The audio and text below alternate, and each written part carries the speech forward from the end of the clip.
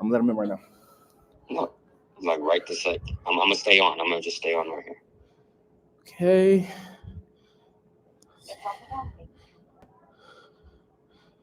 Speaker. Headphones.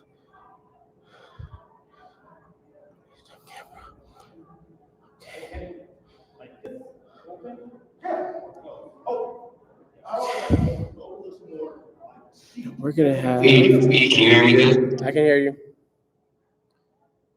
Yeah, I can hear you. Oh shoot. Okay, I'm here now. Yep. Can you hear me good? Oh, you're loud and clear. Actually, a little bit too loud. You're Coach. Yeah, you're clear. I'm not in the arena as well. Yeah, I'll turn down the audio, the sound, because this is a little too loud. All right. I want to let you guys know, whoever's late is still a strike for Elite Circle. When you late to the class, or Elite Circle. Brian looks sharp as a steak knife. Okay, guys, let's turn the camera to the left. Is Kobe there? Can Kobe hear me? Anybody can hear me? We can hear you. Kobe ain't here yet. I called him. I'll call him again. Bro, is Brad in there? Is who? Nope. You said who? Who's here? Brandon? The video guy, bro. Oh, no, he's not here either.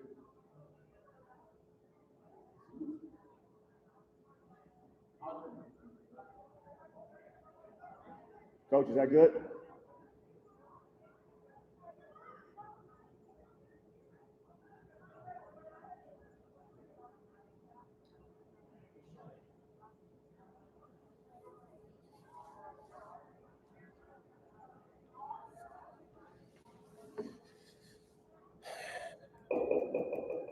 Yeah, there we go. Okay. Yeah. Why is this blurry? Turn it, not the camera there. I don't want it there. I will turn it to the stage. Alright. It's not right here too far. Don't want too much Kobe. No, not too much. Right there. Right there. I'll have Kobe adjust it. Oh, that looks good right there. Yeah, that's good. Oh, Yeah. that look good. That look good. Yeah, looks good. We just gotta tell people don't go past those middle lines. It's this one. Let me know when Kobe's in the room. Everybody's got jackets. You want to use my I'm be like a rover. So Can you guys hear me or not? It's not gonna go. Yeah, we can hear you. okay. Travis, I have a job. I don't know. I will remember how you remember how I did it yesterday. I got everybody fired up and ready to go. So I can get them fired up. And we're gonna bring them right now. So, hey, Everett, can you put on the music real quick? Oh, wait for the camera, guys. What do you need? I said wait for the camera, guys. Okay. Yeah, wait for the camera, guys. So that a minute, okay.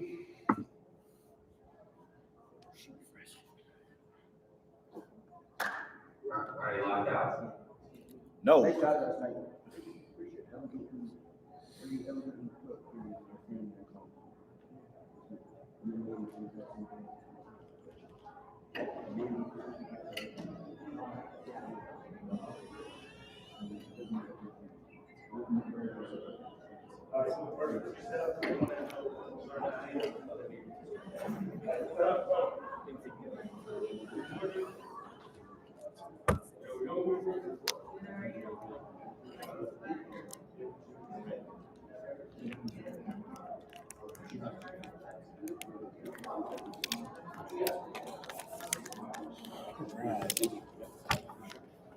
So what's up? You ready to go? Is that cold? Good morning. Yeah, a little bit. Yesterday was freezing. Yeah. Yeah. Once the body's getting here to warm up. You don't get the move. I get to get around.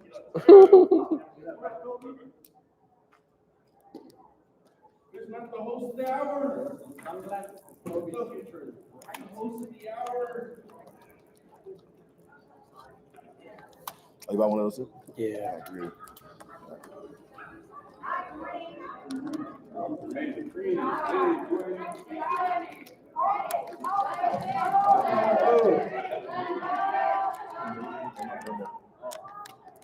What's up, baby? Cool. Good? You got your electrolytes in there? Yeah. Hey, so we're doing Zoom today, right? Zoom today? Yeah. Okay, cool. I can hear you. What's up, Coach? All right, I need everyone's undivided attention, so put it to where it's loud enough. Yep, we can hear you. All right, so Brian is, he's gonna do this speech for about 20-25 minutes. And then we're on Zoom, he's gonna edify me, I'm gonna come on camera right here in my room. I'm gonna edify Matthew Welch. Welch is gonna be on Zoom. Yes, in the last minute cancellation, so he's gonna be on Zoom training. So I can see this stage clearly. I wanna see what the room looks like. I wanna see what Welch is gonna do. And right after him, it's Maria. She's gonna be on Zoom as well. And then until about 12, we got Matthew Welch and Maria. So turn the camera real quick. I wanna see what they're gonna see as they're training. Hold on, give me a second. So I want them to see our people.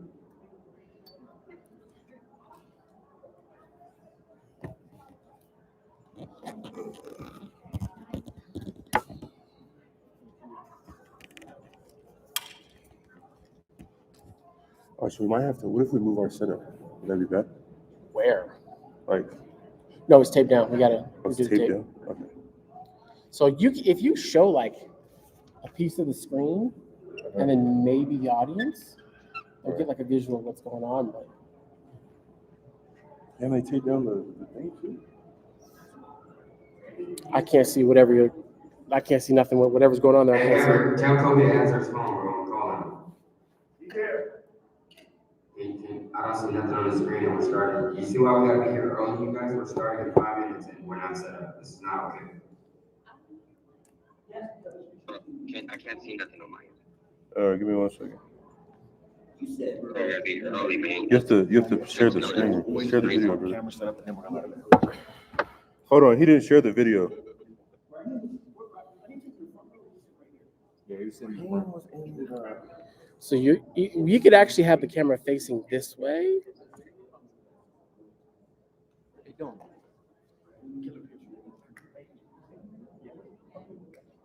What we can do is, as Welsh is like being intro and all that, we can just turn the camera and put it. How much time do you think how far away do you think? Like away from everyone. How far away? Just turn it around. Keep going back. Do it on the outside of that. There you go. Hey, do you guys have a USB-C that's longer, like a long USB-C Mac cord? You are in luck. Thank the Lord. You are a good man. All right, tell D stop stressing. We got it. We good. We are solid. We are in there, brother. We got a long cord. I can move around. You're gonna do that the whole time? Yeah, might as well. Hey, so brother, that view that you wanted, I can just do that. Okay, let me see it, bro. He's plugging it in right now. Make sure you share the screen again. He's gonna switch it. Give it a This is second. like 1 inch longer. It's all good. It They can is. come in. We're good. There we go. We can make Matthew wait a couple minutes for being on Zoom. Just kidding.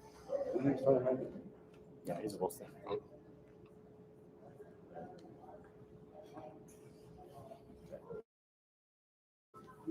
So let's put it to where it'll be centered where he can see the whole room. Like put the stand like at the stage. Oh, you It's basically where you're standing, Kobe. Yeah, exactly. Literally like that. But and it's where like that, like how you did yesterday. That's good like that too. Yeah, right there. That's good. But we're gonna do it to the side that has so here's you guys' instructions as people come in. Was Travis and Kenny in there? Can you hear me? Travis, Kenny. Travis isn't here, but Kenny's here. Okay, we're gonna let me know. We're gonna move everybody as close to the front as possible. Got it. That way the room looks more full. Got it. So we're gonna pan the camera to the side that where it's like a lot of people. Got it. So, brother, so don't do the move around. I mean, I don't want to make the person dizzy, but I want not moving. I mean, You could just like pan it. You don't have to like move with it. Just like set it up here and then just pan it. Well, I was gonna do it like how I did yesterday, where I was zooming in on people's face, clapping. Slow motion. If you're gonna move around with it, don't be like jittery. Just what I would suggest is just put it on the Turn to the tripod. left right now, like right there.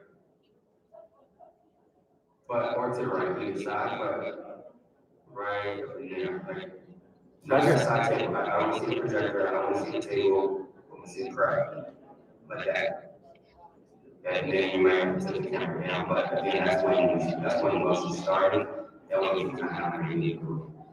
Let's just do that then. How about that? Is that good? All right, so we're gonna let everybody in. Let's cue up the music, and then Brian will kick us off. All right. Go. All right. Music first. Big energy, that's the big surface. Big music. Let's do it. All right, brother. I was stuck inside that bed a long time. Didn't think I'd make it through the long nights. But you never make me always on time. Remember when you got me out there? You got me out there. Run through it. And then I'll put your slides up. Oh, Dewan, turn your camera off.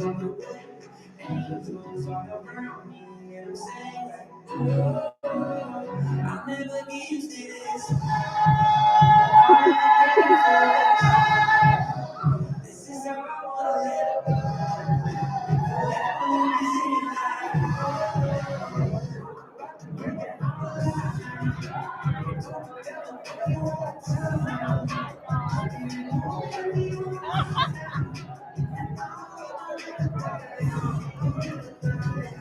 Watch the camera equipment. Watch the camera equipment. Uh-oh.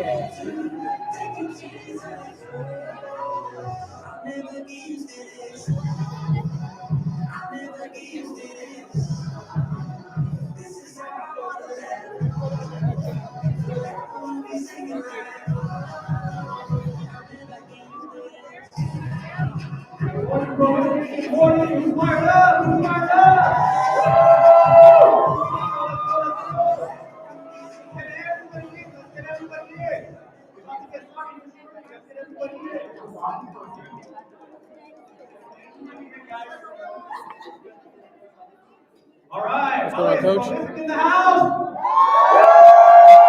Okay. All right, we're gonna get a little bit competitive, so hopefully you guys' teams got here, right? Is Team Elite in the house? Can you hear now? I heard a little bit. Is Team Ignite in the house?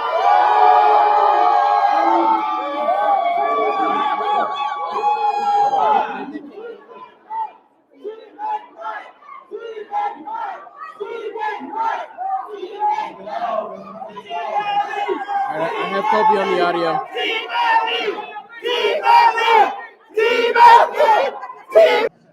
Let's do it. Love it. All right, here we go. Where are my slides now? Where are my slides? We're coming. Pepper, you've been doing such a great job. The youngsters and photographers, give it up for them as well.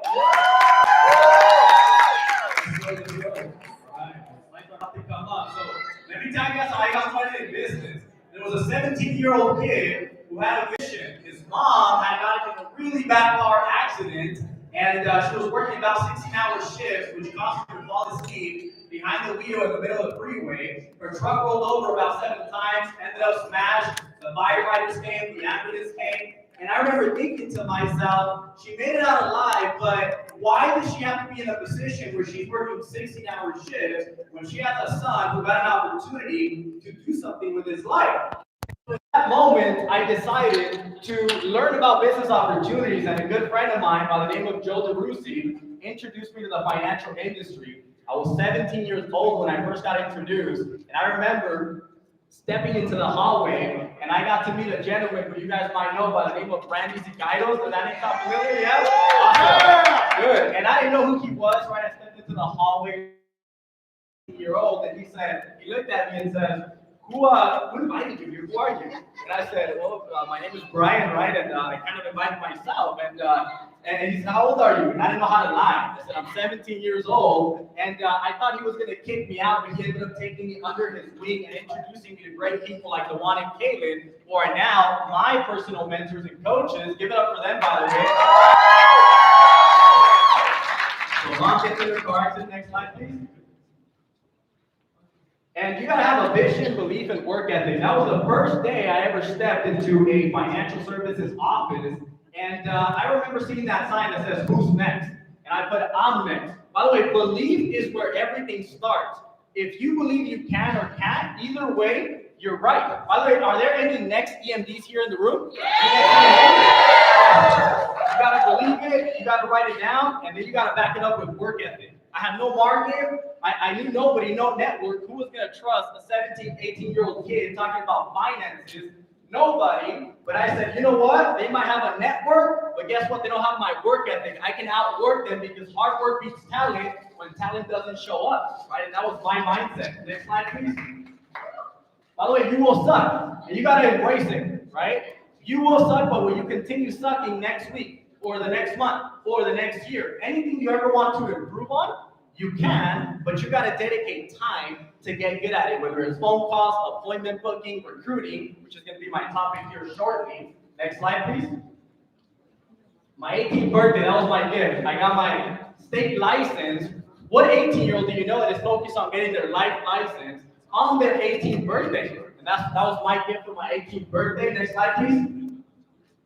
A glimpse at the future. You know, this was one of the first events that I got to attend with DeJuan and Kaylin. And I remember thinking, great couple, successful couple. I always pictured myself being in business with a significant other like that, right? Because look at them. They're amazing. Look at what they've built. Great. And they've always been in my life ever since I started. They remember when I was 17, 18, and we were in offices together. And they remember when I would show up and drive 3 hours just to get to the office. And I would drive with an SUV. I would borrow my mom's SUV, and I would pack the car. And there was one time, this is why you have to have belief, where I remember I had like $5 in my bank account, and I swiped my card, and I was like praying that the card would go through, and it did go through. But then I found out it went into negative, right? But the point is, we got to our destination because I couldn't wait for them to meet people like DeJuan and Kaylin in our San Jose headquarters at that point. Next slide. Conviction and results, right? So in 2018, right, my first client passed away. That gave me a lot of conviction. Okay, by the way, if you haven't had clients pass away, it's gonna happen. It's just a matter of time. It's just a matter of time. So stick around.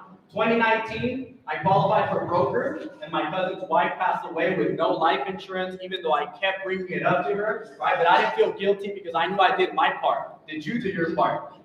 2020, my personal code became inactive. 2021, long story, my mom's code hit broker. I got her to broker and to her 50K watch as well. And in 2022, I hit broker in 3 months, hit my 6 figures, rookie of the year, golf star overall best, and a team of 2,000 plus agents. Next slide, please. Then I went through something called spiritual awakening, right? I had to heal myself. I had to work on the areas that most men never really work on, or most humans in general don't work on. I started healing childhood traumas. I knew I needed to work on certain things so my foundation could be a lot stronger when I started building my next team. I wanted it to be so strong that my foundation was rooted in me and in our Heavenly Father, right? Next, please. I wrote 2 books as well, right? Make a picture. Next slide, please. All right. Now, April 2024. shook hands with Dewan and Caitlin and said, you know what? I'm ready to get back into the game. Had to work on some things, right? But I'm ready. Let's do it. Let's build something together. And of course, EMD hit 6 figures, right? We took our team from 0 licensed agents to over 50 licensed agents within our first 12 months. So that was exciting. Give it up, right? Give it up. Give it up. All right, we're going to our training now.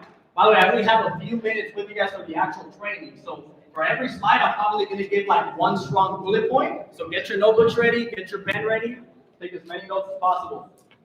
All right, let's talk about growing your recruiting. All right, first slide, please. Get a sip of water. Let's talk about double-digit recruiting.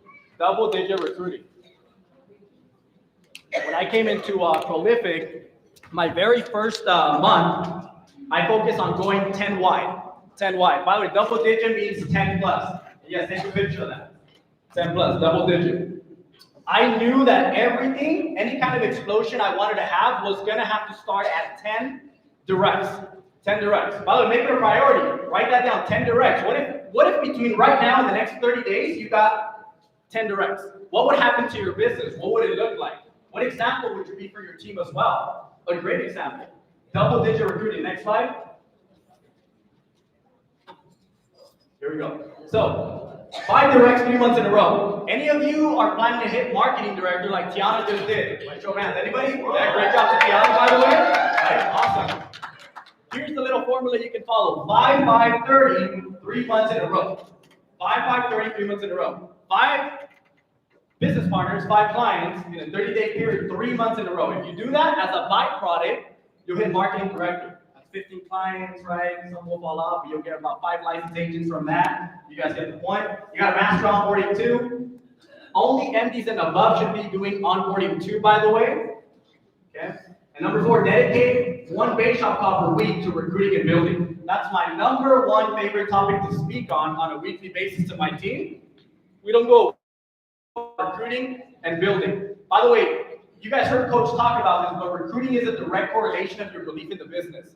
If you are not convicted about recruiting, that's because you haven't given yourself the opportunity to see what this can do for you in the business. And think about it. What a shame that you're not going all in so you can actually feel like that and start giving the opportunity to other people. I feel like that, and I see what it's done for myself. Allow it to do that to you as well. Next page, please. That one, number 5, power hour, right? You gotta have a power hour. Every Monday we have phone zone with my team. By the way, we do 2 calls on Mondays. 5 p.m. we do phone zone at Pacific time, and then 6 p.m. we do cold market prospecting. So we do 2 different calls on Mondays, right? Number 6, teach the how, not just the why. Here's how you do it. You know, I love sending my agents the conversations that I have with my prospects on social media so they can see how I overcome objections, with the boldness behind it, the directness behind it, etc. Show them by the way you do it. I can tell you what to do, but if I show you, the chances are you'll do it. The chances are higher that you'll do it. Number 7, recognize it and leverage the field associate promotion. 3, 3, 30. Everyone write that down. 3, 3, 30. Every single month, that's my minimal commitment. 3, 3, 30. 3 business partners, 3 clients, and 30 days. By the way, we get a little competitive here. I'm the number 1 direct recruiter for EMDs, right? Let's go. I know some of you guys are coming, right? Some of you guys are coming, but next page, please. He did a great job yesterday, right? He did awesome. Good job, man.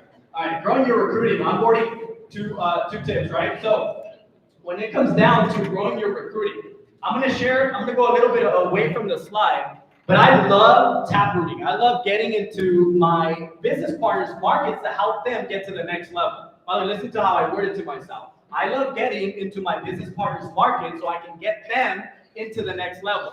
And I make sure they understand that, right? So one of my favorite things to do is focus so much on the onboarding part because we will add so much value to the client experience that it'll make a new business partner feel like they can be a part of it. If you give a good client experience, what happens? People feel like they know other people that can benefit from it. And if people know other people that can benefit from it, I'm just gonna say, hey, why not we split 50-50 on those referrals?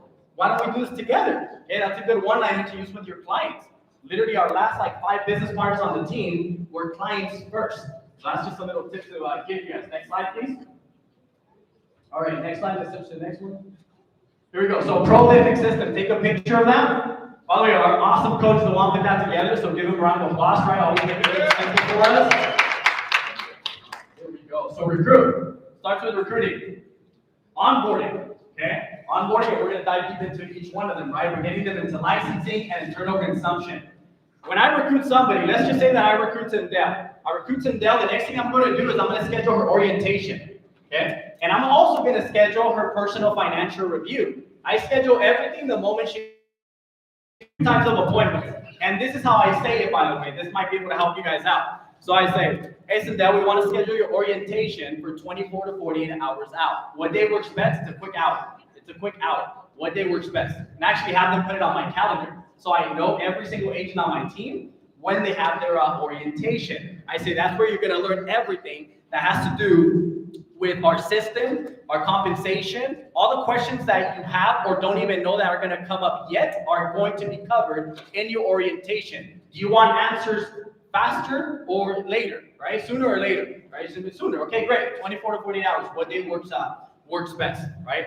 Awesome. And then with the personal financial review, we want to make sure that, by the way, you guys know we have great wording with the one, so that if you're not ahead financially, we can help you get ahead financially. I love that. I love that. If you guys don't know that one-liner, it's money, okay? It's money. And I like to say additional things too. I'll say things like, you know, Tiana, you might have certain services in place right now, but if we can upgrade you for free, I mean, you wouldn't be opposed to that, would you? Boom, just like that. Closing, right? By the way, ABC, always be closing. One of the things that I'm really good at is the wording, how I word something to a new business partner to get them to move through the system. And that's probably why there's 99% of my agents that are clients, basically, because we keep it so simple. It shouldn't be something that they fight you for you to try to get them to the next level with their financial situation. It should just be something that flows.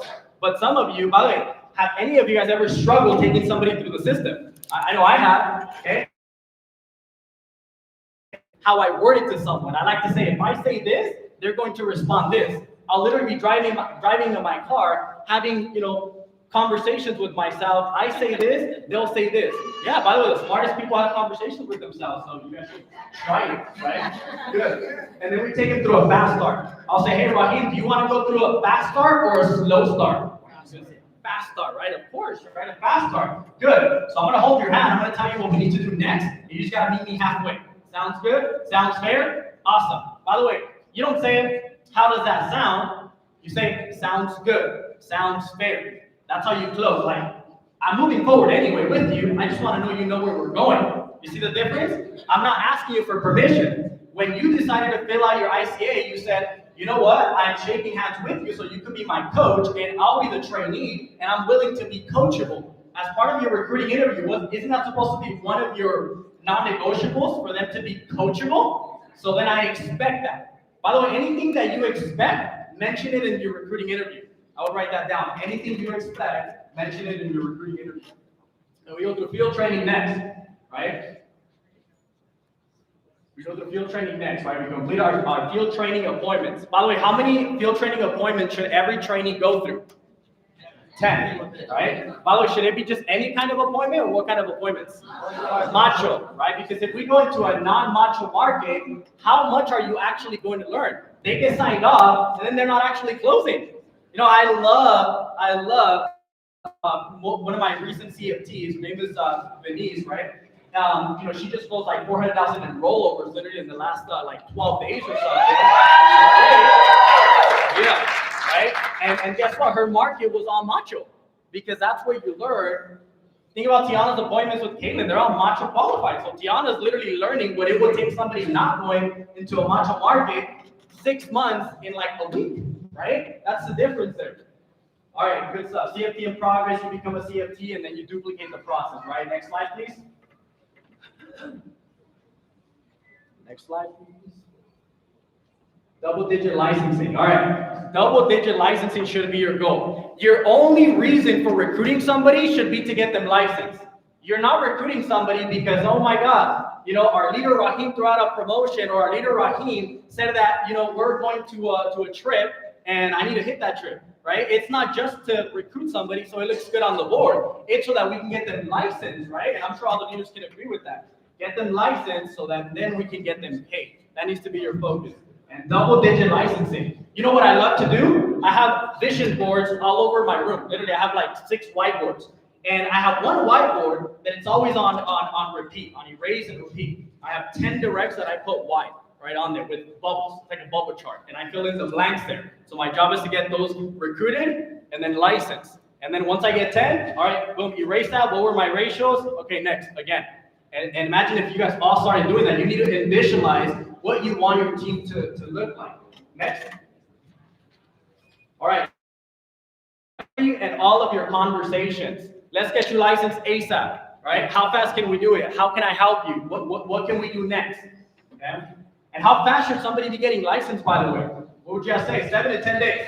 Write that down, 7 to 10 days at most. 7 to 10 days at most. 7 preferably, right? We get it. Some people need a couple more days, right? It's okay. So 7 to 10 days. If you give somebody, by the way, I don't give somebody their study course unless their test is scheduled. That's the only way they get it for free. You guys hear Coach talk about that? Huge on that, huge. By the way, you can schedule it a month out. It's just not going to be free. By the way, is it really free or who pays for it? Think about that. Who pays for it, right? GFI, right, etc. You guys get it. So, okay. Make sure your CFTs are equipped with everything that they need. Number 3, strong licensing support staff with incentives. You know, I have an operations staff, and my licensing coordinator takes care of everything, enrolling them, scheduling their tests. She's even the licensing motivator too. By the way, that should be an added part of the licensing role, that she's a licensing motivator. Licensing motivator? You, every single one of you guys. Every single one of you should be the licensing motivator. If it's just the licensing coordinator, but you're not reaching out to your agents, how can I help you? Hey, you got this. Hey, it's about 5 days out. Literally, I'm also the licensing motivator. I'm driving that. Boom, boom, boom. I'm driving that as much as I can. Number 4, put it in your bake shop announcements as well, right? Any licensed agent, we're always announcing it on our PowerPoint.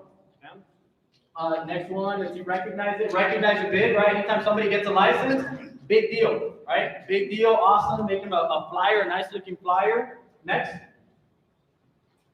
All right, licensing classes with Monique, who's attended those. They're amazing. Oh my, I take advantage of them. If you're not taking advantage of it, oh my God. Every time I send somebody to Monique, they're like, Monique was great. She did such an awesome job. And by the way, do I pay Monique anything? No, give it up. Yeah, give it up for Monique. Appreciate it. And I'm sending Monique a gift back because I don't pay her anything, and she literally does it for all of you guys' teammates. So it's awesome. All right. Okay, make sure they get added there. Number 8, make sure people pass fast as well. We talked about that. Next. All right, scale your licensing, right? Next slide. All right, this I love. 1 license equals 30,000 points per year. Okay. 10 licenses equals 300,000 points per year. 100 licenses, 3 million. By the way, how many licenses are you at right now? And is that your point per recruit or per license ratio? I pay attention to that because, to be honest, there's always room for improvement. There's always room for improvement. Next slide. All right, good. Take a picture of that one too right there. Take a picture. This is going to tell you exactly the cash flow that you can expect for every licensed agent. Okay, so you can expect an extra 300,000 points, right? If you had 10 licensed agents in the next 12 months, at a 35% average override, that's an additional 105,000 in override income, right? That's awesome. By the way, it's awesome that in my first year with Prolific, I made my 6 figures, but you know what's even better? That about 60% of that income was passive income. That's awesome. Yeah. That's how keep building. It's not the same thing to make 6 figures on your personal pen and to make 6 figures on a passive income. So that's why I'm in love with building a team. Okay? All right, awesome. Next slide, please. You'll see a picture of that. Increasing your points per license. Good. Yeah, that's a big thing you gotta look at. If you're a leader, we have to look at those numbers, and even if we don't want to look at those numbers, our coach makes us look at those numbers. And on our EMD calls, trust me, they're not soft, right? It's a whole different conversation. Next. All right, recruit and field training the right market. That's part of how we get into better point per recruit or point per licensed agent ratio. Number 2, multiple policies per household. We got something called the 5-finger solution. Write this down. If you sell 1 policy, you're a salesperson. If you sell multiple policies, you're a service person. Big difference. Service person, salesperson. Here's an example of why it's so important. Did you guys know how long does it normally take for the average life insurance policy to pay out? Any of you guys know the answer, right? What would you say? 30 days. Weird that, right? But if you have a final expense policy, how fast do many of these carriers take to pay out? Quick, 24, 48 hours. So that could be considered something like gap insurance, for example. It covers the gap between when you pass away and when your family receives your death benefit.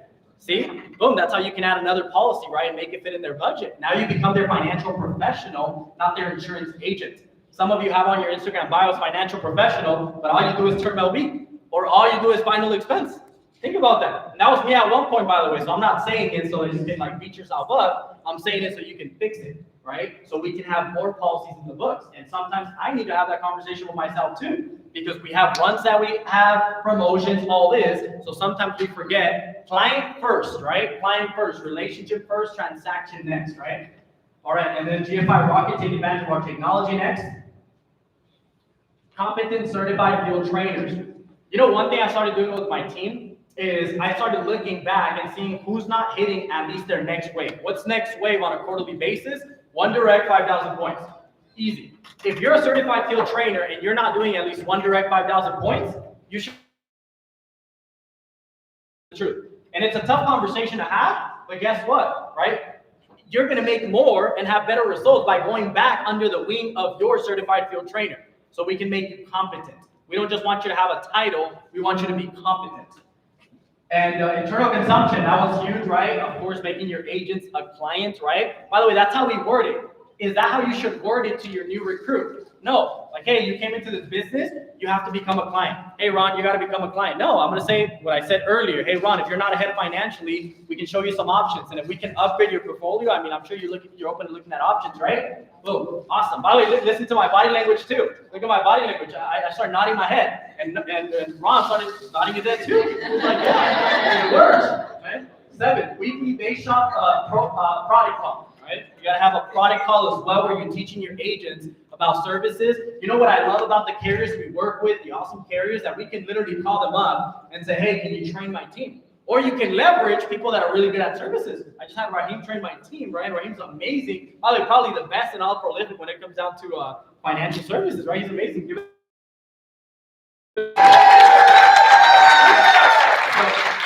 week. All right, I'm almost wrapping up here, guys. Let's go next. You're good, Brian. Good. Good job. All right, good. So I'm going to give you guys some bullet points. We got like a couple minutes, so let me just give you guys a couple bullet points. All right, energy is one of the best ways you're going to recruit people. Energy. Energy, energy, energy. If I can call someone over texting them, I'm going to do that. If I can send them a voice memo over texting them, I'm going to do that. Because I want them to feel my energy. They can't feel your energy if you're just texting people. So you got to have high energy. You also got to have full belief in what you do. Now, some of you are like, I haven't had success, so how can I feel comfortable bringing in somebody and then promising them success? Look at all the success examples around you. I mean, think about it. Leverage other examples. Leverage other examples and start talking about where you're going. I don't talk about where I'm at. I talk about where I am going. So I got a question from one of my agents the other day. Hey, Brian, what if I'm not where I want to be already? How do I talk about it? Well, here's what you could say. Hey, you know what? Listen, with what I have going on right now, by the end of the year, I should be crossing 6 figures, right? By the way, it's only a lie if you're not willing to work for it. It's only a lie if you're not willing to work for it. Yeah, by the way. They thought it was your exaggeration, but it's your affirmation. If you really believe it, it's your affirmation. And so really believe it, put the work behind it. And here's the other thing. If you're recruiting to build. You're recruiting to build. So if you choose to recruit someone, that means you chose to be a leader. So that means you also chose to develop your leadership skills. That means you also chose to have servant leadership. Servant leadership is where you go out of your way to make sure they have what they need to have, the resources for them to get to the next level. Whether they utilize them or not, it's up to them, but you chose to be a leader the moment you chose to recruit them. You're not just recruiting them so it could be, the next thing they became a part of and then ghosted. Here's the last bullet point, last little tip. Here we go. So last little tip that I'll give you guys, when you're recruiting somebody, say this: what's the worst thing that can happen? What's the worst thing that can happen? You come in, you test drive it for about 3 months, you learn a whole bunch about financial services. Worth it? Yeah, good, awesome. Let's get you started. Thank you guys.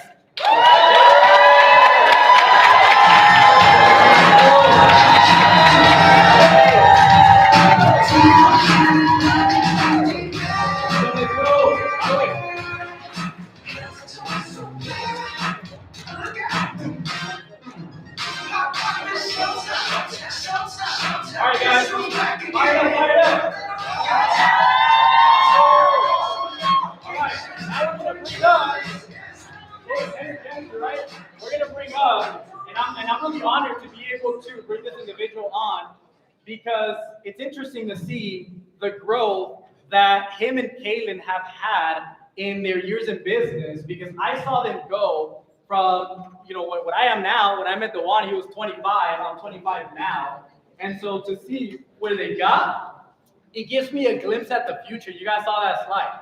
Why? Because they started where I started. Okay, they started where I started, and to see someone come from South Central and now signing their ownership contracts, right? It's such a big deal to see that.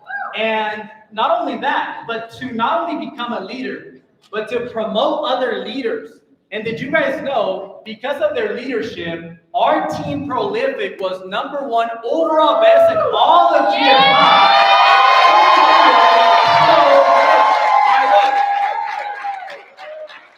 Without their leadership, we wouldn't be there.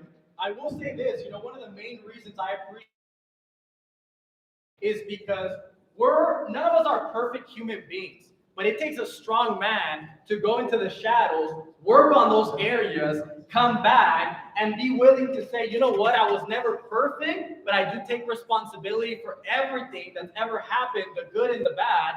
And if you choose to be in my life, great. If you don't, I love that. Somebody that can take that kind of accountability, it's amazing. It gives you a good example of the kind of people that you want hanging around your future spouse, your children, etc. And I love that. That's what I think about. Now they're expecting a baby, by the way. That's amazing. I'm excited for them. But guys, look, 1.5 at the current level. We need to get them to the next level. And I know Prolific is overall, yes, we're competitive amongst each other, but above all, we're united. And I know we're planning on getting them to the next level. So with that said, let's give it up for our coach, Dewan Cofield. Let's go.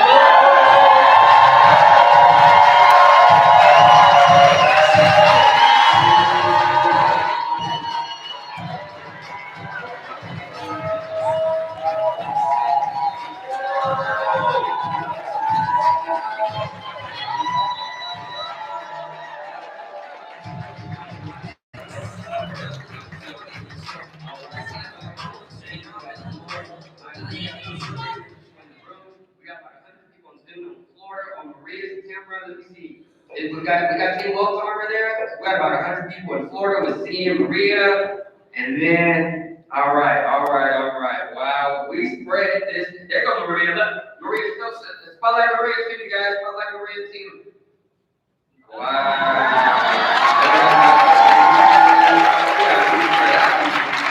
We spotlight laptop too. Laptop. Let's move the head around. Man, South Lake Tower. We got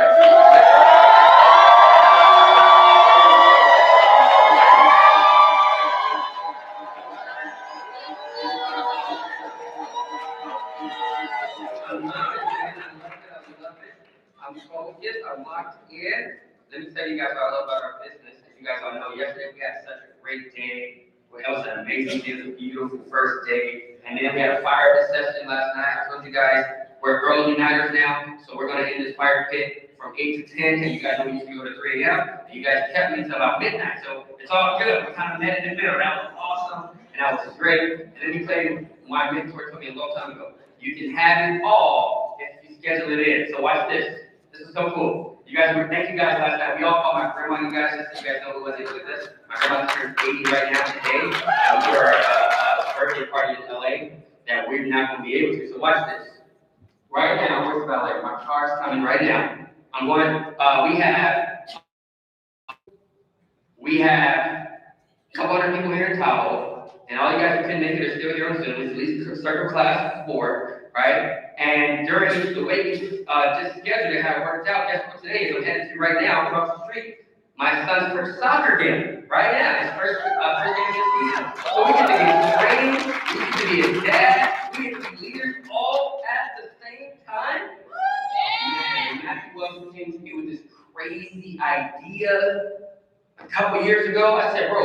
gonna do flex. You want me to whip you? You're crazy. I don't. I said, bro, I don't know how I feel. But I trust you because we've been in business for years together. And I'm gonna tell you guys something. I'm gonna get straight to this edification. When you talk about ride or die, when you talk about having that person in your foxhole, got your back behind the scenes, even when you don't even know about it, talking good about you, making sure you're good. I remember one time we were at a Hawaii trip, and some crazy leader, Wells was destroying him in business. And this guy ran up on Wells like, hey man, like you think you're the best, and then like Wells tried to toast me. I said, oh, he's talking trash? Watch this. Me and Wells, we had the farewell dinner. I sat between Wells and that leader at dinner on purpose. I was hoping for him to flinch. I was hoping.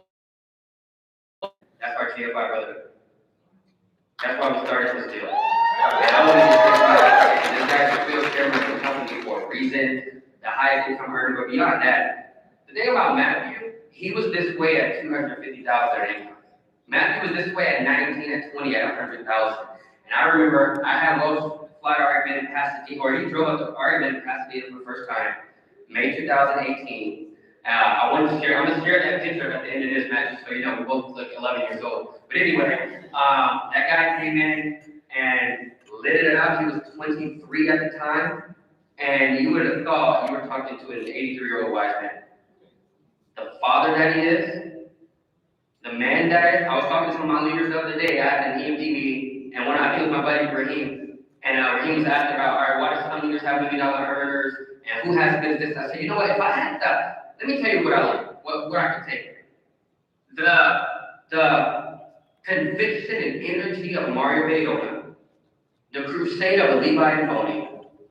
If I could take any characteristic from any leader, it would be the business-like maturity of Matthew Wells. And we've had our battles in the business as far as competition. And even though we're competing back in the day, you know what Matthew did? He still spent a ton of time with me and taught me how to actually build a business. And literally from that time, we started doing 100 base recruits a month, and guess who came out of that? Frank and Maria came out of that, EMTs. Jonathan Hernandez, EMTs. Helen Enriquez. We promoted Jerome Williams. We promoted Kristen Keith is here. That's it, Jonathan already. We promoted, I think, Johan Reimers. I think Matthew ever since you training on how to go deep and really tap and really make it happen.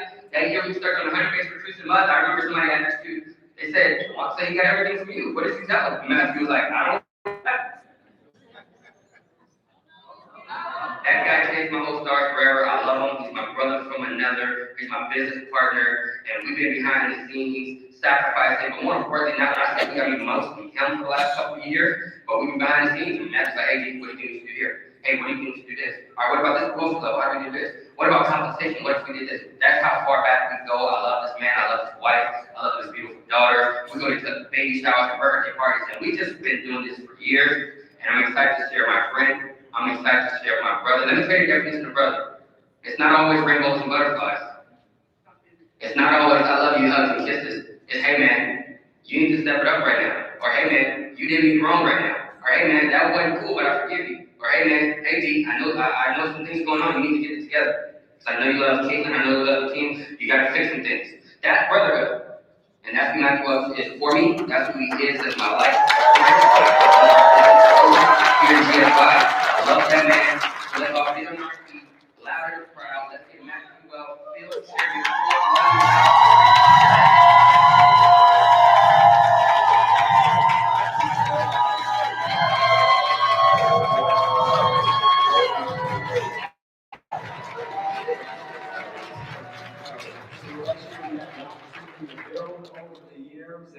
I know there's a whole bunch of people that are in our room. Can we get a shoot mic over? I know I can't hear you.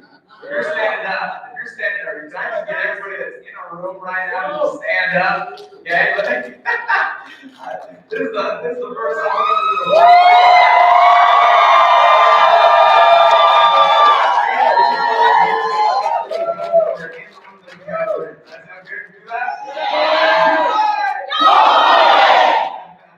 Awesome, I'm cool, you're loving it. I can't hear you, but I know you. Hey, so excited, fired up to be on with you guys here today.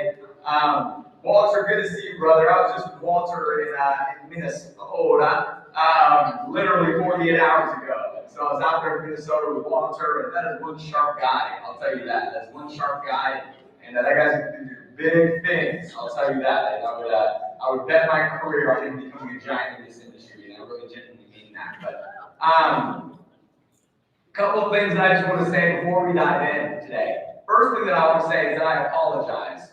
And the reason I apologize is because I'm not with you in person right now. And that was the entire plan, was for me to be with you in person. Recording in progress. To fly from Minnesota straight to Northern California to spend some time with you guys. And as I'm literally, this was like 5 days ago, I get a text message from a big leader in an organization saying, hey, we can't wait to stay with you this weekend. I was like, what do you mean you can't wait to stay with me this weekend?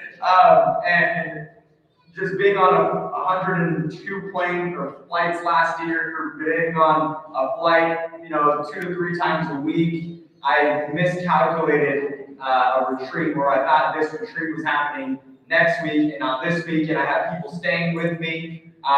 Literally, AJ and Kennedy, the $1 business just came from inferior to GFI. They're staying with us, their kids are here, and they have a car, like the whole 9 yards.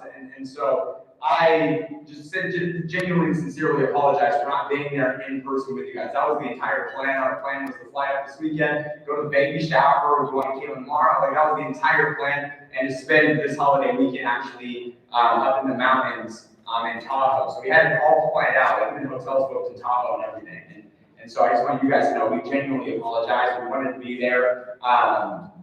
If there's anybody we wanted to show up for, so you guys just have little people flying into my house, and I just miscalculated the weekend with how much travel and how many events that are going on. And so I just want you guys to know that I apologize, and that's on me. It's not on your leadership, that's on me. I dropped the ball. And I was on a phone call before this with Devon, and I was like, hey, I just want to re-apologize. Like, dude, you're good. Like, I know you've been all over the rest of now, like, you don't get it, but it means something to me. If I give my word, it means something to me.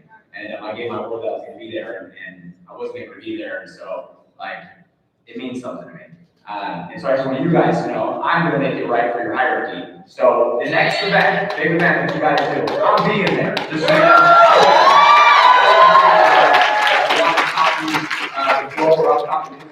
We don't do 1 a.m., 2 a.m. anymore. When I do my retreats, 10, everybody goes to bed at 10 p.m. You know what I mean? I want to go home and cuddle my daughters and cuddle my wife. I don't want to be, as much as I like Walter, I don't want to be looking at Walter at 2 a.m. And so I love the fact that we're ending earlier than we used to. We used to go to 2, 3 a.m. and that was quite fun. But I like the new flow of it. So that was the second thing I wanted to mention. Third thing that I wanted to mention is just how much appreciation and respect that I have for your guys' leadership. Goodness gracious, right? You don't get to pick your parents, but thank God you ended up with the parents that you have in business. You're just transparent and honest with you. Say, listen, I'm a human being. I make mistakes here and there, and I'm going to be transparent about those mistakes. I'm going to own up to those mistakes. I'm going to fix those mistakes because that's what a good human being does, and they're good human beings.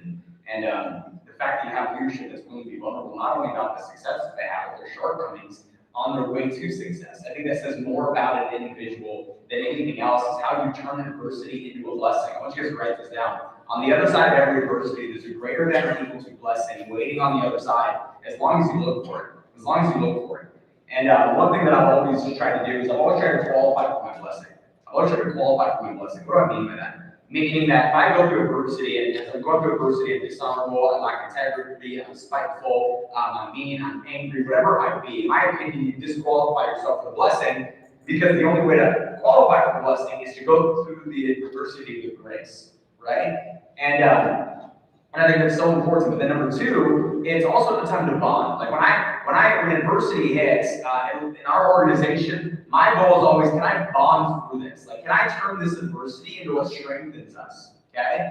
Like, think about it. For those of you who've been married for a long time, I've been with my wife now for almost 11 years. And not married for 11 years. I wish. We're on our way to that point, and then 60, and then 100 and then heaven, right? But I told my wife, I was like, you can't escape me even when we go to heaven. So, but my whole point is this. Okay, my whole point is this: is that for all of you who've been married for a while, Was it just always sunshine and rainbows, or was there adversity along the way that led to closeness in your relationship? There's bumps. There's things you gotta work on. There's mistakes that happen. I mean, there's all of these things that happen, right? But that's what bonds a relationship. Like I look at all the leaders that I'm closest with in our organization, and the reason we're so close is because of what we've been through, not because of the success we've had together, but because of the adversity that we've been through together, that we made it out on the other side of it. That's what forms a relationship. That's what bonds a relationship. Relationships are not formed when things are great. Relationships are formed when things don't go the greatest. That's when relationships get bonded. That's when relationships get strengthened. And just to see your guys' organization, the strength that it has right now, it's so awesome. I know there was some turbulence last year, right? It's part, like, I'll just be transparent. I know there was some turbulence last year. But check this out. Even through the turbulence, this is what's so impressive. Even through the turbulence, you guys became closer, you became more bonded, and you took the MVP golf score of the entire company.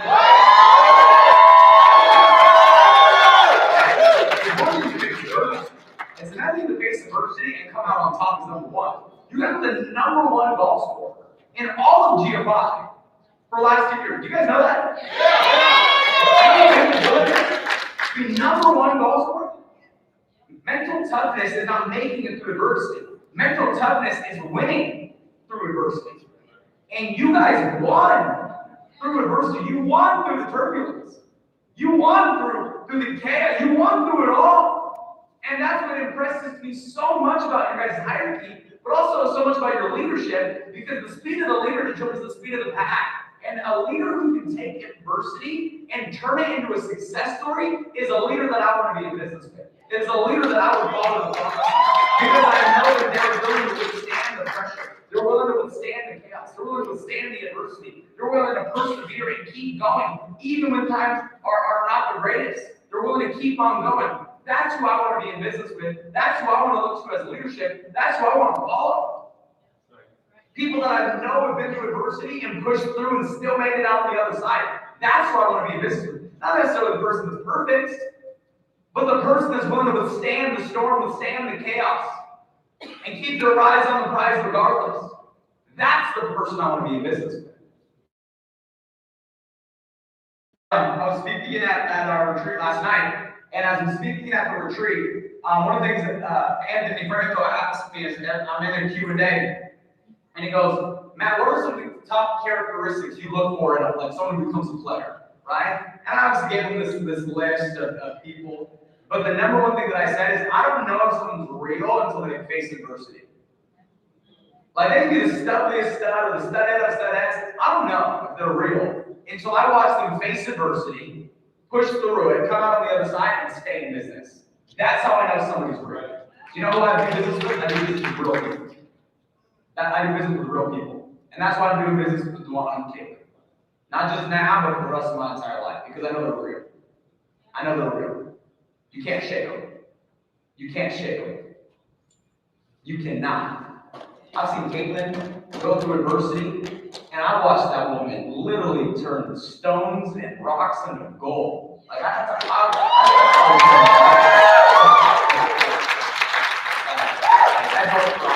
remember one time,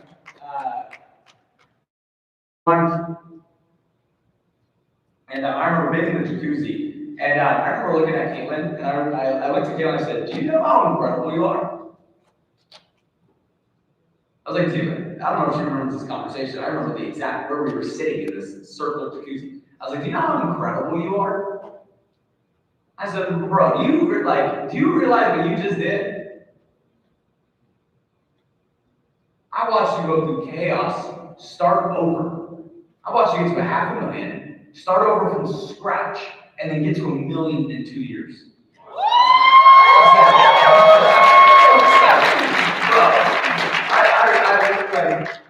I was like, as you can see, I was speechless. I literally watched you get to $500,000, start over from zero, and then go get $1 million in 24 months. What a lunatic! And I think I have the highest form of confidence. Like, what a psycho! What an absolute killer! Like, are you kidding me? Are you kidding me? Guys, I tell you all this? Because once again, I want to be in business and I want to follow the realest people on the planet. And you have two leaders, Dewan and Dave, that will face storms, and turn those storms into rainbows and blessings. And I will follow that to the end of the year. I want you to know that was 6 years ago. I'm sorry, 5 years ago this weekend right now, Labor Day, we came to stay at you guys' house. Was it really? That's crazy. I didn't even have that point in my, that just kind of blew out of me, to be honest with you. I was like in my talk, I just got caught up in the moment thinking about you guys. Heck, me and Juan spent Father's Day together. Our wives said, you know what, let's surprise them. And so me, Juan, and Nate, and then Caitlin Precious and my wife Allie surprised us for Father's Day. I think that was 3 years ago. And we spent all Father's Day together. We went to the spa and hung out and had a private chef come.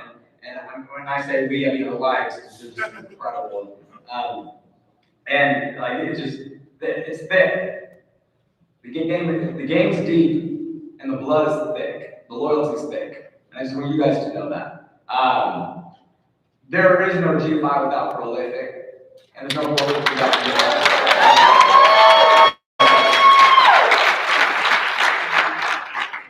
The person in charge of the field. There is no G5 without prolific, and there is no prolific without G5. It's G5 prolific. That's who we are. That's who we are. This company is great because you're in it. And I just want you to know that this company is so great to have every single one of you. You guys are not only just people that we love and appreciate and respect, but you're also one of the biggest key players in the entire company. Like, go look at the leaders bulletin. I don't gotta tell you guys, right? Go look at the leaders bulletin, right? Who's dominating in every single category? You guys, right? So just know, once again, you don't get the opportunity to pick your parents when it comes to leaders, but you couldn't have landed in a better home. You couldn't have landed in a better home. And I just want to challenge you to trust in your leadership. I want to challenge you to have blind faith. I want you to know that not everything's going to be perfect, but that's okay. Right? There's no such thing as a perfect relationship. There's no such thing as a perfect team. But at the end of the day, it's are we willing to work through it? Are we willing to strengthen that relationship through it? Or are we proven to be? You guys are going to be the biggest success story in this company and the industry. And I just want you guys to know that. But I was also looking at the numbers, by the way. And I just want to give a huge shout out to Z and Maria. We're over $500,000 right now. There's $500,000 brand, and they're cranking. And just so you guys, they've done so much stuff behind the scenes with G5, especially in the beginning stages. I don't know if you guys know this, but Z is like a genius. And I remember Z and Maria, they in certain rooms in Z's building, certain out, and he's calling me, hey, how should we go out this tech platform? Like, hey, is this working? And they just did so much behind the scenes and Giver's gain, and just to see you guys thriving and succeeding is so awesome. I just want you guys to know I'm so proud of you guys. I know Raheem and Layla are this close to their $500,000 range.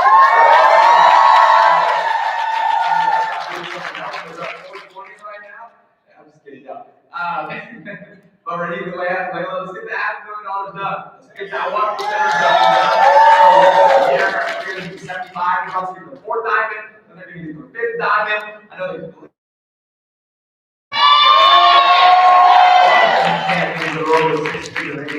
and I just want to encourage and challenge all of you guys. Can we go get our $500,000 ring by the end of the year?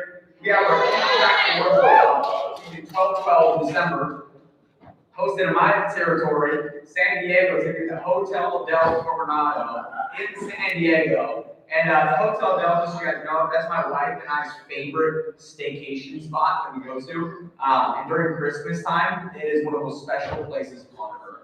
Like, imagine being in Hawaii, but like it's literally on the beach, and there's ice rinks, and you can be ice skating like on the beach.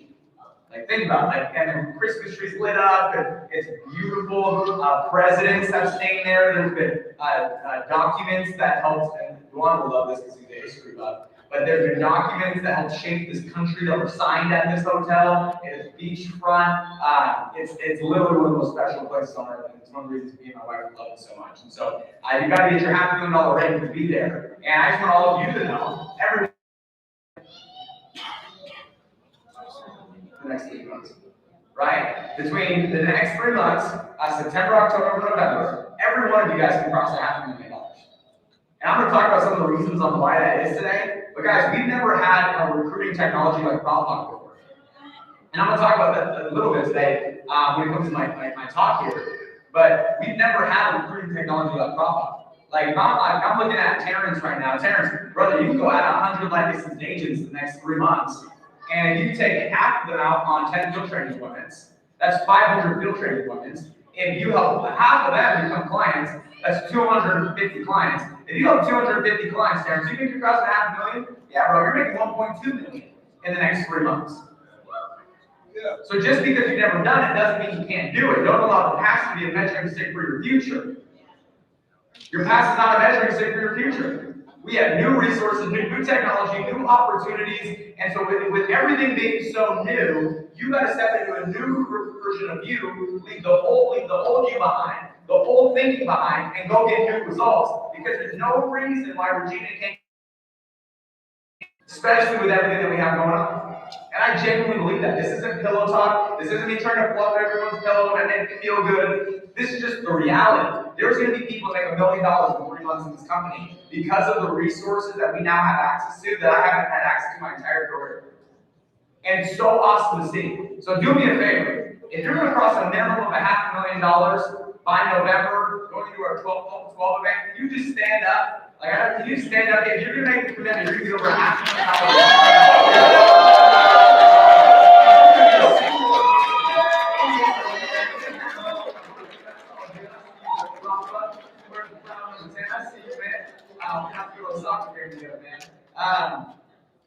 But just stand up, like, just declare it, accept it, own it, step into it. Can you do that? Yes. Amazing. So, what I want to talk to you guys today about is getting your recruiting done. Getting your recruiting done. And here's the deal, you guys are already great recruiters. A lot of you are. And I'm not saying we can't get better, but there's a lot of us that can improve. Okay? Regardless, though, we all gotta get our recruiting, including me. You know what I'm thinking all the time? How do I get my recruiting? And we're one of the biggest recruiters in the industry. Well, why? Because what got us here won't get us there. What got us here won't get us there. I'm a talent stack. I'm in the business of finding leaders. I want you to write this down. It's a lot easier to find leaders than it is to develop them. It's a lot easier to find leaders than it is to develop them.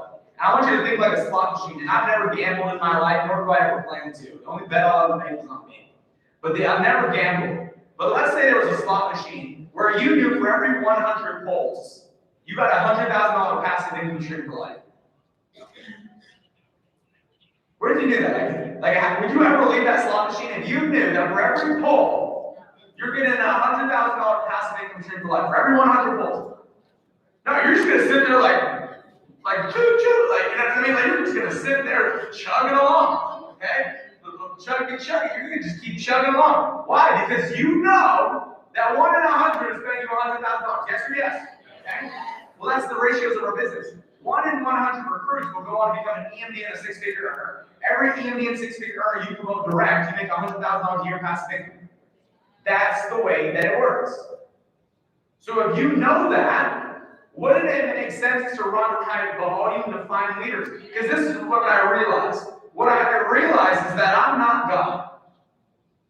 Somebody like, you just now realized? Like, no, I've always known that. But let me tell you what I mean by this. I can't change people. I can't change people. I can't turn someone into something that they don't want to be.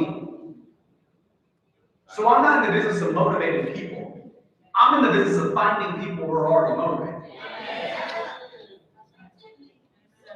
That's the business I'm in. That's the business I'm in. People say, Matt, how come you guys have so many direct DMDs? How come you guys have so many? It's because I'm in the business of finding leaders. John Maxwell, the greatest leadership expert in the world, says he can't develop. He said, I cannot teach influence. Think about that. Greatest leadership expert in the world saying, I can't teach influence. Wow. So the greatest leadership expert in the world can't teach influence. What shot do we all have? Let's just be real. Okay? So instead of trying to do something that the greatest leadership expert in the world says has to be caught, not taught, Then when I said, okay, if I can't teach influence, I'm gonna run high volume, find people who already have influence, and then I'm gonna teach them the system, teach them how to close, teach them our products, boom, let's roll. See, what I wanted to do is I wanted to build a business that was focused on math and not man, focused on numbers and not names.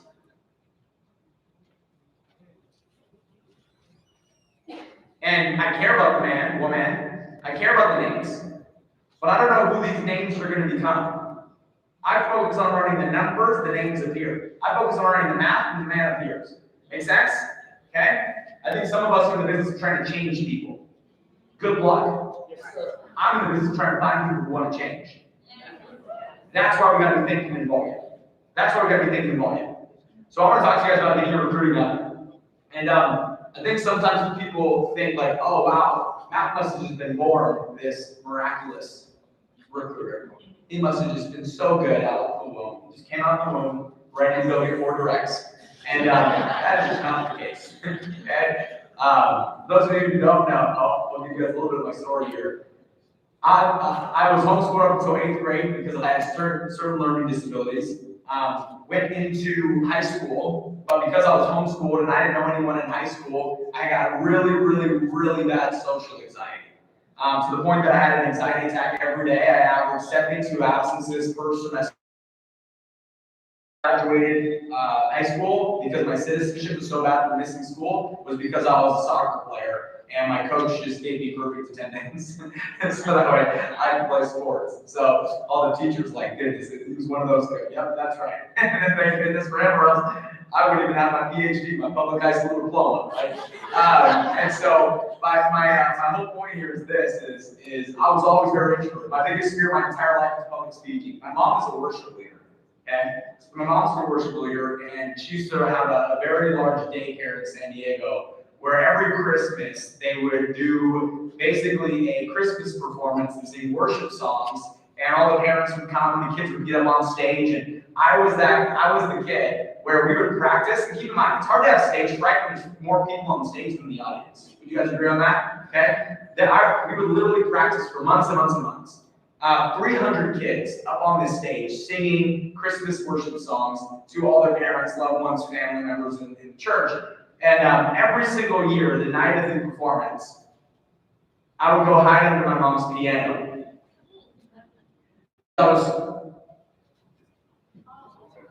You couldn't even hear me. I could have just been lip singing and nobody would have heard me. But I couldn't even be on stage with 300 other kids because my stage fright was so high.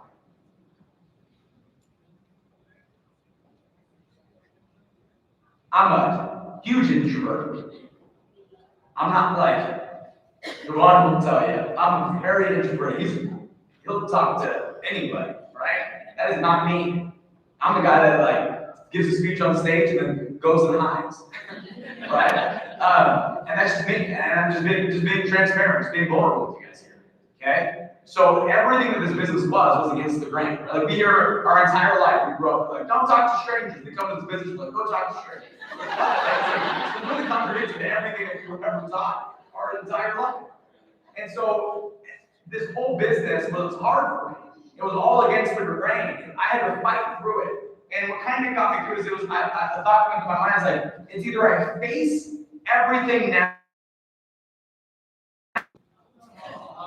So it's either I face my fear today, I make that phone call today, I overcome the fear of public speaking today, I overcome my social anxiety today, or I regret 20 years that I didn't. And I didn't want to regret it 20 years. And so every time there was something in front of me, I couldn't beat the fear, I just did it scared. If you can't beat the fear, do it scared. Fear is always going to be there. If you can't beat the fear, just do it scared. And that's what I did in everything. I remember my very first time prospecting somebody. Okay, I was doing good on my directs, and all of a sudden I ran out of warm market. Anybody ever been in that situation when you run out of warm market? So I run out of warm market. I'm like, oh shoot, I gotta get my directs back. There's 3 directs every month since I've come in. We're 5 months into this business. Like, I'm out. I need to go get it. And I was literally avoiding cold prospecting. This was pre-PropPod, pre-LinkedIn, pre-Instagram. Like, the only way to get recruits if you ran out of warm market is to go pretend shop at the mall. I was broke, so I couldn't afford nothing. right? So I had to go fake shop and pretend that I could buy something even though I couldn't. That was the only way for us to get recruits and the only way for us to get directs back then. And so one day I gotta go talk to another human being when I was dancing around it, trying to avoid it at all costs. And so I found like, all right, I gotta go do this. I'm out of more markets. I gotta get some directs. I gotta get some recruits. I said, where would a great recruit be? And I don't know why I thought to myself, Barnes and Noble, right? I was like, they read books at Barnes and Noble. They must be on personal development journey, right? So like, I'm gonna go to Barnes and Noble. So I go to Barnes and Noble. I'm in Barnes and Noble. Like, where would be the best section to kind of go wait for my prey? You know what I mean? And I was like, obviously, the business finance section. Business finance, of course. So I walk over to the business finance section, and there's this young lady reading a business finance book. Talk about a layup. Talk about a layup. I was like, are you kidding me? Couldn't have been a more perfect opportunity for me. And I had all the confidence when I saw her. And then I started walking to her, and all my confidence just disappeared. Disappeared, okay? Gone, in the wind. It's floozy, fugazi, right? It's like that life. And so I walk up.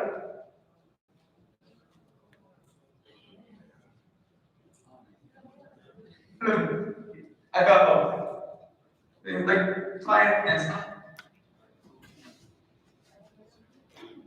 I goes, you like business finance, huh? She goes, yeah.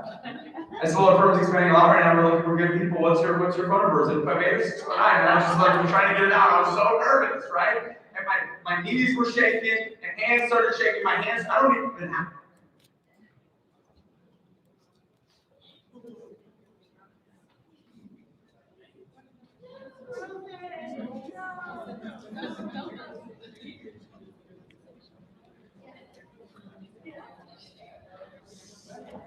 Give us a second, guys. We don't panic, we pivot, right?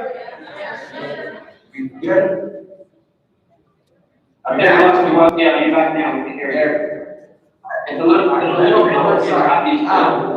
stop. Go back.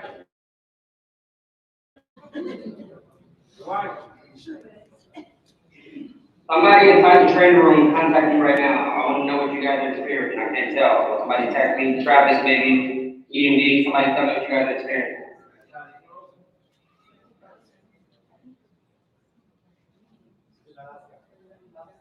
Well, we lost him at Barnes Noble story. All right. Oh. Well, you tell the story. Yeah, that's it. You good?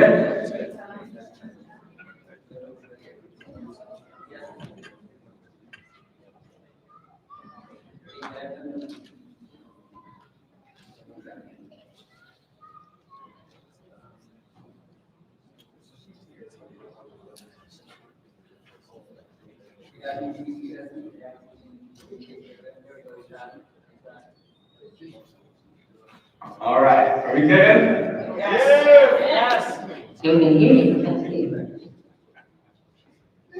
Can't see me? We see you. You won't. Sure. I got an idea. Still can see you. Give me 1 second. Well, choppy.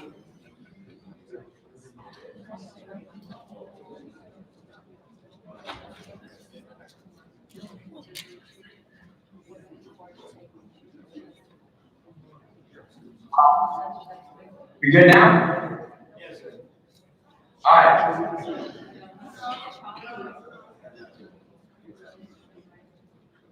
I'm choppy again?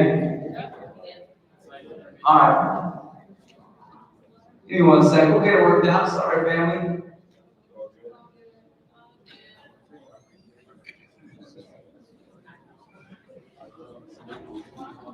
While we wait, let me show you guys the score. It's the fourth goal. Matthew, let me show you that. Good job, Debbie. Yeah. How many is that? All right. Everybody good? Matt. 5 of the 6 goals. You guys got the spotlight? Spotlight here.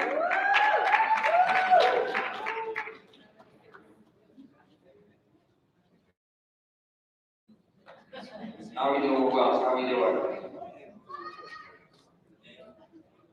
Are you good now? Yeah, Am I good now? yeah. Now we can see you. Yeah.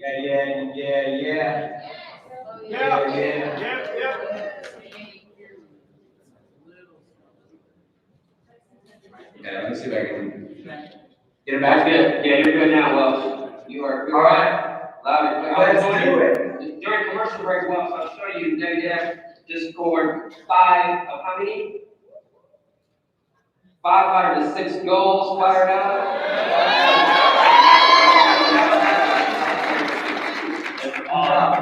Fired up. He's got the Kobe Jones there. He's got the Kobe Jones there. That's right. All right, you're back, Wells, you're back. Perfect. So going back to what I was saying, right? So my hands are sweaty, knees weak, arms are heavy, there's long enough to sweat all heavy. Yeah, I was nervous, right? And so I walk up to her and she starts giving me her phone number. Problem is my hands were shaking and they're also wet. Okay? My hands are like this. I'm like shaking because I'm so nervous. I notice she notices me sweating, which then makes me even more nervous. My hand's sweating even more. And what happens when you have an iPhone and your hands are wet? Does the numbers work? I kid you not. It took me almost 2 minutes to type in this young lady's phone number in my phone.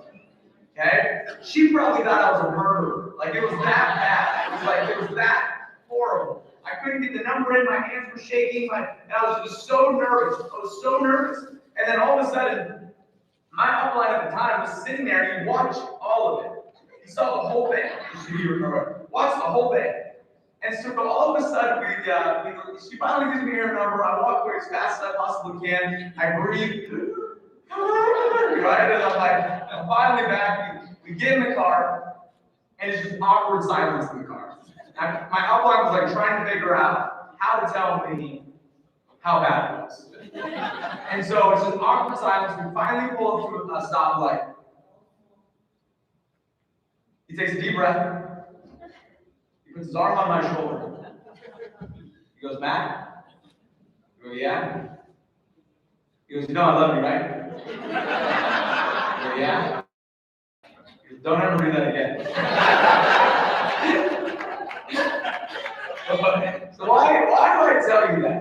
I tell you that because nobody's good when they start, but you got to start to get good. I want you to always remember that. Nobody is good when they start, but you got to start to get good. My recruiting interview was even worse. And I don't have the time to go into that, but I can't tell you how many stories I have of me just completely dropping the ball, not being good at, like so many. Okay, so many. And so I want you to know that it's okay to be bad. It's not okay to stay bad, but it's okay to be bad up front. We're all bad up front. We're all bad up front. Just don't give up. Just keep pushing through. You want to make that commitment? Yes. Amazing. So, what I want to do is I want to give you guys some tips to get your recruiting. Anybody game for that? Okay? And today I'm going to give you a couple of tangibles, but what I really want to do is give you some intangibles. How many of you want to become a recruiting magnet? Like where recruits are coming to you where you're looking for them. Anybody want to be in that position? Okay? I want to show you today how to become a recruiting magnet. Am I skilled in recruiting? Yes. I've worked hard to become skilled in recruiting. Can you do that? Absolutely. That's not why I'm a big recruiter. And if we can help identify what these intangibles are, and that's what I want to share with you guys today, the tangibles become even easier because you have the intangibles working for you, and they'll all come together making sense right now. Okay? But I just want to give you, if you want to get your recruiting up, there's a couple things that we've got to master. Okay? We got to master the recruiting interview.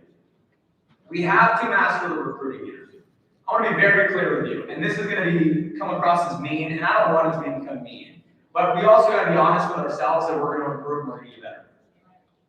If somebody takes the time out of their day to show up to a recruiting interview and they don't move forward, it's because you convinced them not to. Think about it. Have you ever interviewed at a place where you didn't want to work? Did you go interview at random companies just to interview for fun? No. You only go interview places that you are interested in working in. Yes or yes? So that means that if somebody shows up to a recruiting interview and they don't move forward, it's because you convinced them not to in some way. Something you said, the way you came across, convinced them to not want to join you in business. And that's a very swallow it if you want to get our recruiting out. So that's the first thing. Second thing, you got to master the onboarding too. You need to master the onboarding too. Okay? Recruits go into the system produces more recruits. Recruits go into the system produces more recruits. Recruits go into the system produces more recruits. I want you to say it with me. Recruits go into the system produces more recruits. Recruits go into the system produces more recruits. I can see you, by the way. So look, say it with me. Recruits go into the system produces more recruits. Recruits go into the system produces more recruits. Recruits go into the system produces more recruits. A system that does not lead to more recruiting volume is a failing system. The whole point of the onboarding too is to recruit. That's it. We understand that most people cannot focus on more than one thing at once. So the onboarding 1 drives internal consumption. The onboarding 2 drives taproting, which then leads to more onboarding 1s, more internal consumption, which leads to more onboarding 2s, which leads to more recruits, more onboarding 1s, more onboarding, and that's what we call the circle of life. Even Mufasa loved it. Okay? So recruits go into the system produces more recruits. Are we all on the same page there? Okay? Onboarding 1 spins the internal consumption plate. This is the field training plate. I'm more focused on onboarding 2. EMBs. If your base shop is not doing more than 25 recruits a month, you should do every onboarding 2 in your base shop. MDs and below. Allow them to do it. I know sometimes we have probably like, well, I want to do it myself. Just leverage. If I could have Duan do every onboarding 2 for me, I would do that the rest of my career. If I could have Eric do an onboarding 2 for me, I would do that every day for the rest of my entire career. Use the leverage while you have the leverage. Let somebody else come in, because when it's, if I recruit R. Kelly, and then all of a sudden I prospect her, I do a recruiting interview, I do an onboarding 1, I do an onboarding 2, I have no leverage. But if I recruit R. Kelly, and then I'm like, R. Kelly, I'm about to introduce you to this guy Eli Lilly. He's one of the top executives in the entire company. He doesn't just meet with anybody. And he's willing to spend time, energy, and effort with you to help you get this thing off the ground. Here's the deal, I need you to take everything he says seriously, because he doesn't do this. He's not just meeting with everybody in their mom. Anybody who works with this guy succeeds. Eli. I now have leverage. Eli can come in and tell R. Kelly to recruit for me. And now all of a sudden she's like, okay. See where I'm going with this? Okay? So you leverage that. Okay? Leverage that. So master onboarding 2, EMDs and above should be doing it. Okay? In my opinion. There's like in my base shop, I have a lot of MDs that do it as well. It's just because I really made sure that they were dialed in on it. I trained them to do it and signed them off to do it. I'm not just having them do it, right? Next thing, daily power hour. Daily power hour. Okay? I want you to write this down. Power hour is my $1 million rollover. Power hour is my $1 million rollover.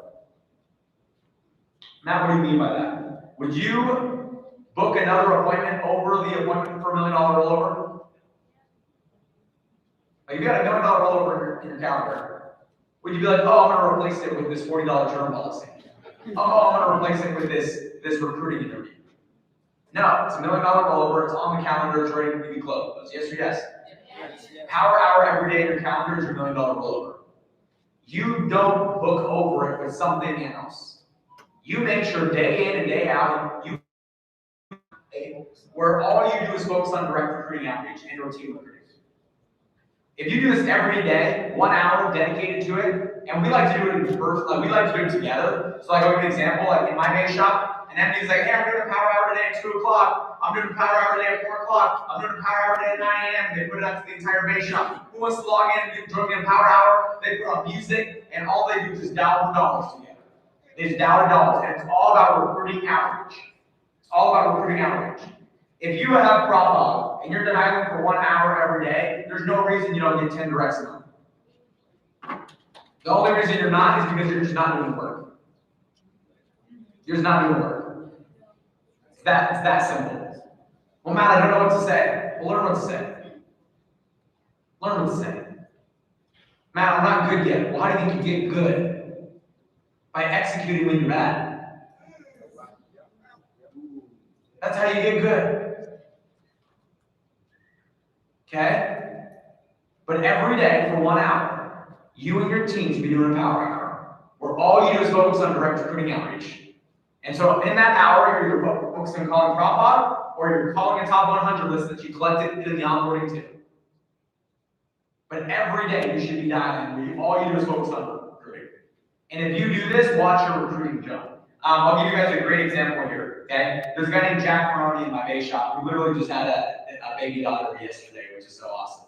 Him and his amazing wife, Bruna. And so Jack, he comes to me and he's like, Matt, I'm like stuck at like 9 to 12 recruits a month and I can't grow it. And I was like, are you doing a power hour? He goes, yeah, that's why I got 5 directs last month. I said, is your team doing a power hour? He said, yeah, man, they're all doing it. They're just not getting the same results. And excuse my language, everybody, because I don't like to curse, but I really just want to make a point here. Does that sound good? I said, bullshit. He goes, what are you talking about? I said, your people are full of shit. I said, other people are full of shit. They're all liars. Every last one of them is a liar. And he goes, what? Not me? Like my team? No, not my team. My team is studs. My team is after it. My team is doing it. I said, there's no way on planet Earth that they call every day for an hour and got less than 5 directs. There's no way. I said, well, what did the number 1 direct recruiter in your base shop get last month? He goes, 2. I said, exactly. So community. I said, no way. And he said, no, dude. I said, bro, do a power hour, but do a power hour with all of your people at the same time every day. Within 30 days, you went from 9 to 12 on average to 36 recruits. Within 30 days, he tripled his recruiting. Why? Because everybody said they were doing power hour, but nobody was actually really doing it. Anybody can report fake numbers. Anybody can report fake numbers, false numbers. Anybody can put out fake accounts on a call dialing together. So that's what I would encourage all of you guys to do. Can we do that? Yes. Yes? Amazing. Okay? Next thing, random tips. Random tips. Sell yourself and why there isn't a better opportunity out there.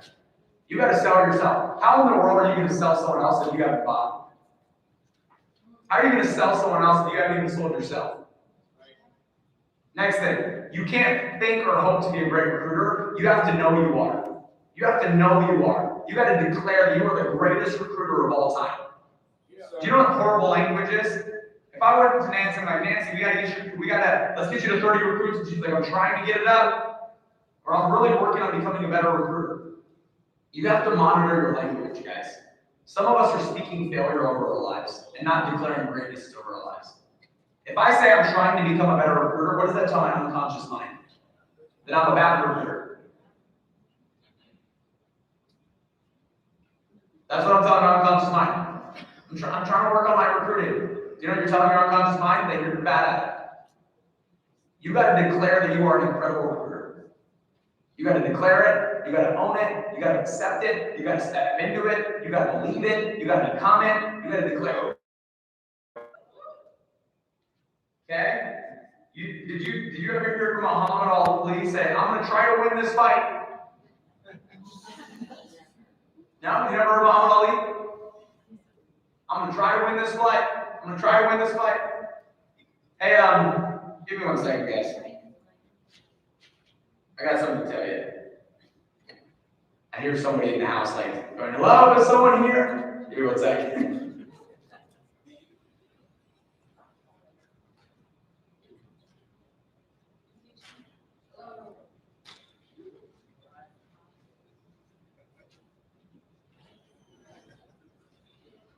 All right, there we go. Sorry. There's a bunch of stuff that being delivered from the house and nobody was just here. Hello? Hello? So go back to this. Did you ever hear Muhammad Ali go, I'm going to try to win the fight? No. Do you know what Muhammad Ali said? I'd wrestle with an alligator, tussle with a bear, handcuffed like a thunder in jail. I'm bad. Last week I murdered a rock, injured a stone, hospitalized a brick. I'm so mean I make medicine sick. I'm bad. I'm the greatest boxer of all time. I'm the greatest fighter that ever existed. He was declaring it over his life. Some of you guys are like, I hope to win here. One day I'm going to be a great recruiter. I'm going to try. None of that works. None of that works. You got to declare it. I'm the greatest of all time. There is nobody better than me. I'm the greatest recruiter. Hey, how's your recruiting? It's climbing. It's growing. It's on the move. I've got the greatest recruiting month of my entire career. We are cranking right now like never before. That needs to be what you're constantly casting. Anything outside of that is failure in your language. You will move toward whatever you think about the most. Whatever you say will happen. Whatever you say will happen. Thoughts become things. Words become reality. You have to become very careful of the things you are saying and the words you are using. You think I'm working on becoming better. That's not going to cut it. You got to act as if and step into it. Can you do that? Next thing, you can't transfer that which you're not experiencing in your mind. You cannot transfer that which you're not experiencing in your mind. You have to learn to love this. So that way it becomes even easier to recruit people into the business. You have to learn to love this business. If I don't show that I love it, why in the world would you want to join me in business? Just think about this for a second. If I'm in a recruiting interview with Walter and I look miserable, you think Walter's going to be like, oh, I want to join this guy in misery? No. Like, you're taking somebody through the system and you just have no happiness to you. You're not enthusiastic. You're not energetic. You're not excited. And you're taking someone through the system. They're looking at like, bro, you literally look like you hate what you do. Why am I going to continue on this journey with you? You got to look like you love this thing. You have to look like you love this thing in order to make other people love it. And by the way, loving it doesn't mean you love all of it. How many of us play sports? Anybody play football? Did you love healthy? I love soccer. Did I love conditioning? No. So I can love the sport and not love every part of it. I love my wife. But it drives me nuts when I leave, put my toothbrush out, and I step away for 4 minutes, and I come back and put it away. It drives me insane. You know what I mean? Like, I love her. Right? But there's little things that drive me nuts. You can love this business and be driven nuts by certain things. Right? And by the way, my wife loves me. But you know what shit drives her nuts? The fact that I leave my clothes everywhere. Because I'm going to use them later. Anybody else? I'm going to use this shirt. I didn't maximize the use of this shirt. So I'm going to use it. All the guys in the back are like, but you know exactly what I'm talking about. Every time. You know. Okay? I didn't maximize the usage of this item, so I'm going to leave it out. It drives her nuts. It drives her insane. I just leave things everywhere. It looks like I'm trying to be hunted. Like I want somebody to track me. Because I just leave stuff all over her house. Drives her nuts. Does that mean she doesn't love me? No. There's just a part of our relationship she doesn't enjoy. Because you can love this business and not enjoy every part of this business. I feel like I'm relating to everybody right now. You with me? You can love this business and not enjoy every part of this business. But you gotta show love for it no matter what. Make sense? I got 7 points on becoming a recruiting magnet, then I'm done. Number 1, it has to become an obsession. It has to become an obsession. Okay? I want to be able to see you guys and stop sharing screen, and I'll bring it back up. I want to break this down because I want you guys to see me right now. Okay? You have your conscious mind and you have your unconscious mind. You have your conscious mind and you have your unconscious mind. Whatever you believe deeply in your heart, meaning something that means something to you, something you believe in, something that you have emotional attachment to. When you are emotionally attached to something, it goes from your conscious mind to your unconscious mind, otherwise known as subconscious. Make sense? Okay? Like, I'll give you an example. Me being a person of faith it's part of who I am. It's part of my belief system. I don't need to think about being a person. I am a person. It's in my unconscious. It's in my subconscious. It's a rooted belief. It's a rooted belief. When something becomes a rooted belief, your subconscious mind has what you would call an RAS built into it, a reticular activating system. What the RAS does, what's important to you, and it filters out things that are not. So if you believe and you become obsessed with recruiting, I see you, Chris, I just endorsed Prop Walk a second ago, just so you know. When you become obsessed, it's not just you, but I love recruiting. No one change your life. I don't need you to make money for me to change your life. I know if you're in business with me, your marriage is going to improve, you're going to walk stronger in your faith, you're going to become a better dad, you're going to become a better husband, you're going to become a better human being, you're going to treat people with more integrity, you'll become more confident, you're going to step into God-given gifts if you get close with me. I know that. If you are in my presence long enough, I'm going to change your entire damn life. Without any doubt in my mind. And you have to believe that too.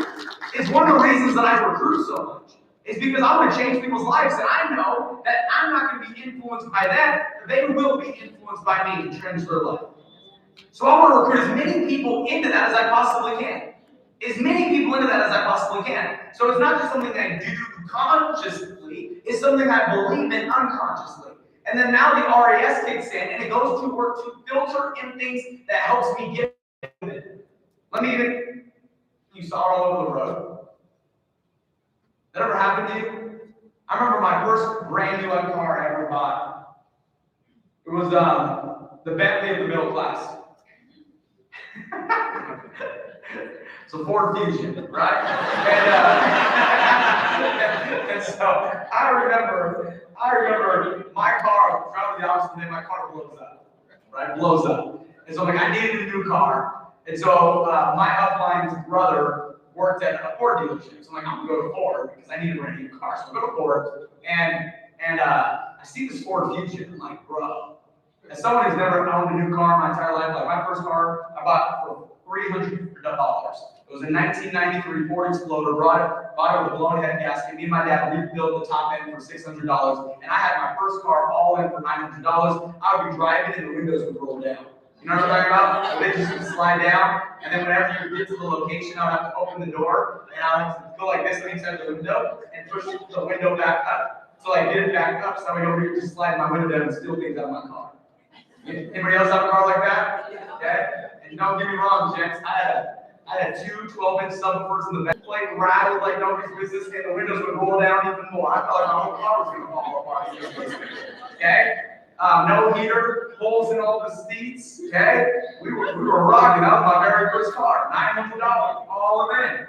Okay? And so I had never had a new car before. So I went and I was like, man, that is one, I've never seen that car before.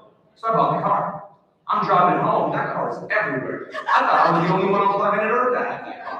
3 lanes over, I see one. I pull up to a Starbucks. I go in, grab a Starbucks. I come out. The same car is parked next to my car. I couldn't figure out which one was mine. I was like, are you kidding me right now? How come I didn't know this car existed? Oh, it became important to me. I had an emotional attachment to it. And all of a sudden, when I had this emotional attachment to it, my RAS started noticing things that it didn't notice before. Because that's what the RAS does.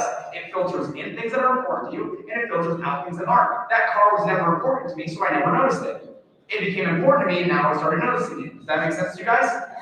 This is the way the mind works. So if you want to become an incredible recruiter, it can't just be something you consciously want. It has to be something you unconsciously believe. Make sense? There's got to be an emotional attachment to you. This is so high level. I hope.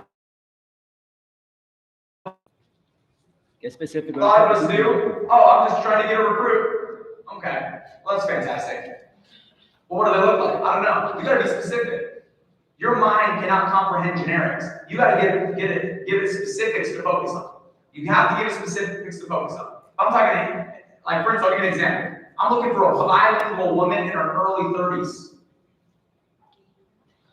I'm looking for an African American male in his late 40s with a background in the military. I'm looking for, you guys, you got to get specific on what you are looking for. Okay? I'll give you an example. I remember there was one time I'm like, all right, I'm gonna look for bilingual moms. Bilingual moms. That was like my focus for 1 month, right? I'm like bilingual moms. And I remember I'm in a grocery store, and all of a sudden I hear, hola, ¿cómo está? And just hear like Spanish speaking, and I'm like, whoa. By the way, I don't speak Spanish. But I hear Spanish speaking, I'm like, oh my goodness. There was a bilingual woman over there. And I heard some kids chirping. I was like, whoa, my RAS is working. And I went around and I prospected. Did she join me in business? No. But I at least brought my mind identified a potential recruit because I gave it something to focus on. See, a lot of us are like, I'm going to get 5 recruits, but we have no idea what they're going to look like. Niche down on your mind.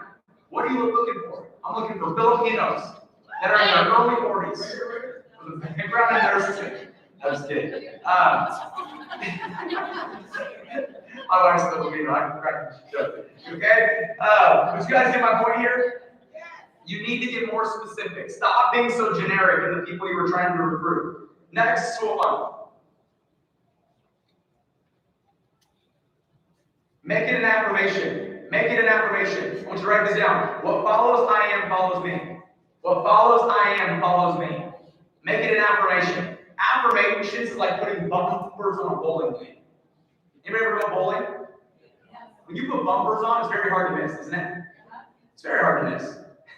Like, you might not get a strike every time, but you're at least getting a couple pins. Yes or yes? Yes. Well, do you know what you need to do? You need to put bumpers on your day. What are bumpers on your day?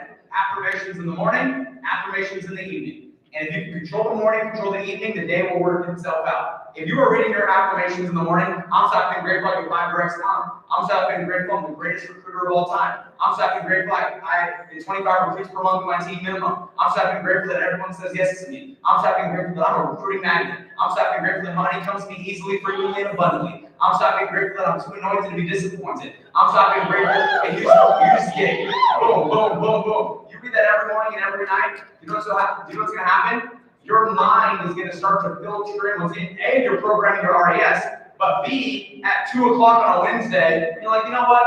I'm gonna just relax a little bit. Do you know what goes through your mind? The affirmation you said that morning. I said, you really? And then that voice kicks in. You really want to relax right now? You really want to push your feet up? You said you're going to get X, Y, and Z done. And all of a sudden, you start to become a better recruiter. Put bumpers on your day. Affirmations every morning and every night. Not I'm going to be, it's I am. What follows I am follows me. I'm so happy and grateful that I am this. Make sense? Okay? Affirm it. Day in and day out.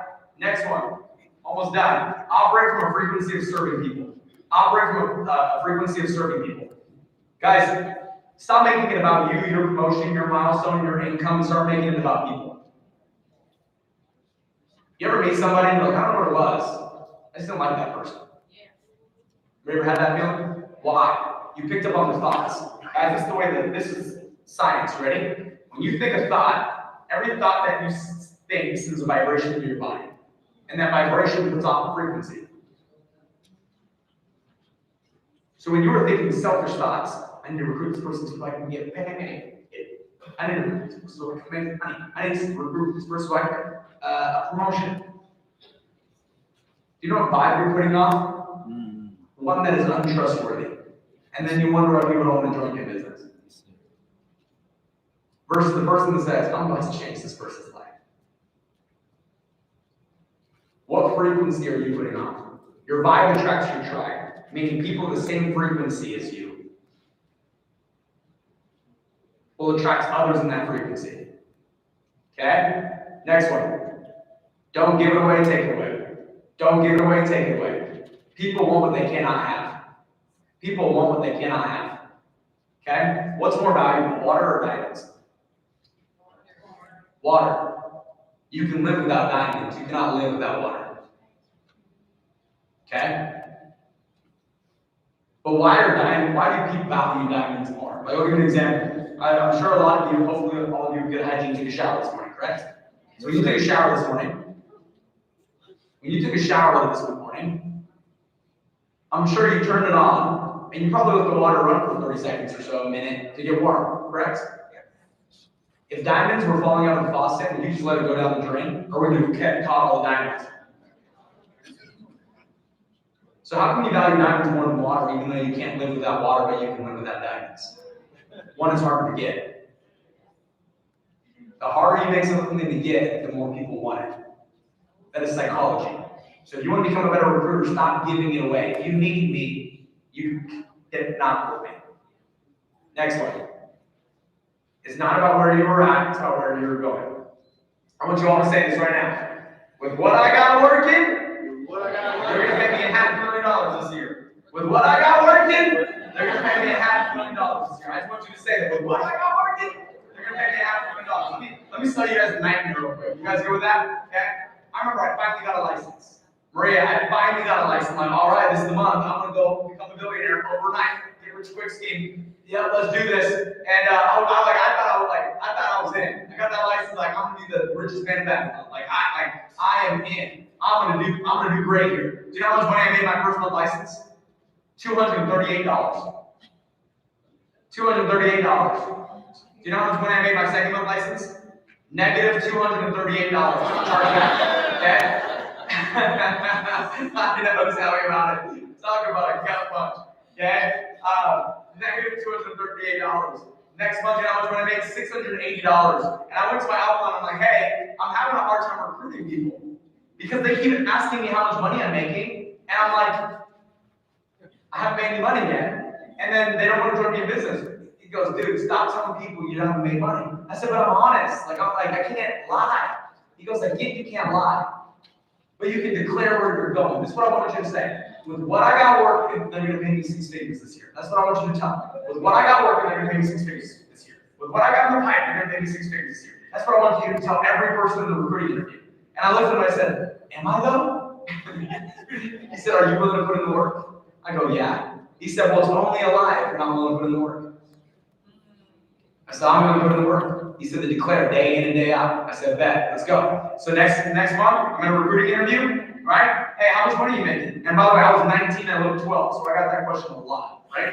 And so I said, hey, with what I got working, they're going to pay me 6 figures this year, meaning $1,800 the next month. Next month, with what I got working, they're going to pay me 6 figures, $3,600. With what I got working, they're going to pay me 6 figures. And by the way, I did not even believe it. I'm saying this like, I hope this works because I don't even believe what I'm saying right now. With what I got working, they're going to pay me 6 figures this year, 11 grand. With what I got working, they're going to pay me 6 figures this year, 21 grand. With what I got working, they're going to pay me 6 figures this year, 19,600, 23,000. And we ended up making 120 grand. I made 120 grand my first 12 months at 19, 20 years old. Did it look like it at $238? No.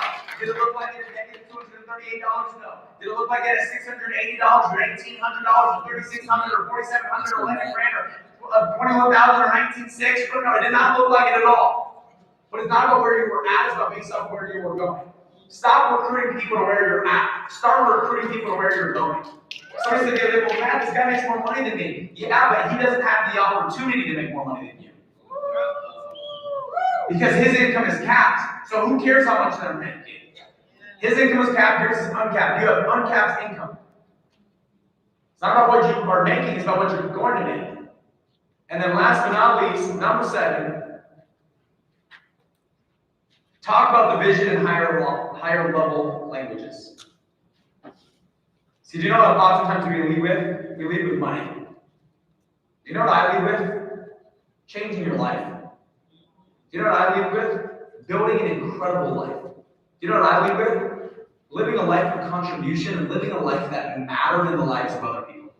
Do you know what I lead with? Peace and happiness. Peace and happiness. Guys, what does everyone want? Like, why are you all here? You think if you make more money, you'll have less stress and you'll be happier. Yes or yes? So what do you think every single person is looking for? They're not looking for money. They're looking for what money can provide. So instead of talking about money, we start talking about the peace and the happiness. Because that's what people are really looking for. You want to become a great recruiter? Talk about the things in life that matter. And then just make money a byproduct. Talk about becoming somebody. Making sure that your name does not go unremembered. And talk about being a part of something bigger than you. Do you know that 98% of the population lacks fulfillment and purpose? That is a Forbes statistic. 98% of people feel like they lack fulfillment and purpose. And you're trying to sell them money. How about you sell them on the fulfillment they can get being a part of a great company like ours? The fulfillment that they can have being part of a brotherhood and sisterhood like GFI Prolific. What if you sold them on that? That's the number one thing I sell. Is being a part of something. Oh, by the way, yeah, we make more money than any other industry out there. But that's the byproduct, not the product. This makes sense? Yes, sir. So, those are intangibles to becoming a great recruiter. You're one of the greatest direct recruiters in the history of the industry to want, and it's your coach. I'm sure he can teach you how to get it direct.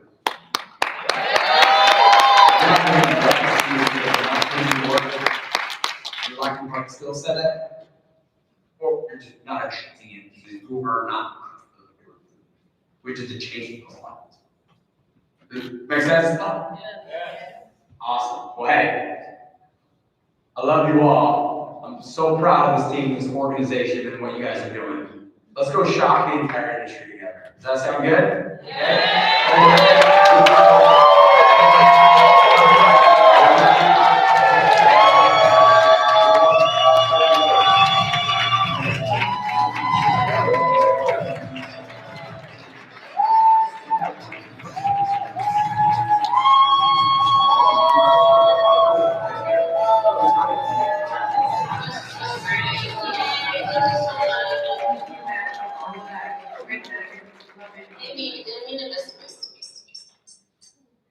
Wow. Perfect. You kidding? And these programs will pop on into the distance. Look at you. Look, and you got covered. I love it. I love it. I love it.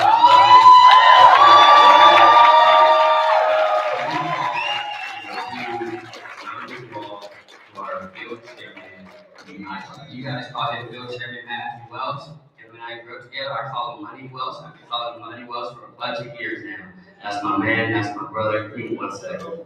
Let's go for Matthew.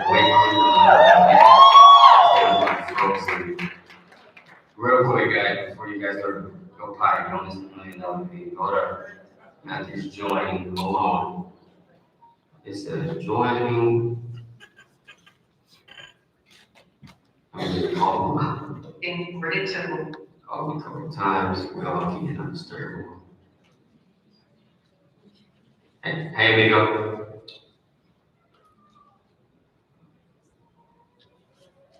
Hold on, guys, real quick, stay right here. We're going to do some Q&A real quick. We froze. Okay. Hey, real quick, if you can, I'm going to do like 3 questions. Maybe do it on your cell. You can do it on your cell phone if you want. All right, I'll see you in a minute. Wow. You better put some questions in the chat real quick. Cameras on home. Cameras on. It's still a clean circle. I want to see this room. Oh, thank you, Travis Wolf. I appreciate that. I want to see this room.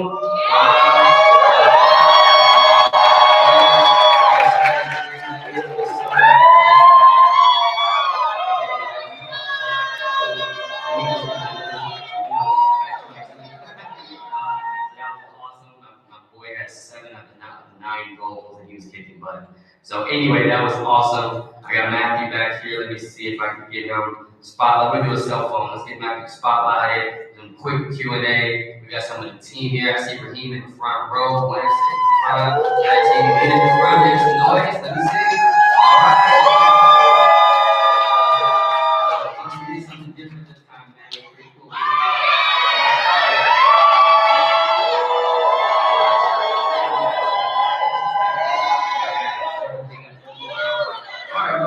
We're gonna get together for a few hours. So I love my team, man. They're so adjustable. And yeah, you made a good point. Z is probably one of the smartest guys we have met. Maria's workaholic. Walter and Karen are kicking butt. They love people. Raheem and Layla, the leaders. I appreciate all of our leaders, and they appreciate you. So real quick, I'm gonna just let's get Matthew unmuted.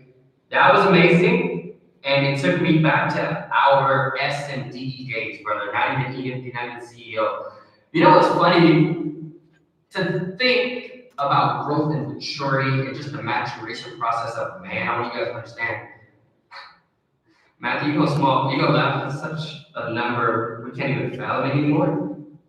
But Matthew and I were in a group chat years ago, like 6 years ago, 5 years ago, and we were all running for our $500,000 ring.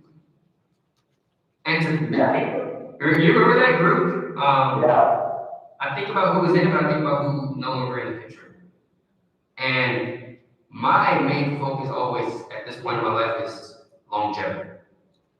And one thing about you, Matt, that no one knows about, I've seen Matthew get punched in the face by our industry, by a company that he was lifting, by a company he was representing wearing on his chest. And he says, okay. The thing about Matt, I just can't get the guy to say anything negative. Like it's a struggle for him to use curse words. And Matthew, my brother, I love you. I appreciate everything you do. I appreciate who you are.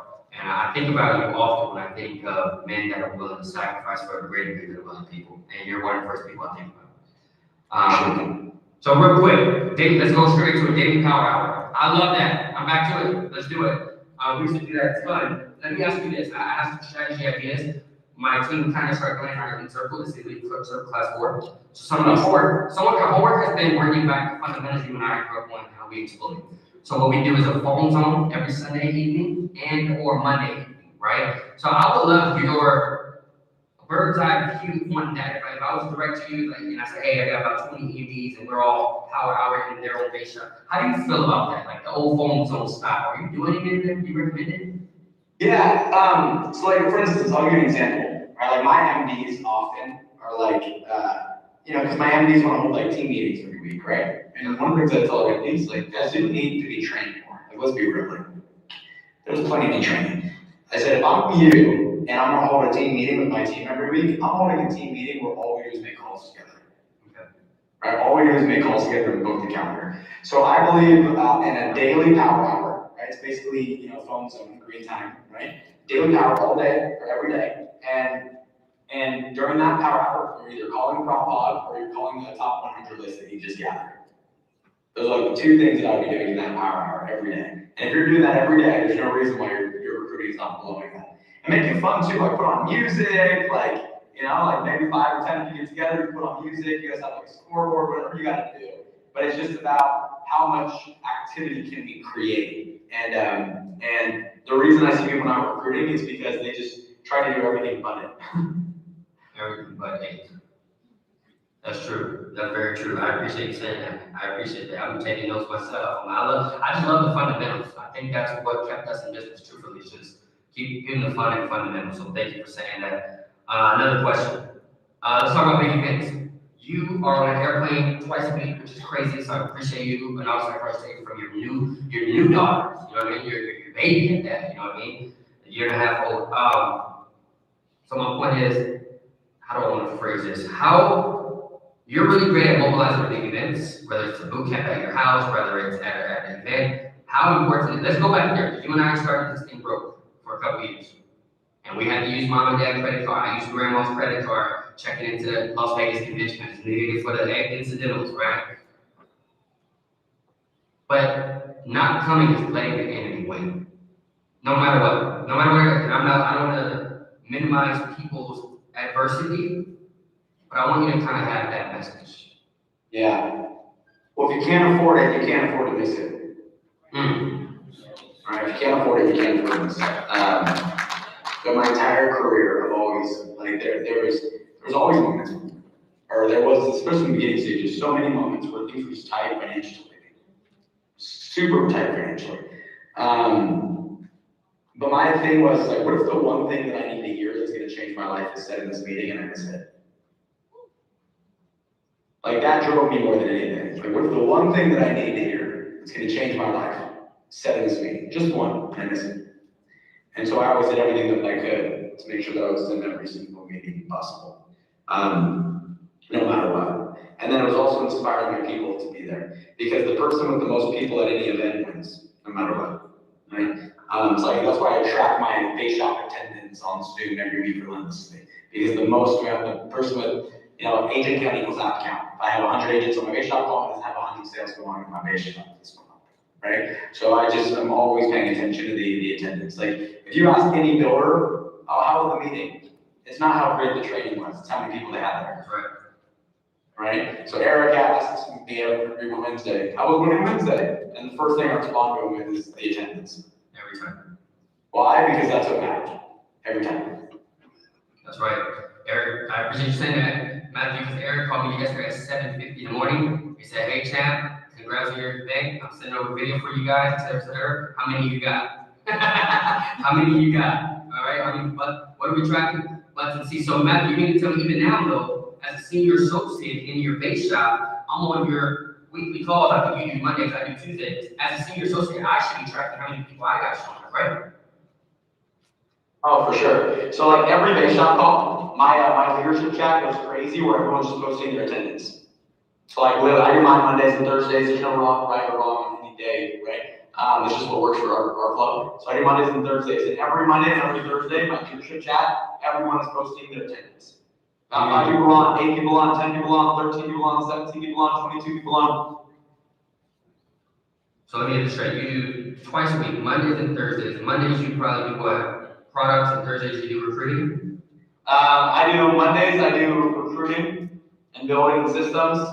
Thursday, I do products and crusade. And then Saturday mornings at 9 a.m., I do a licensed agent call where it's all about tangible, like this is how you take something to the system, it's higher level because you have to be licensed. So I actually do 3 calls. I just had somebody else run that because I wanted to be on with you guys today. So 3 calls, and you now every other week you got your lead circle, your Friday night lights. You're doing Friday nights too, though, right?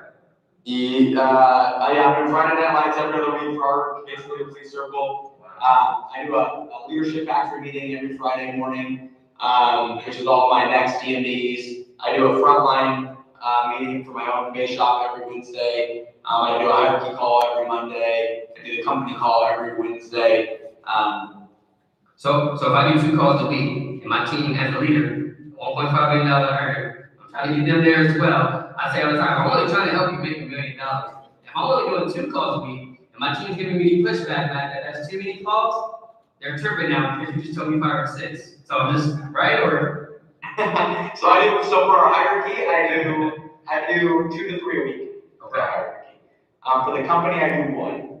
And then for my base shop, I do technically 4. Okay. You have a great thing with your leadership. Let me tell you about our perspective about your team, because we both developed a ton of EMBs in the past, and we had to grow and they had to grow too. When it comes to, we talk about this as a little bit of friction, and we welcome friction, because I mean we got to lead, you know what I mean? Yeah. However, there's something that's called friction, but then there's being independently aligned. You've always been independent in that. I have as well, when it comes to Randy and your own upline, etc. But we've always been independently aligned with Eric and the mission. Let's talk about what that looks like real quick. I know you got to run in the sense of why it's the wrong thing to get out of alignment, even if you have a friction with your upline. Tell me why is it a bad example to your team? Give me some help. Couple things. Number 1, you stop leveraging because you're afraid that somebody else is going to say something that is in alignment and makes you look like you're out of alignment to your team, right? And the best way to grow this thing is to allow the village to raise your child. Like, I'll give you an example. I had 2 of my EMDs run my base shop call today. And so all 3 of our base shops got together, and then my 2 of my EMDs ran it. The reason they don't mind and I don't mind is because we're all running the same system flow. We're all doing the same thing. And so when all of a sudden people are marching to a different beat, now people stop leveraging because they're afraid that they're out of alignment is going to get revealed. So then they lose leverage. I think that's probably the biggest thing that happens. Number 2 is, I don't know, I always looked at it as Eric's where I want to be. So regardless of whether or not I agree, I'm going to do it. Right. That's it. You know what I mean? Like even if Eric didn't like me, he would want me to win. Because the better I do, the better the company does. So even if he didn't like me, he would want me to win. Right? So, and he likes me. So it's like, not only does he like me, but even if he didn't like me, he would want me me to win. That's like two tacos and Jack in the Box. You know what I mean? Like I'm getting 2 for 1 special. I'm not.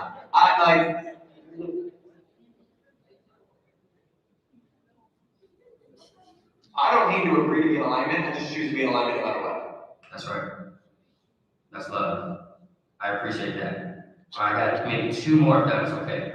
Yeah, hey. We have 8 people at 75 to 100,000 in income at the MD level. And they're all ready for September 30th because we said we're popping out at least 80 MDs. However, I was looking at numbers like, I do with my leadership, and none of us are really thrilled at all with their recruiting. And I know for a fact Eric is not promoting EMDs. He told me to stop sending these promotions. I won't say exactly what he said. These promotions to the company. These people are not doing 20 basic recruits 3 runs in a row. I know that. And let me tell you, I get a little pushback right because they're like, well, coach, it's not on the company guideline. Can you talk about that a little bit? There's tangibles, but then there's like a standard, right? And can we go there real quick? Yeah. Points is your past, cash flow is your present, recruiting is your future. So I don't know if you have a future if you don't learn to recruit.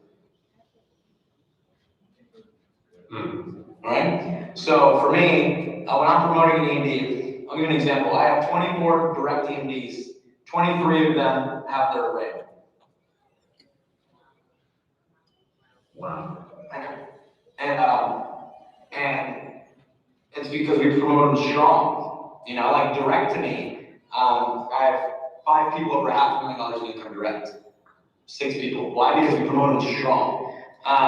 And so that's just about, and that all comes down to recruiting. So when I'm promoting the EMD, are they doing DDR outside of their exchange thing, and is their exchange like doing DDR? So if somebody's not doing 25, for my opinion, they're not for me. Peter Puebla, if they're not doing 25 base recruits, they're not ready.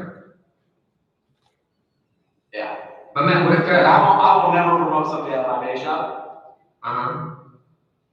I will never promote somebody out of my base shop that's not doing DDR outside of their exchange, and I will never take an exchange that's not doing DDR. Okay. So if someone's right now in your base shop at S&D at 100,000 and they're not even doing 10, you're not even thinking about promoting, right?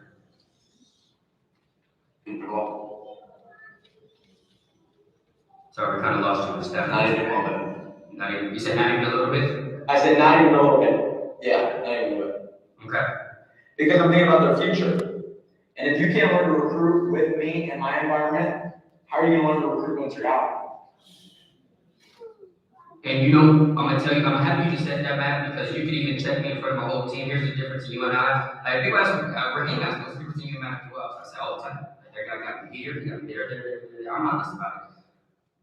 I just love my team. Man, you know me, I'm a middle child. I want to just kick it, you know that. I wake up trying to fight you all the time. I love them, so I'm with them. I have them all the time, and I think that's what I got to grow as a leader, kind of let them fly. That's the truth. Because you don't promote an EMD until you tell me they have an assistant, their spouse is doing licensing, they're doing all that. Me, I'll promote them, and then they're still on my base shop calls. And that's my mistake. True? Yeah. So here's the deal. If I'm promoting you to EMD, it's because you never need me again. Okay? I'll just talk to you guys from a business perspective here. I won't promote somebody to marketing director unless they earn it all on their own. If I wrote any of the sales or the upline wrote any of the sales to be somebody marketing director, I'm not promoting the marketing director. Well, why? Okay? I'll give you an example. Let's just say I'm field training Eli, and I submit the production for Eli to the head marketing director. And Eli doesn't know how to do the production on his own. Is he a real marketing director? No. So I'm going to go from a 40% override to a 25% override, even though I did all the work and he still does not have the knowledge. So I'm going to give you 20% of my income, even though I'm doing everything? No, that's silly. And I'm talking about business here, right? You override your direct EMDs 18% with bonus, 15% without. You override MDs in your base shop 25%.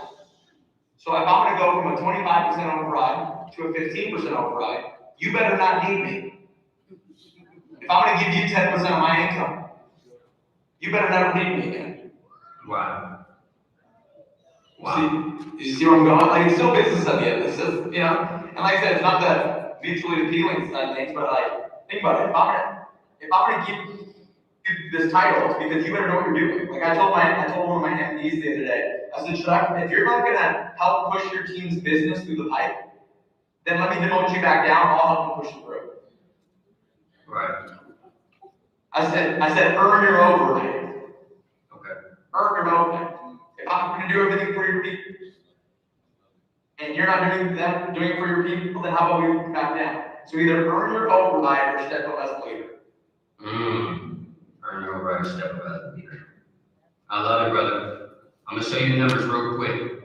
Can you guys tell I miss Matthew Welch? We haven't done a business call together in like an actual meeting him one-on-one like this. So but just so you guys know, I'm getting mentorship right now. This ain't even about him. I'm just kidding. This is awesome, man. I appreciate you, bro. Real quick, numbers. You're number one in the company in the super bass production. Mario's right behind you. Levi is beating us by about 700,000 points, okay? So you're at 11. Oh no, Mario's number one. Okay, he's got you by a little bit. All right, so Mario's at 11. Now, so what month is this? This is last month, right? I'm sorry, this is rolling 12. Yeah, September through August. One more slide to go, of course. Yeah, so we'll end with the number. He's been number one since July started. Oh, okay. We'll be number one this month. So watch this. Here's why I'm showing this. You're top. You guys are always top 2. Levi's always 3. We're 4 in production. We're a great producing team. I'm gonna go to recruiting now. That's why I showed that first. If that's okay, real quick. So we're number 4 in production in the Super Bass. But we have a big drop off, not just in the ranking. I don't really care about being number 6, but even within here per these 1,000 range. So this is why I appreciate you talking so deep. What can you say? Because you know numbers. So looking at our recruiting versus our production, just looking, I'm direct to you, and my hierarchy is part of yours. What would you say is missing and need to be increased in our hierarchy? Obviously, recruiting is a simple answer. But I guess what I'm asking, what's the difference in me and everyone else above us?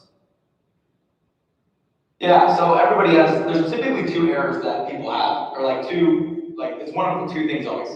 It's either a team is a good recruiting team and they need to get their points per recruit up, or people that have a good points per recruit and they need to get their recruiting up. Okay. It's always one of those 2 things, right? Like you look at Uribe, right? Uribe has a really solid recruiting, but his points per recruit should be higher, right? My hierarchy as a whole is that way as well. We're at about 2,800 points per recruit. So if I just go from 2,800 points per recruit to 5,000 points per recruit, we go from a $33 million hierarchy to a $66 million hierarchy overnight, right? And then we go from 4.2 million to 8.4, just like that, just by fixing that, right? So for you guys, I'm not exactly sure what it is, but it's like 4,500 points per recruit, if I'm going to go off the top of my head, right? So 4,500 points per recruit. Okay, 4,500 points per recruit is solid. So what if you double your recruiting? You double your recruiting, you're averaging 4,500 points per recruit, you'll double your production. So it's either people need to get their recruiting up, or they need to get their points per recruit up. It's always one of those 2 things. Wow. This is awesome. Last question. I'm gonna make it a double question so I can get a last question. So, Matt, just so you guys know, Matthew Welch is one of the most humble. This guy just turned 30.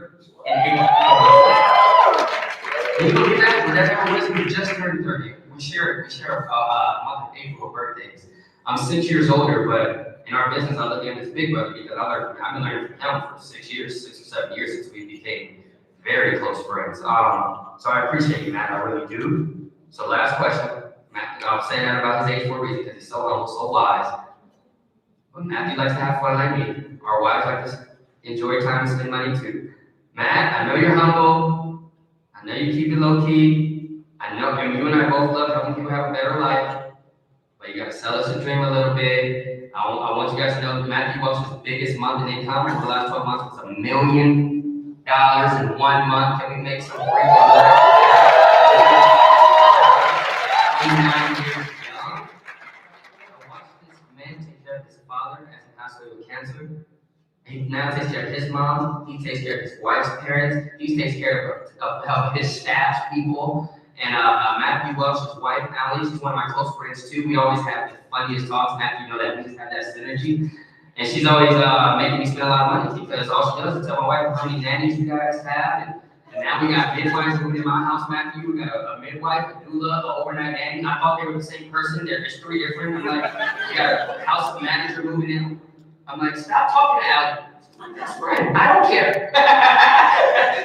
You costing me money, man.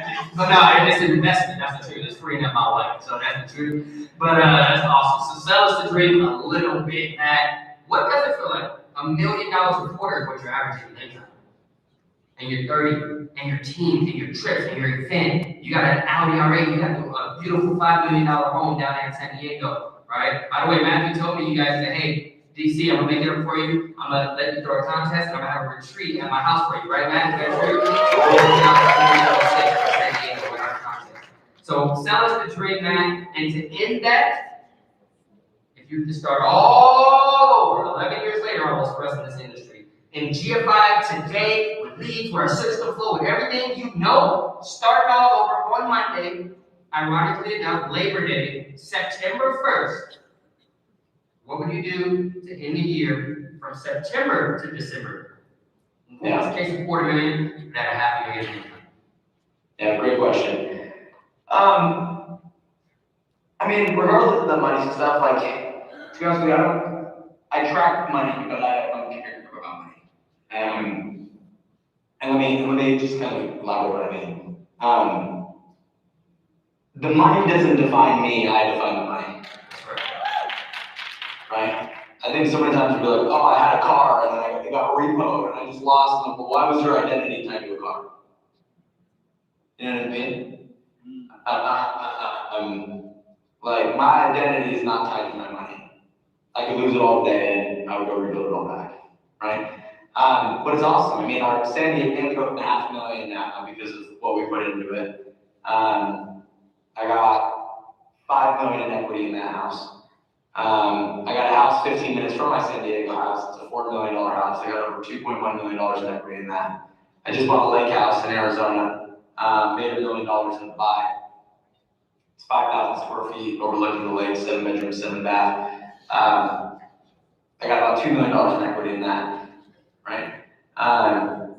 And I think what's cool about all that, and the reason I'm telling you guys this is because I think there's a lot of people that like they're just all debt on all their stuff, and mine's, you know, I told Allie, I was like, I'm gonna just pay it all off this year, so it's just all liquid, it's just all paid off.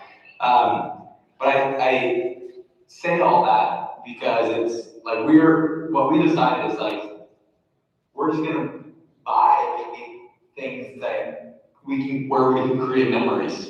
You know what I mean? And so for me, I'm just always thinking about, can I create memories for my kids? Can I create memories for my family? I never had the opportunity to go on a boat to the lake house. I never had those things. So I was like, all right, I'm gonna buy a lake house. I'm gonna buy a boat. I'm gonna do all these things. And so I think that's pretty cool. What we're able to do with our church, for our church, is so awesome, right?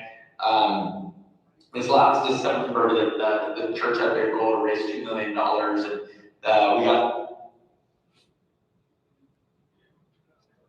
$83,000 like 47 cents or something like that. So then I just sent in $83,047, like the exact. So I'm goal oriented, so I'm gonna have our church at the goal.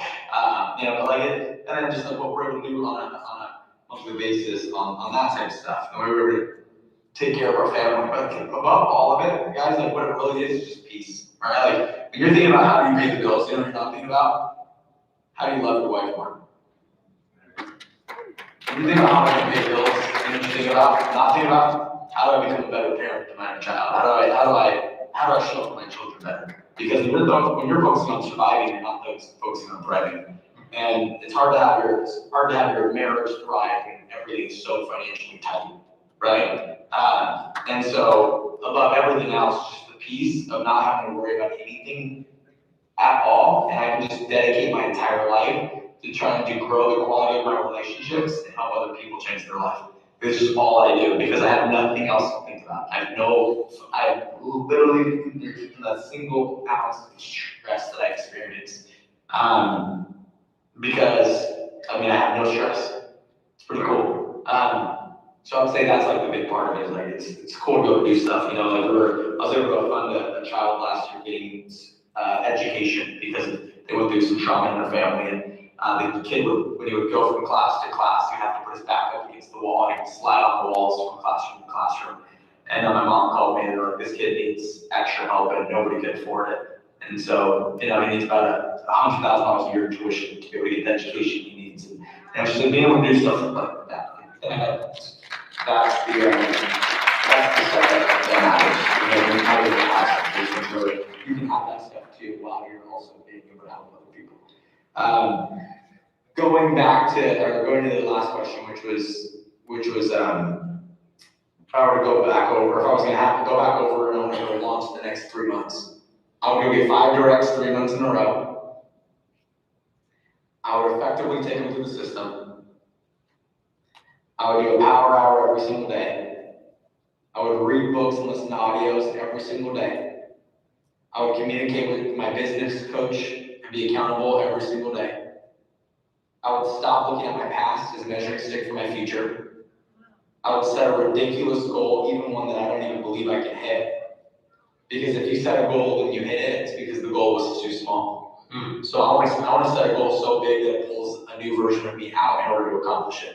Like a goal that you know you can hit is a bad goal. I want a goal that like, holy shoot, I gotta, like, who do I gotta become in order to get that one? That's the type of goal that I want to set at. I would leave no stone left unturned. I would disassociate from everyone who's not aligned with the life that I'm trying to build.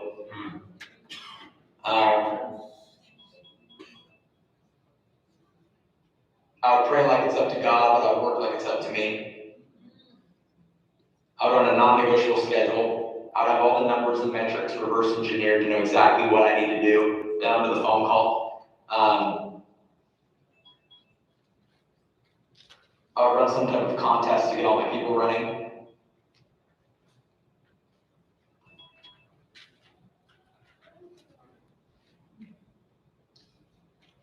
I would get my family involved in the goal.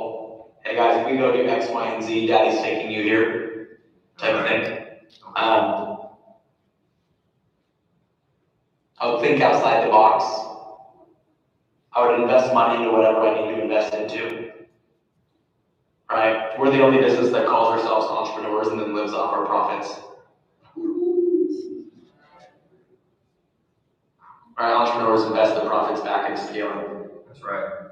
Right? So whatever that means, whether it's marketing, advertising, PropHog, hiring VAs to call PropHog for you and book your calendar. I'll give you guys an example. I have 10 agents in my base shop with VAs that call PropHog to book their calendar. My brother didn't even get paid yet, and he hired 2 people full time. And I mean, like, some people are like living off their profits versus investing. Whatever you're bad at, hire out. If you're not a good recruiter, hire somebody to become a recruiter. That's what every Fortune 500 company does. So think like a Fortune 500 company, hire people to recruit for you. Do whatever you gotta do. So those are the things that I would say. That's where entrepreneurship. So you at an EMD, you're at $150 and you don't even have an assistant and you should probably get a $50,000 loan out of Chase Bank and make it happen, right? Yeah, one of my EMDs literally texted me yesterday. They said, I just hired a CLT in progress, sales trainer, a CFT sales trainer, a licensing coordinator, and a commissions person. So nice, man. What made you do it? He said, I literally went to Chase. I got a business loan for $50,000 and I hired 4 people to help me scale my business. I said, that's what I'm freaking talking about, bro. He's at $109,000 in cash flow. I said, that's what I'm talking about. That's entrepreneurship. Wow, that's what I'm talking about. Last thing, I have a question. I forgot to even mention this. Sell pop in 30 seconds. It'll be crazy to miss out on this. I said, I got people my team that just turned 60. And I said, hey, at 65, we're all running for what? $1 million pension back in the day. Your job right now does not have that lined up for you. They say, no. I said, great. This is your new age 65 $1 billion pension. Let's go run for it. Real quick, man. I know you got to run real quick. Yeah, simplest form. We're investing in technology with an expected EBITDA or with an expected multiple of 40 plus. Our technologist thinks we can get a 50 to 60 multiple based off of building. Insane, by the way. Let's just go off 30. Whatever your income is in 5.5 years, multiply by 30, and that's the check you can get. So like for instance, we'll be at minimum 5 million here in the next 3 months. 5 million times 30. You do that math. I don't even know what that math is. What is that? 150 million? So 150 million. So if we popped off this year, I could get a $150 million check. You guys are at 1.5, not about to get 2 million, so let's call it 2 million. 2 million times 30, 60 million. So if we popped off this year, you get a $60 million check tomorrow. And that's all, right? That's conservative. And by the way, it's all contractual. I already signed the documents, had my full legal team review everything. I have a full entity set up with Giovanni. That's right. It's real ownership. So just think, whatever your income is in 5.5 years, multiply by 30, and that's the check you can get if you become a senior partner. So man, we weren't just taking selfies and having nice dinners in New York. We really put our name to some real life, generational changing stuff, right? Correct. Sign legal documents. Hey man, Real. give it up to my brother, the field chairman.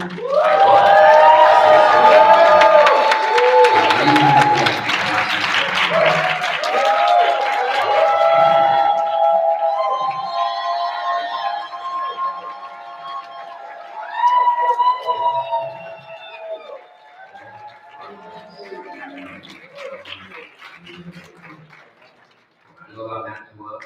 He's an unreasonable man. And when I say unreasonable, he's not going to be reasonable about being vigilant for his family. He's going to be vigilant for his family. He's unreasonable when it comes to getting his team paid. He's unreasonable when it comes to getting my team paid, and he doesn't override this team. He's unreasonable when it is talking about changing the stars of many of us for generations to come.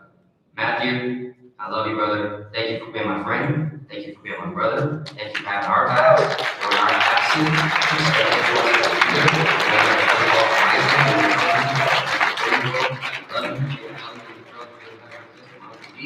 I'll see you soon, brother. Love you, man. Thank you. Love you guys. Thank you guys.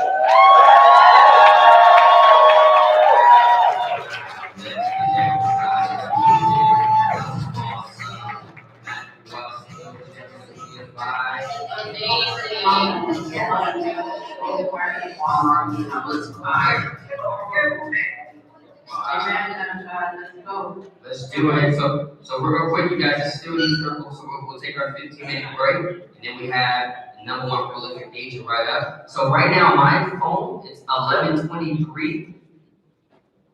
Everyone go use the restroom, get your coffee. Maria, you okay in about 15 minutes? All right, we're gonna come right back, you guys. We're gonna have the #1 agent in all of Prolific take over the second half of the main circle. It's gonna be awesome. We'll see you guys in a little bit. 15 minutes. Maria, I'm gonna call you right now.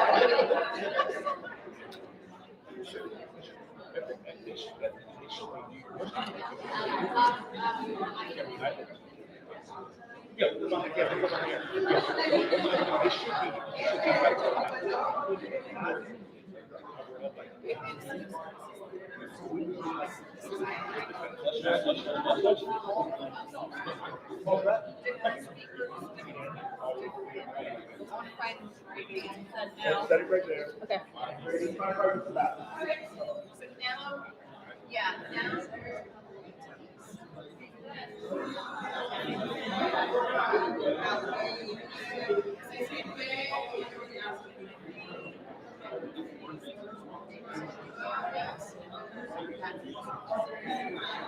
And then that guy.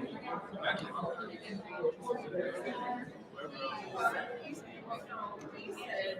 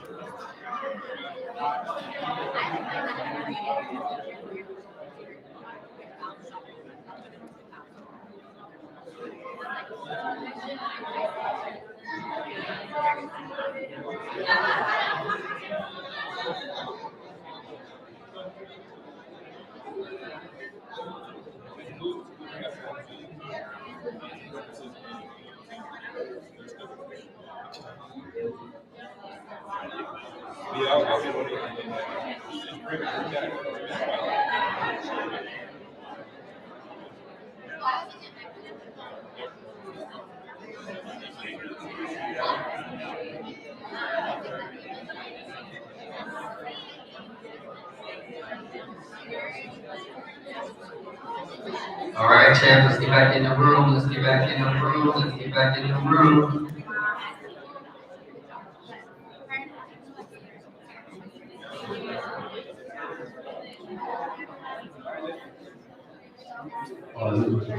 Let's get everybody back in the room, guys. Start getting everybody back. Text your teammates. It's on in 4 minutes. 4 minutes on the dot. 4 minutes.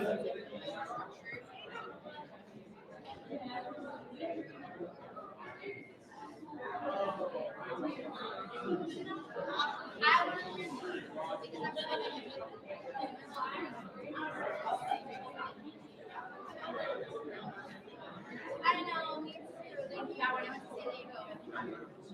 Tahoe, you guys with us? Hey, Florida, you guys with us? Are we all back? We all back?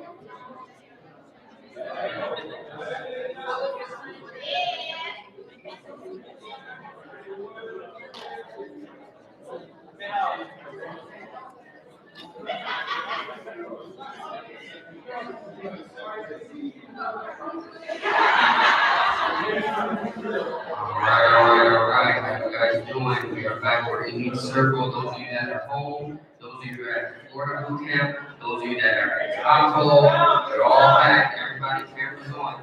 Cameras. You guys, just up, not like, or guys, Elite Circle, cameras on, or you're getting food, or just get off of this Zoom, okay? So cameras on, pumped up, fired up, super excited. Got some great things happening. Oh my goodness! Wow. My brother Matthew Welch just lit up the house. That was amazing. That was awesome. Oh, hold on 1 second. I need all of my EMDs in Tahoe to get it together right now with their team. I'm just waiting right here. EMDs, get it together with your team. Get in the room. We're starting right now. Like yesterday. Let's go. I gave you guys 15 minutes and you took 16 minutes. We are back. Look, Florida's back. Everybody at home is back. Let's go, Tahoe. Let's go, Tahoe. Get seated. I see people in the back of the room. Let's go. It's still Elite Circle. All right. Let's get everybody in. Because I got a lot of announcements. We got some great training. We got some things happening. Let's make it happen. Okay? I have my designated person here tallying up the strikes from certain people, so it's all good. Elite Circle. Oh yeah, we know who's in the room and who's not. I got a whole staff here. Yeah. Oh, yeah. All right. Let's go ahead and get started. Nobody sitting in the back. Everybody make your way to the front. Let's go ahead and get started. I'm gonna share my screen here. Go over some quick things before I bring up our next fabulous speaker who's going to do an amazing job. So, Elite Circle, we welcome to class 4. This is awesome. We had a bonus class, we had like a pre-4 last week, and I allowed some people to stay in if they did something, so they have homework, so we'll see if they make it for sure, because August 31st is tomorrow, right? The last day of August is tomorrow. Monday is Labor Day, so we're not, you guys know every first Monday of the month, Prolific have what? In brief, which is what? Monday morning meeting, right? Our combined Monday morning meeting. Of course, our hierarchy, you guys heard from Matthew Wells. He has 3 hierarchy calls a week. Walter, I have like 1 a month, right? So maybe that's why I trust you guys. I gotta step up my hierarchy calls, I guess. Like 3 a week. I want my guys to go breathe a little bit, right? Oh man, that's awesome. But I'm definitely gonna make some adjustments, that's for sure. I like a ton of stuff. Hey, did Matthew Welsh just blow the roof off or what? I feel like an MD in his base shop. I'm learning, I'm taking notes. And let me tell you guys something. You have to, in this business, you gotta get good at letting things affect you, but not infect you. So let me be very direct when I say this. Matthew is one of my closest friends.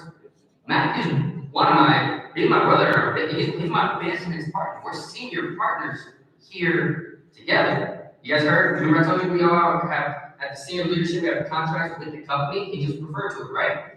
So my point is, he's my legit business partner. Watch this. More so than some of you. Wait, Coach, come in your down line.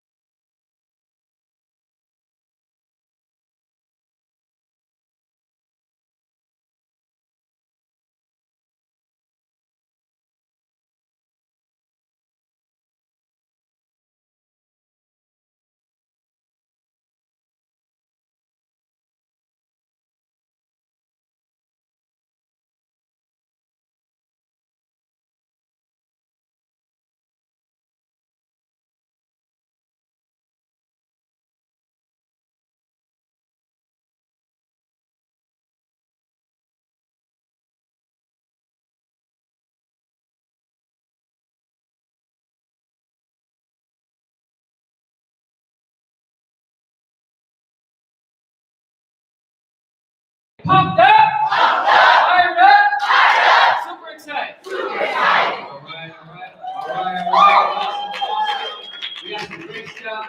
All of you Elite Circle participants, let's get your name changed if you're on Zoom. And if you're here, let's write it on your badge. We don't have a badge, so write it on your forehead so everyone knows. All right? All right, cool. What's happening, you guys? Everything's great. My goodness. Hey, everybody say, finish strong. Finish strong. Everybody say, finish strong. Finish strong. I know it's lunchtime, but we also know it's a big event, which means we ain't got no time for nothing. We go when we go. It's gonna be awesome. I won't take a ton of time. Maria just killed it. Who got some inspiration just now? She did an amazing job. She fired me up.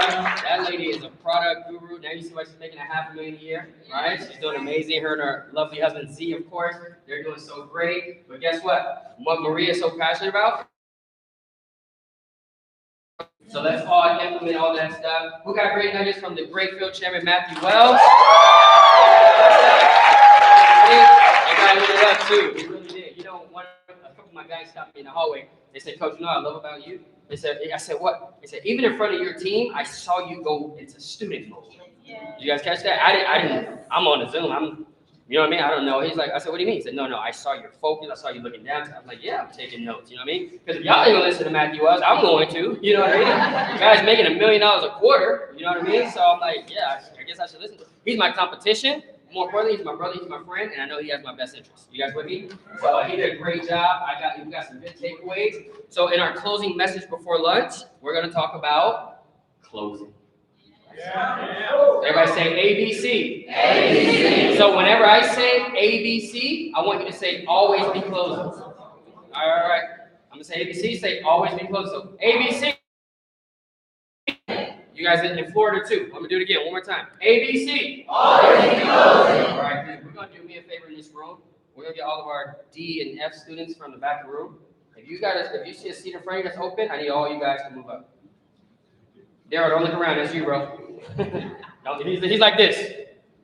Everybody, I need the front field. You guys can tell you should be a school teacher, as you know. I need you guys in the front. Daryl, Shaw, you're looking good. Can't wait to meet you in person. I see you in person. Now I'm gonna meet you in a little bit at lunchtime. We're gonna hug it out. Let's move you guys up, man. You know why? Because in this closing message, I need energy. Like yesterday. What are we doing? What are you doing if we hear something good? Everybody do this. What if you hear something that's real deep? What do? That's money, coach. Oohs and ahs and whistles.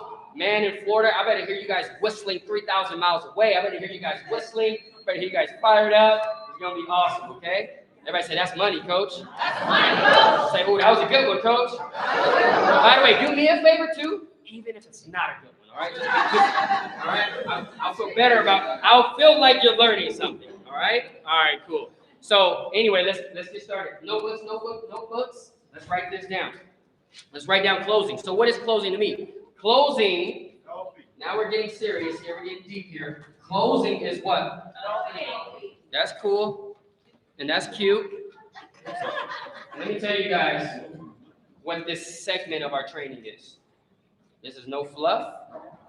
This is no rainbows and butterflies. That's why I had Maria go before me. You guys catch that? That lady's intense too, though. But closing is helping. Let me tell you what closing is. All right, we're going to go deep. Let me tell you what closing is. Closing is helping someone make the decision that's best for them and their family.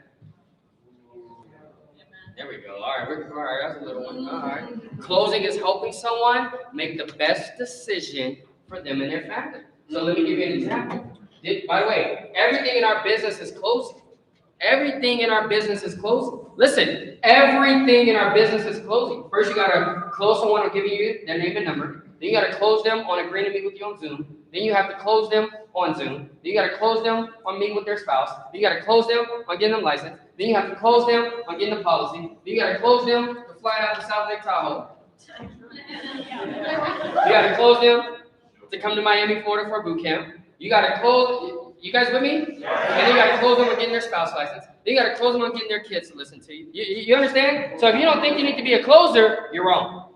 Bottom line, you're wrong. By the way, the room just looks so much better now. So cool. I love it. Thank you guys for being coachable, by the way. I really appreciate it. I really do. Thank you, baby. I appreciate it. So that's what closing is. Never, I'm going to tell you guys a note now. Never feel bad inconveniencing someone, closing someone if it's for their best interest. I had a young lady come up to me tonight or last night after the fire pit, and she says, Coach, I spent my last dollar to be here, and I would do it all over again. I said, that was only day one. She said, that's all I needed.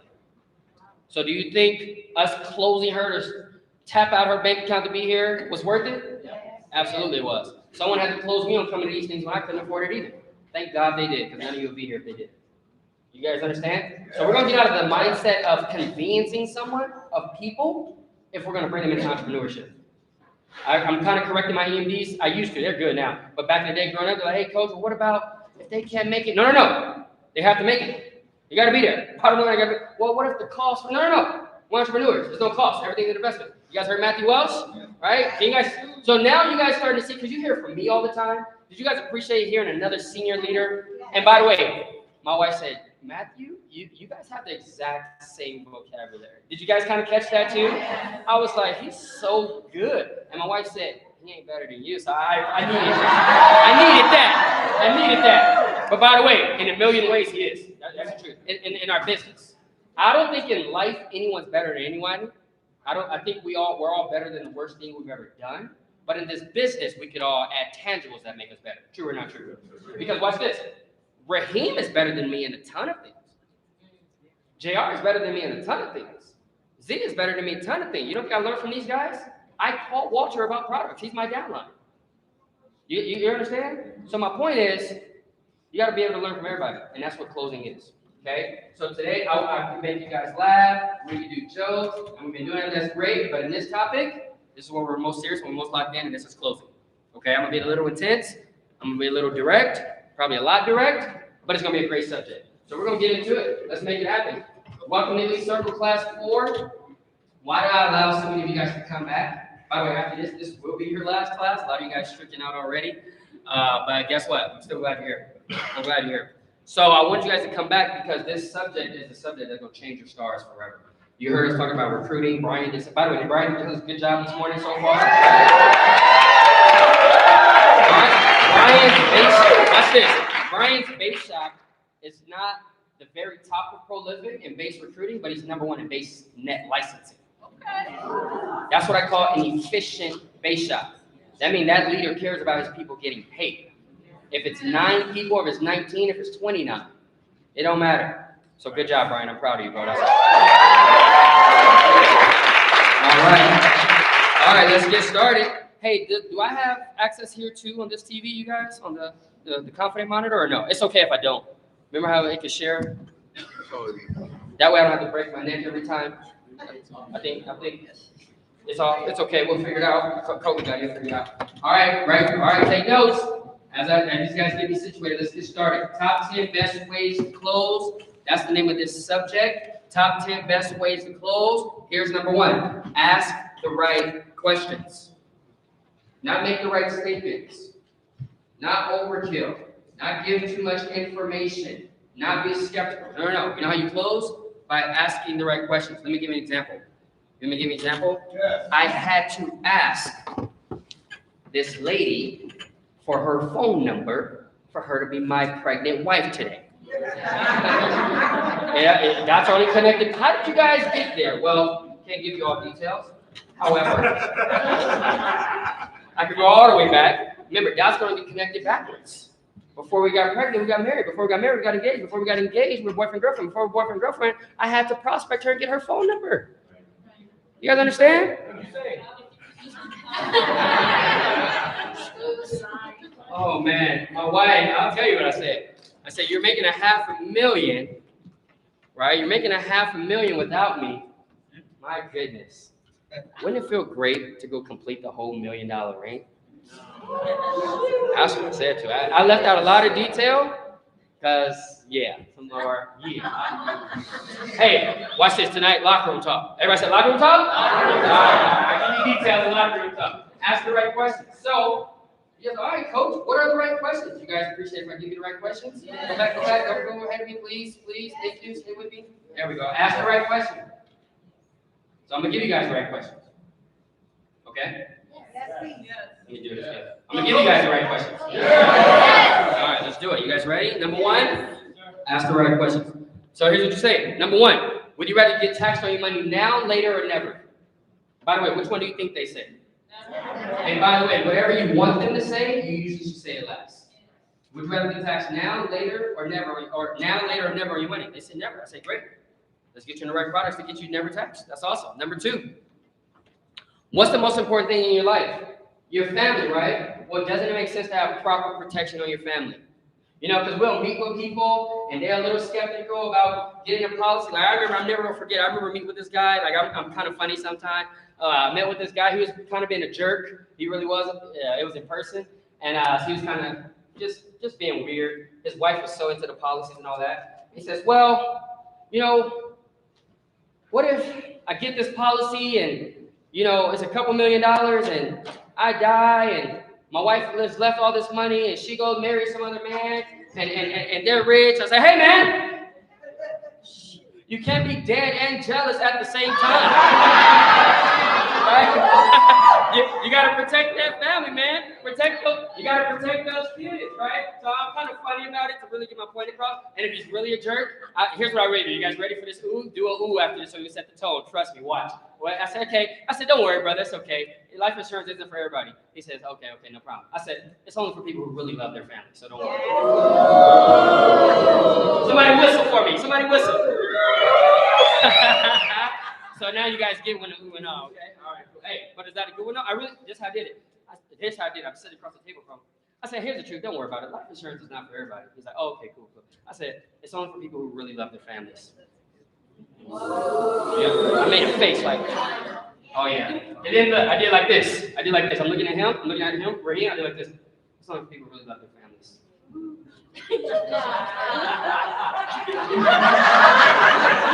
All right, here. It was a kitchen table. Where's Kobe at? Let me zoom in this right here. Somebody zoom this right here. Fix this. I like this, face to face.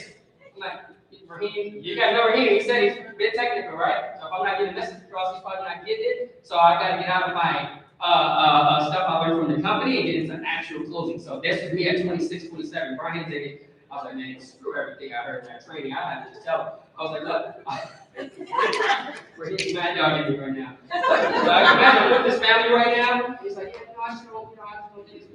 I said, don't worry, life insurance isn't for everybody. Some people really love their families. You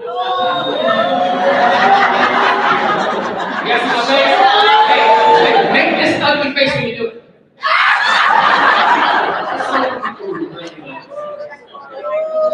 I know Jasmine and Jen and he probably don't, I don't know how much you really love them. I mean, they're cute kids. I mean, but if you guys are still interested, you just call me next week.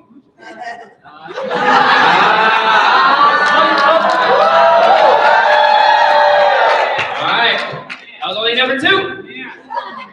Number three. Out of these financial steps of how we help people, what would you say is the most important thing to you and your family at this time? What would you say that is? You guys know how we go over the different things we do, the 6 steps of financial independence. They can become part-time, they can join full-time, they can get a company. You guys know that menu, right? At the end of grand openings and all that, the company help you. So what you're really saying is, hey, I have a buffet. What do you want to eat today?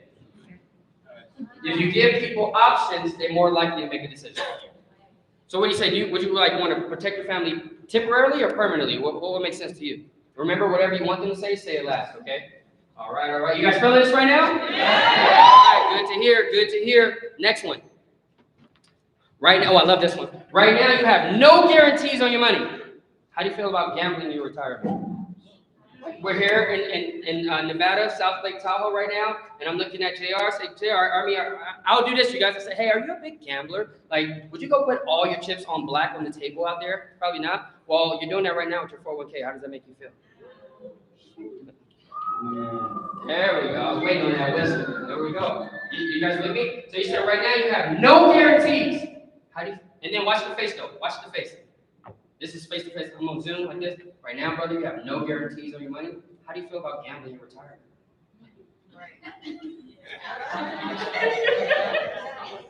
Oh, yeah. Question. You guys, and by the way, you guys know what I did? What did Walter say yesterday? WFA. Wait for answer. Wait for answer. Get good at that. You know why? Listen to me when I say this. First one speaks, loses. That's closing right there. So you guys are getting stuff right now, just so you know. Okay, number 5. Would you rather, oh wow, what do you know? I use this example. Would you rather temporarily protect your family, or would you rather permanently protect your family? Like, do you love them only a little, like sometime, or like, would you love them forever? I know you want to kill them half the time, however, right? Do you want to just protect them temporarily or permanently? And then I'll add like bonus stuff like, hey, do you know when I would literally say like this, hey, I got a question. Layla, do you know when you're going to pass away? I'll make it awkward and weird and pause like that too. I say, hey, do you guys even know when you're going to pass away? Let me tell you what that does. It makes them really think about it. It makes them really think. Do you know when your flight leaves tomorrow or Monday? Oh, you do know. Do you know when you're going to pass away? You don't know. We should probably prepare just in case though, right? Here's my next question. Do you know you're going to pass away? You're 100% sure. Like you know you're going to die one day, but you don't know when. So it could be today. It could be in 50 years, but we don't know. So shouldn't we take care of the unknown? Yeah, there we go. You guys, I'm only on number 5, baby. By the way, I'm just starting to warm up too. This about to be good. Next one, this is rock and roll. Number 6.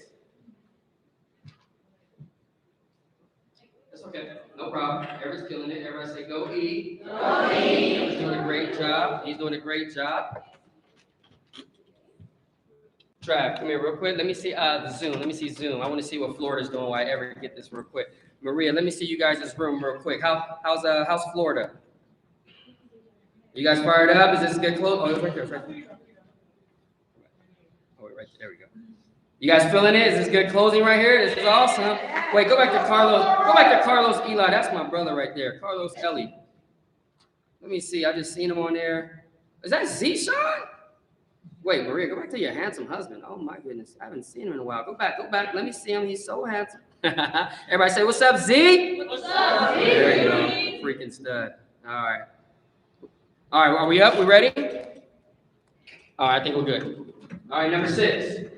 Thank you, Everett. If I were to consider bringing you on board this company, by the way, stop right there. You guys see who assumed the role of ownership right there? We're like begging people to join. What I say is, if I consider bringing you on board this company, it's not automatic you get to come on board. Where would you see yourself starting out? Referral, full, part-time, or full-time? What do you see yourself starting out? Referral, part-time, or full-time? By the way, what I said earlier, give people options. When they have options, they'll make a decision. Okay? Number 7. Do you feel comfortable giving advice to people that you don't personally follow yourself? When do I use this one? Put this in a note. When do I use this one? When I'm onboarding and I'm getting a little pushback of making them a client. You guys with me? So what's our first step of our system? We recruit them, we schedule their exam, and then we make them a client. So they say, well, why do I have to be a client? I'll say, well, let me ask you something. Do you feel comfortable giving advice, right, to people that you don't personally follow yourself? Like if you found out your pastor never opened the Bible, would he still be your pastor? You follow me? You can't sell shoes barefoot. You got to practice what you preach. It's called personal integrity. It's called moral authority. You with me? Number 8. If I can improve your family's financial situation, would you allow me to? By the way, this one is so simple, and 99.99999% of people just won't use it. When do I use this? This could be at the end of a recruiting interview. This could be at the end of a closing sale. You're right there on the border of just making them make the decision, and you need some help to just push it. Just say this. Say, you know what, Nedra? If I can improve your family's financial situation, would you allow me to do so? By the way, who's going to say no to that? And then you hear some people say, it depends. I'm like, okay, on what? On you like staying broke or... Hello? Yeah. That's closing. By the way, I'm not giving you guys theoretic examples. I'm giving you everything I've ever said in the last 10.5 years. I literally said these things. Still do. Number 9. What is more important to you? Helping your boss build their wealth or helping your family build their wealth? All right, so I was talking to Layla. I'll tell you, you guys like, hey, coach is always intense. I get intense with the ladies too. we had our mentor session, right? All four of us were on Zoom, blah, blah, blah. We're talking about Layla going full time. I said this to Layla. She's like, all right, coach, what do you think? Layla, what's more important to you? Helping your boss build their wealth or helping your family build their wealth? What do you think Layla said? She's in this room right now. You know what she said. Their income doubled.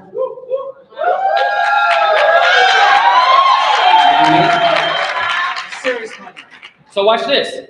Is that an inconvenience to her? Yeah, I'm quitting my job. Layla's making about 200 grand a year with all the benefits. Raheem's an entrepreneur, so we don't give him health insurance and vision and dental. Oh, I give him vision, all right. Yeah, we give a vision. You know what I mean? We sell a big dream. We sell a big picture. You know what I mean? So it is an inconvenience. You know why? Because they have two daughters at a UC school in college, right? Their boy's about to go to high school soon. And Layla's like, I mean, I want to. Raheem's like, I want her to. Safety. I said, no.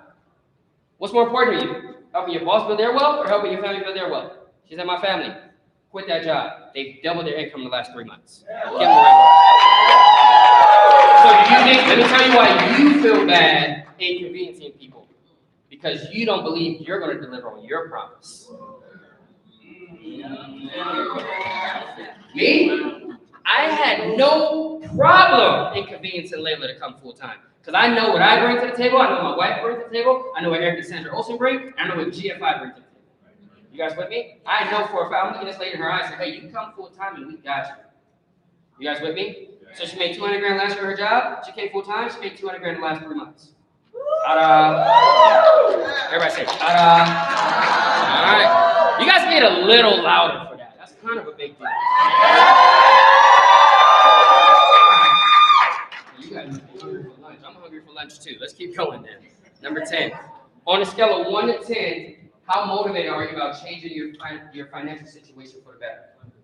You can ask this during a recruiting interview. You can ask this during a closing sale of a policy.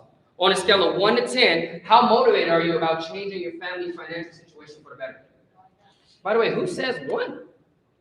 And if they do say something crazy like that, I say, okay, no problem. And I just end the Zoom. I will end the Zoom. You know why? What I said last night. It's a privilege to be in this proximity. Let me ask everyone in this room and on Zoom, when are you going to start feeling that way about yourself? Let me tell you why you don't. Because the world keeps pushing down your throat. Be humble, blah, blah, blah. Someone has a cell phone. Where's my cell phone? Who has my cell phone? I'm going to read you guys something real quick. And I'm not saying be arrogant, but it's almost like you only have 2 options. Like, no, you can show humility. I'm going to read you guys the definition real quick. Just randomly push Google. Humble definition. It's a stupid thing. Florida, they're here laughing at me. And I don't mean being humble is stupid. Don't take it that way. I'm not telling you to go home and pound your chest and be arrogant, but I'm going to read your definition, and you're going to be like, dang, the world's been telling us to do this. Watch this. Listen to this. Having or showing a modest, watch this, or low estimate of one's own importance.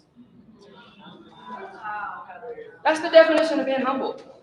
I'm about to walk in here and put millions of dollars into your family. Yeah, I'm a little important. You need to be on this Zoom with me. You're welcome, client. You know what I mean? Maria don't run into these meetings arrogant, but she's not humble in the sense of, what does it say? She's not showing a low estimate of her own importance. Maria show up, she's like, it's time for your business. I'm gonna help you. That's the opposite of what this is. So I'm saying that to say we're allowed to be strong and confident in ourselves without the world beating us up about it. Okay, so I want you guys to know that. So that's why. Money, coach.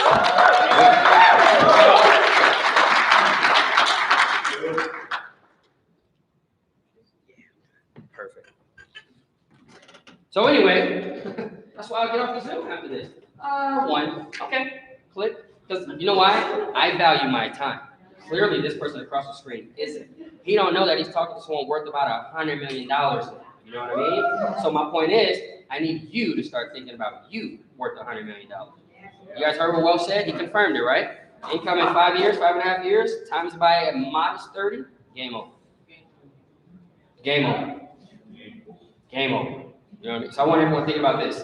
5 years from now, write this number down right now. Everybody on Zoom, everybody in the room. Everybody in the room, everybody on Zoom, write this number down. And your goal may be a lot bigger, and that's cool. I'm not giving you your goals. But at minimum, here's the number if I'm you, I'm shooting for in 5 years. 10 million in income. Here's a simple reason why. It's just easy math to calculate. Right? 10 million times 40, your check is $400 million. Somebody whistle. You guys, this must be the wealthiest room I've ever seen. Should I say it again? All right. You guys, man. Let me say it again. Let's actually get it down. Yeah, I've been saying that on the podcast on YouTube. They just edit it out. Start over. Hey guys, in 5 years, worst case, your goal should be at least $10 million. And let me tell you why. It's easy math to calculate. Matt well said it. On the conservative, we're doing 30, but him and I know where we're aiming for 60, so we're probably aiming in the middle of 40, 50. So if you're making $10 million a year, Lance, in 5 years, times 50, your check is $500 million.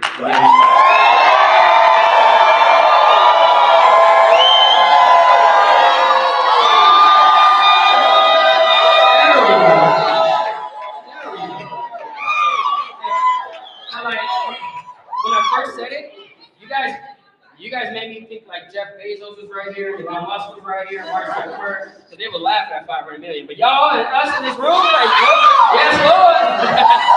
Right? All right, let me keep going. Number 11. Number 11. This is awesome. You guys, aren't we having a good time? Oh, I love this one.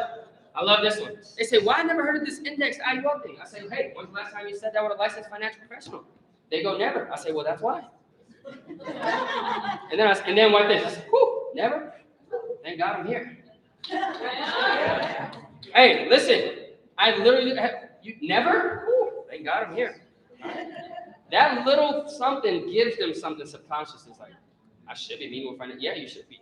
You know what I mean? 12. Okay, what am I really saying today? It is now time for you and Team Prolific to put respect on your own name. You know what I mean? That's what I'm. If you guys are wondering what is Coach trying to transfer, I'll give you these closing lines. I'm transferring energy and conviction and passion on what we do, so you can have respect on your own name. You know what I mean? Man, 12. What did I say? Oh, 12. Would you rather have 12 commitments per year or 1 commitment per year?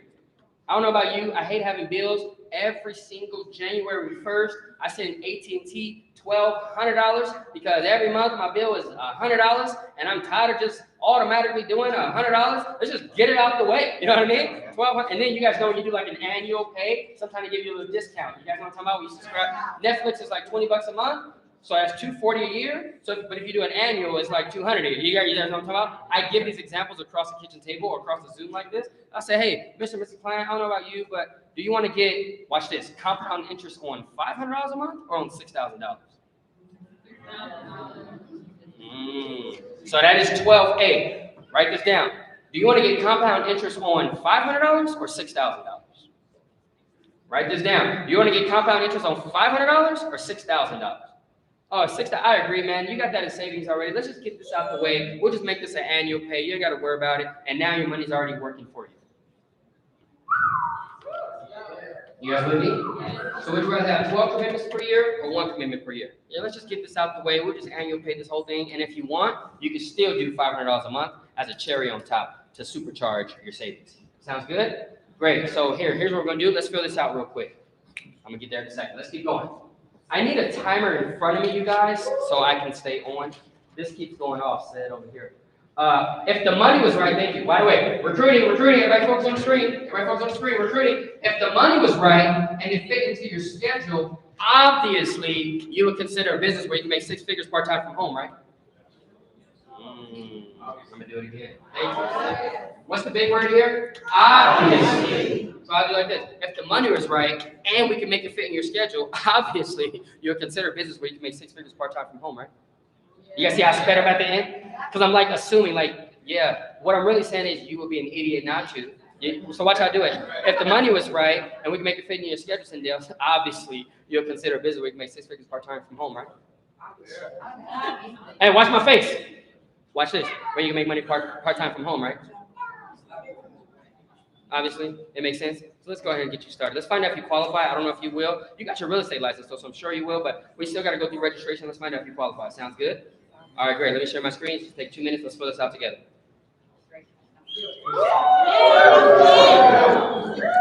Are you guys feeling this or no? Man, 14. Are you familiar with the 772? Actually, I'm going to skip this one because we don't say it no more. Actually, we can. Go back. Are you familiar with the 7702 tax-free retirement plan? Let me tell you what I do. We're talking to people. What do you do for retirement? Oh, I'm just contributing to my 401k. I said, what's your 401k? Are you familiar with the 7702 tax-free retirement plan? They're like, what's that? Oh, man, we need to be on too. Hello? Because what did my wife say yesterday? The 401k is just a tax code. It's not a retirement plan. 7702 Plan A is what? It's a tax code. So what you're really saying is, hey, what do you use for retirement? What tax code do you use? You use the 401k? I use the 7702. What's the difference? You pay taxes and I don't. There we go. So you guys see, I'm compounding these closing questions. You guys catch it? By the way, these prolific shirts look so good on you guys. Hey, we don't. Let's get Dayton a shirt. You don't have a shirt? All right. Somebody warm up Dayton. It's cold. Huh? He's single. He's single? Single people are usually run a little colder. Us married people, our bodies are always warm because we just cuddling all night. You wake up warm and fuzzy, okay, right? Your bodies are connected, you're warm. You wake up single, you're like, By the way, let me tell you guys why I'm picking on you guys. I was single most of my career and I hated hearing that crap. No one loves me. No, by the way, who's single in the room? Raise your hand, raise your hand, raise your hand, raise your hand. Raise your hand high. All right. Now watch this. Look around the room. Let's look around the room. Michelle Grant's like, hello. Look, my man raised his hand after Michelle stood up. Okay. All right. I saw that. Michelle stood up. And then he raised his hand. I saw that. However, Cheryl's pretty territorial on her team. Yeah. So you gotta be recruit. Cheryl has to be the whole interview. You gotta make sure. Wait. I was talking to Lana a couple months ago, and she was like, because I'm like, outside of business, I'm big brother to Lana, so we have that relationship. Shh. And I'm like, she's like, all right, I gotta tell you something I've been holding in. I'm like, I know. I said, what is it that I already know? And she starts laughing because she knew I already know. She says, I got a new man in my life. I said, She says, I would love for you to meet him. I said, And she says, what do you think? I says, well, just tell me he's not on someone else's team. She said, oh, he's not Cody yet. I said, okay, I'll meet him. And then, watch this. Let me show you guys the power of big events. Let me guys show, what do I always say? Bring your spouse, bring your spouse. It's 1:34 at 11:30 after Matthew Walsh and I spoke. That new man in Lana's life just got coded 2 hours ago.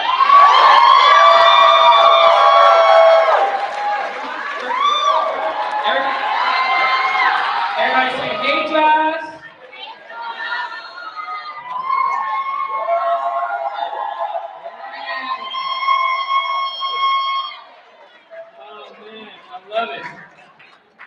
Everybody say, get licensed, Josh. Oh, we're way to it, Josh. We don't do the dating. You're in, we're here. We'll go straight to it. We're not waiting all the time. You got 7 to 10 days, like everybody else. I'll do your business plan next week. All that. I'm gonna do your top 3 next week too. I'm doing all of it. That's your lady. She can't coach you. I got you, bro. But by the way, I'm looking forward to having you. It's gonna be awesome. Man, I love it. So anyway, retirement plan. Okay, Number 15. How do we get here? Next. Would you rather increase your savings commitment or, what does it say? Would you rather increase your savings commitment or I love this one. Or are you looking to reduce your goals and dreams in retirement? Now remember what I said at the beginning. Whatever you want them to say, you say last, right? But in this type of situation, you want to reverse psychology them. Watch this. Where do I use this? Like, well, one, yeah, I was gonna do 1,000 a month, but right now, I think I'm gonna just do 250 and blah blah blah. I'll say, okay, no problem, that's cool. But wouldn't you rather just increase and keep your savings commitment, or watch my face, y'all, watch my face, or are you just looking to reduce your goals and dreams in retirement? Because the least you put in, the least you will retire. The more you put in, the more you will retire. Everybody say, ta-da! Ta-da! You guys talk to people, man. Ask them. You guys notice I'm not making statements. Everything is asking questions. Would you rather?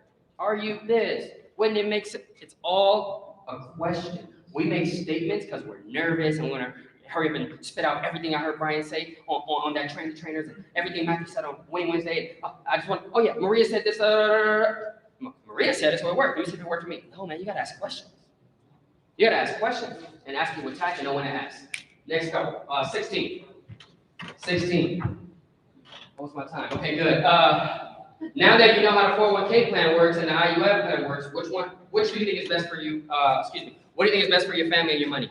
Which one do you think is best for your family and your money? Now that you know how the 401k plan works, where you got to pay taxes, you can't touch it until you're 59 and a half, and if you do touch it before then, you got to take out as a 10% penalty and all this other stuff, or, you're going to say, there's some emphasis on all that stuff. Or, would you rather not have to pay taxes? You can touch the money whenever you want, when you can.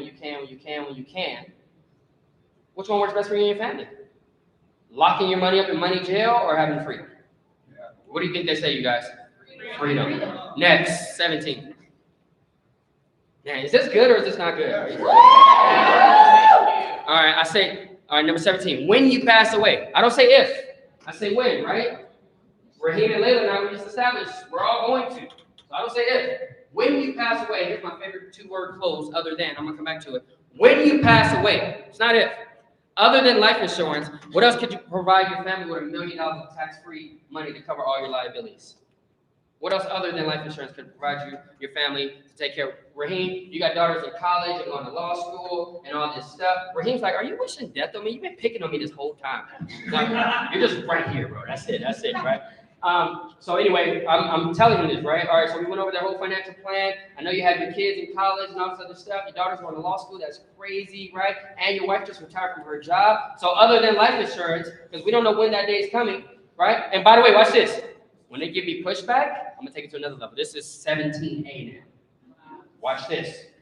Watch this. Here's what I usually say. I say, hey, so let me get this straight. Let's do all the math together, Raheem. We're on Zoom, right? We're Raheem and Layla. We're doing Zoom. We're going over all this stuff. Okay, law school is an expense.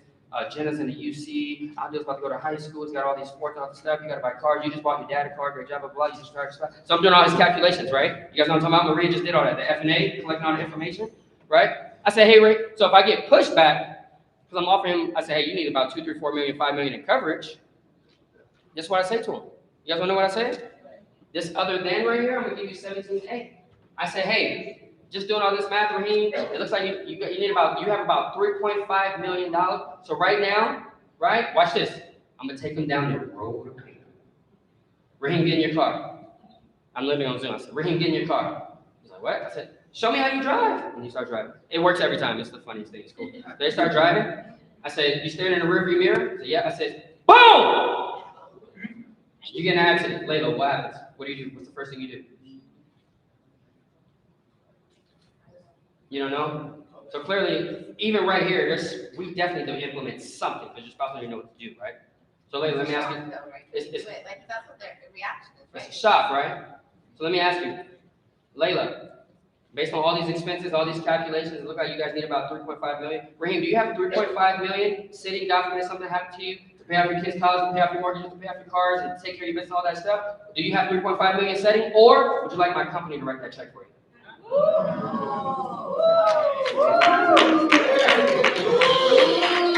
That's 17A. So let me sum it up for you. do you have, right, X amount, just in case this happens, when this happens, or, Eddie, would you like my company to write that check for you? You want my company to write that check? All right, great, let's find out if you qualify. But here's the truth, 30 to 40% of the people that apply, they actually get declined. It's not because of me or you, we gotta find out if you qualify. So again, I know you guys are excited, and I know you kind of, in your feelings right now, just in case something happened to Raheem. So I can't guarantee anything, but let's just find out if you qualify. Sounds good? Awesome, great, done. Next one. Got this room quiet in here, Florida. They don't even know what to say. I can hear a pin drop, right? Yeah, I love this one. You're doing okay on your own, but how much better do you think you could do with a financial coach?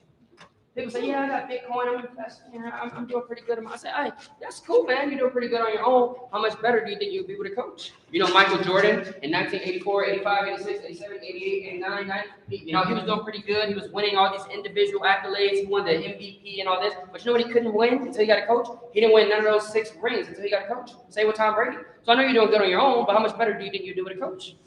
I can do sit-ups in my living room all day, but I need to go to the gym. I need my trainer because I ain't gonna do it by myself. You know what I mean? Y'all with me in this room, right? All right, cool. So my point is, how much better do you think you do with a coach? I would love to be that coach for you. Let's find out if you qualify to come into business with me. Sounds good? Awesome. Next. Okay, I love this one. All I need you to do is fill this out real quick. Sounds good? Awesome. I love this one. We're about to have some fun. You guys ready? Look to your neighbor and say, all I need you to do is fill this out real quick. Sounds good? Awesome. Now look back at your neighbor and say, all I need you to do is fill this out real quick. Sounds good? Awesome. Okay. All I need you to do is fill this out real quick. Sounds good? Okay? Awesome. How many of you guys feel like in a day and a half, you pretty much got everything you need to go be successful? All right, so you guys feel that way? Okay, great. So all I need you to do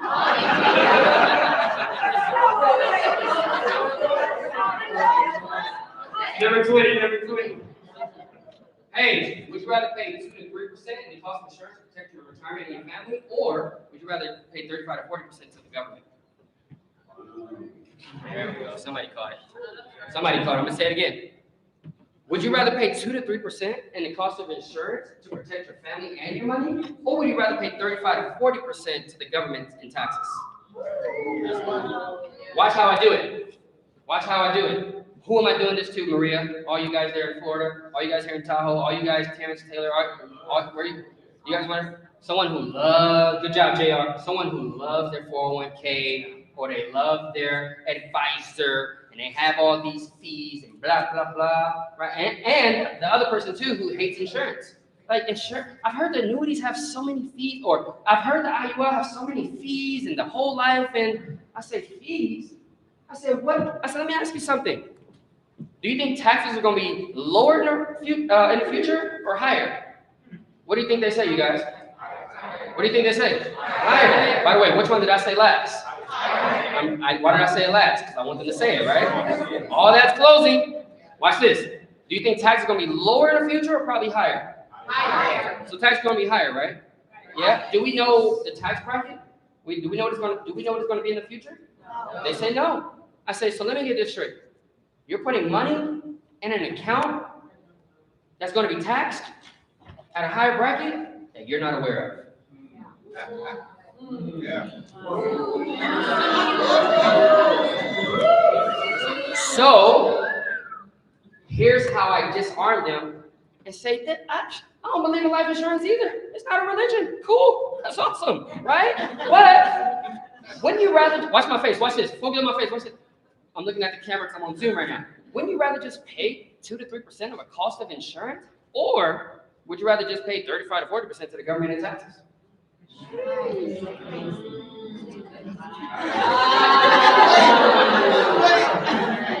2, 3, 4, 5 plus 5. You know what I mean? Like, the math ain't mathing. I'm gonna say math with 2 F's. The math ain't mathing. As my son says. You know what I mean? So what are we doing? The heck with insurance. I'm taking the attention off of insurance. I'm using insurance so I don't have to pay Uncle Sam, who I never met. Never sent me no presents for my birthday. Uncle who? I'm being funny, but I want you guys to take that serious. Past that. Wait. Bro, I don't believe in life insurance either. It's not a religion. It's all good. But wouldn't you rather just pay 2 to 3% the cost of insurance to protect your money and your family? Or would you rather just pay 35 to 40% to the government in taxes? Don't worry, I'll wait. Hello? All right, you guys got that one? You guys feeling that one? I tell you, that's it. Where's Kobe at? Guys, I need some video going in front of me. I need some video. These things are way too good. I both of you guys, maybe angles all. Good job, Matthew. Everybody say, what's up, Matthew? You guys, Matthew has some of the best pictures of you guys. It's freaking awesome. It's gonna be great. All right. Next one, 21. Almost done. We're going to 25. Next one. Last slide. Hey, is the safety of your money important to you, or would you rather just cross your fingers at retirement? There you guys got that? I said, hey, they're like, well, I don't even know how it's going to perform and blah, blah, blah. And the market's pretty good right now. I said, hey, man. You guys with me? Is the safety of your money, what is it? Is the safety of your money important to you, or would you rather just cross your fingers at retirement? Well, I don't know about you, but I've been watching Capitol Hill, this administration, the last one, and Israel, and that, and then I'm watching all that. You know why? Not because I care about them, I care about my money. And when they acted funny, my money looked a little lonely. So I'll say it out loud. Instead of putting my money in the government's hands, terrorist this, World War III pending that, blah, blah, blah, I'm going to put it to where I ain't got to think about none of y'all. Thank you. You guys did it? So my point of these closing lines is transferring the energy behind them when you're on Zoom. Using it, which is transferred to them telepathy. Okay? Next one. Almost out of here for lunch. If I can show you a way to recover your losses in your retirement account with a free signing bonus, obviously that's something you want to take advantage of, right? That's a good one. Because you know what? So many people losing money in their 403b, their 401k, their IRAs. Hey, no, what? You lost $50,000, Sheila? Oh my goodness, that's crazy. Well, I'll tell you this, I can't guarantee you anything, but if I can show you a way to recover the losses with a signing bonus on your retirement account, obviously that's something you want to take advantage of, right? Eula said, heck yeah. Where do I sign? And we signed her up. She rolled over some money. Eula, has that account made money? It's made a lot of money. Oh, okay, wait, hold on. She made money when I lost money on 401k. Oh, okay. You guys can clap for her. That's awesome. Inconvenience or not. That's awesome. All right, cool. Next one. 24. Swerve. Listen, I don't even know how to count. My staff don't know how to count. Everyone don't know how to count. Hey, guess what? The company will still pay you $1.5 million if you can't count. Okay? We went from 21 to 23. Now we're back to 22. Let's do it. All right? It's awesome. Let's just roll with it. Let's just do it. All right? If I can show you a way to turn your annual income into your monthly income, obviously that's something you'd be open to, right? I got on Zoom the other day with this guy. He's making about 150 grand a year. I said, man, that is crazy. He said, I know, right? I said, yeah, because you live in LA. I don't know how you live on that. He says, what do you mean? I says, man, I make that every month and I'm struggling. He said, you mean every year? No. I make that every month and I'm struggling. He said, how are you struggling? I said, because my best buddies are making $300-400 grand a month. And they're younger than me. His name is Matthew. Guy making $400 grand a month. I don't know, I'm living on 150. His wife is telling my wife to get all these nannies and all this. I ain't got his budget, man. He's like, what do you mean? I said, man, I just hired a doula. I don't even know what that means. I know a eula. I don't know what a doula is. I just hired a night nanny, and then we hired a midwife. I said, honey, I told you I'm a committed man. I only got one wife. She says, honey, it's not. I don't know. All this comes from this guy named Matthew because his wife and Sandra doing all this, and now they got my wife spending all my money. 150 grand a month. I'm like, dude, maybe Team Prolific start recruiting more and selling more and doing better. Maybe I'll invest a bunch of money in them and throw a contest and we take them on a trip. Maybe they'll do better and they do better. I do better. We all do better. So obviously, that's something you'd be open to, right? The guy was on Zoom like this. I said, bro, are you okay? Is your Wi-Fi down? I thought he was going, anyway. You guys into this fun? But I'm not kidding. I heard this guy, Elon, say, I make $50,000 a month. I was making that per year as a school teacher. I said, sign me up. You guys with me? Yeah, man. By the way, let me tell you why you won't use that, because you haven't made that type of money. Coach, is easy for you to say because you make that money. Now. Now, I came up with these clothes 10 years ago. I had to say it for 10 years to make the money now.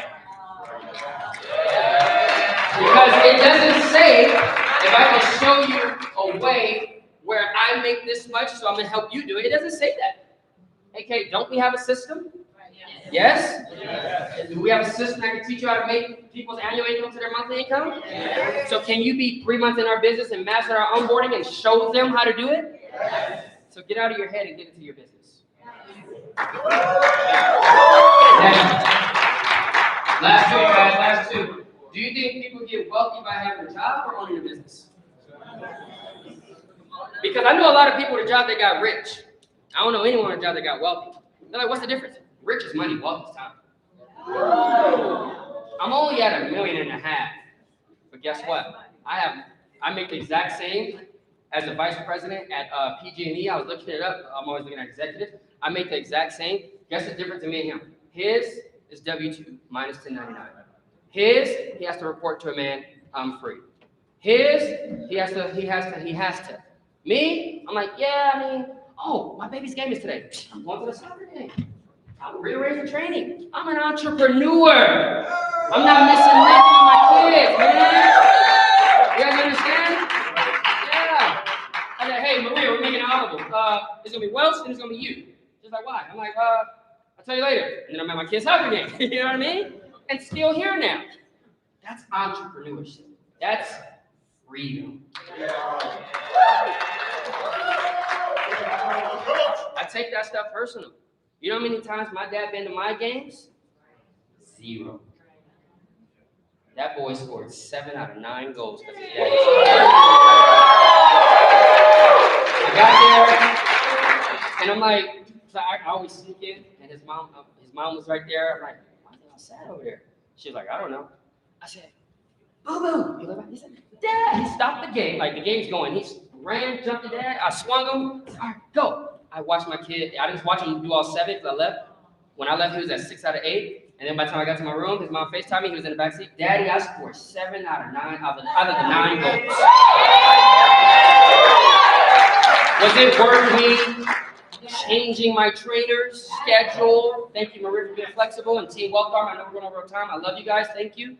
But that's freedom. You understand? This man, I'm going to go deep now, was seeking validation, seeking someone. Come on,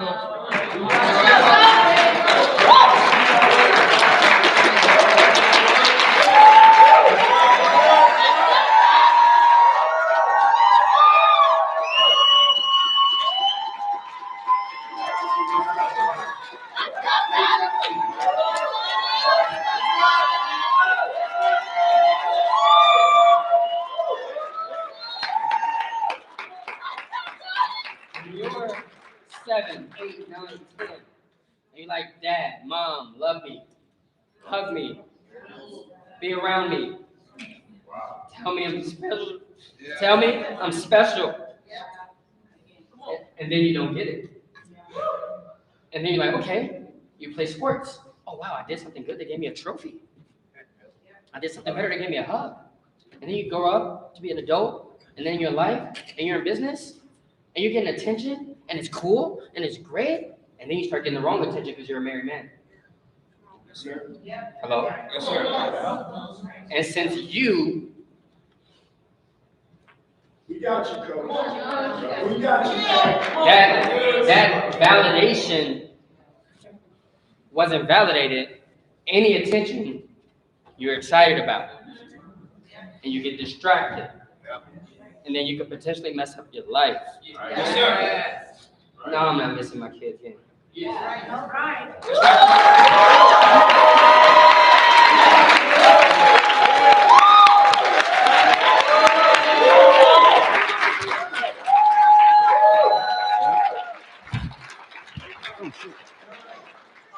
And the best part is, he'll never know the difference.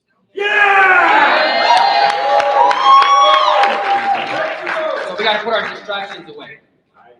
So let me tell you something about the devil. If he can't destroy you, he'll distract you. We got to put distractions away when they're small. You know why David had to kill Goliath, a giant? Because he was not David, because the first king of Israel was instructed to kill the Canaanites, men, women, children, and babies. Because God knew what was in that bloodline. The bloodline of the giants of the past. The rebellious people from the flood. That bloodline was still going. He said, Moses, go clean all that up. Send these people in there, go clean all that up. And King Saul didn't listen. He says, well, we took out the Philistines, not the Philippines. We need villages in Monica here. Not the Philippines, Monica. We need one. King Saul said this, Lance. We took out the Philistines.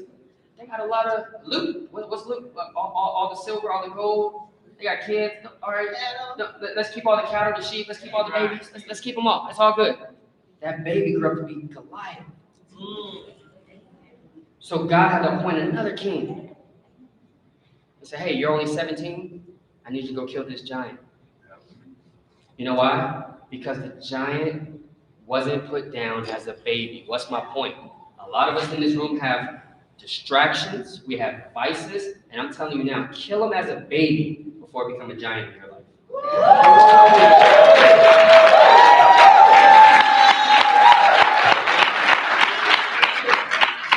Last one. You guys got me up here feeling like I'm on The View. Okay. Last one. Last one. Would you rather put your money in the bank or where the bank puts your money?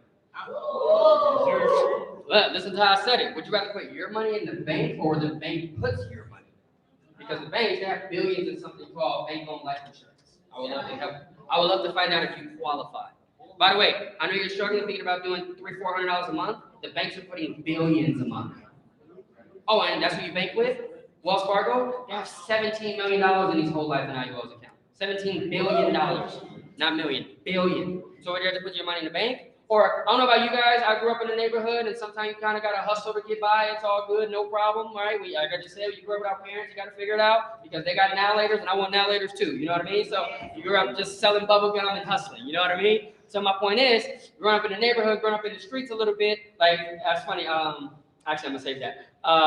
There's a movie, one of my favorite movies by Denzel Washington. It's called American Gangster. You guys ever seen it? You know what Denzel mastered? He cut out the middleman. Man, I'm gonna go over here and get this myself. Meaning, we don't need the bank. Let's go straight to the insurance carrier ourselves. Let me do it again. Meaning, we don't need the bank. Let's go straight to the insurance companies ourselves. Let me do it one more time. You guys are okay. We don't need the bank. Let's go straight to the insurance carrier. And you know what? ABC. I'm gonna stop right there.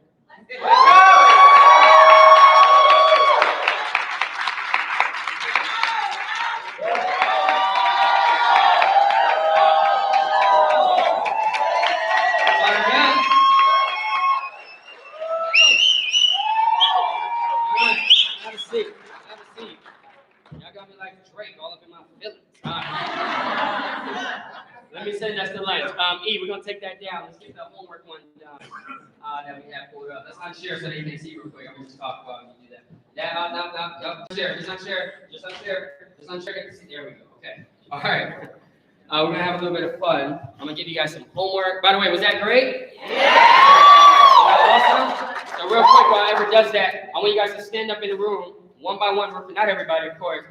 Don't raise your hand, just stand up and give me your number one takeaway from all those 25 closes. Ready, set, go. Who's first? What stood out to you? What was your favorite one? When are you going to use it? Et cetera, et cetera. Right? 3, 2, Sindel. Distractions, kill him as a baby before he becomes a giant. Ooh, distractions. Kill him when it's a baby before it becomes a giant. Trust me. Who else? Stand up, Keach. Are you familiar with the 7702 tax-free retirement plan? Are you familiar with the 7702 tax-free retirement plan? It's a great one. Who else? Would you rather increase your savings commitment, or are you looking to reduce your goals and dreams in retirement? Ooh. Ooh. Next. Would you rather put money in the bank or put your money where the bank is there? Put R. Say it again. Would you repeat after me, Tiff? This is good. I got it. Would you rather put your money in the bank or where the bank is there? Hour. Say hour. Our money? Yep. So watch this. Repeat after me. Would you rather put your money in the bank or where the bank puts your money? You see how that's the psychology. Because let me tell you what they thinking. Where they putting my money? Like, it's a real thing, right? It's psychology. Next, whoever, Cynthia. What's the most important thing in your life? Your family, right? Your family, right? Doesn't it make sense to have protection on the most important thing in your life? Absolutely. That's good. That's awesome, Cynthia. Trav. What is more important to you, helping your boss build their wealth or helping your family build their wealth? Oh, Florida, y'all better stand up too. I want to get 5 from y'all too, so be ready. I'm about to unmute y'all on Zoom. Who's next? Brian. Other than.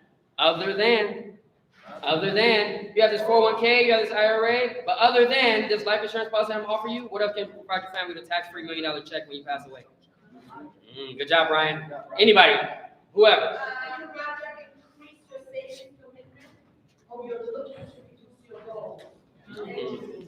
That's awesome. I love that one too, Dr. Bridget. Sandy, and then Cindy. That's a good one. Good job, Sandy. Cindy.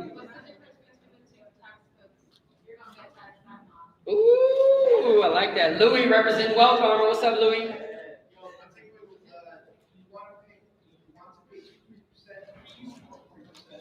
Ooh. Would you rather pay 2 to 3% in fees or 40% in taxes? That's a good way to just summarize it, huh? E. All I need you to do is fill this out real quick. Sounds good. I love it. Next one. Who else? What's your name, brothers? Juan. Hey, let me tell you something. Juans do well here. We do. All right. Just throwing that out. Do you have X amount saved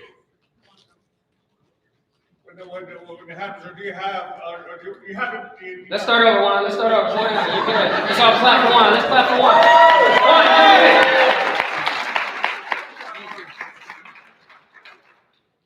Do you have enough money saved for your family finances, or do you want my company to pay for it? There you go. You guys heard him? Say, hey, Juan, you got all this mortgage behind you, got all this car, you got all this credit card debt, you got all this student loan debt. Do you have $2 million ready to sign? Oh, I'm sorry, do you have $2 million ready to get to your family if something happened? Or would you rather my company write that check for you? That's a good one. Tiana. Oh, okay. Nichelle. This is the sub of what you said, 12A. Do you want compound interest on $500 or on that $500? Or $6,000. That's right. That's good. Jada.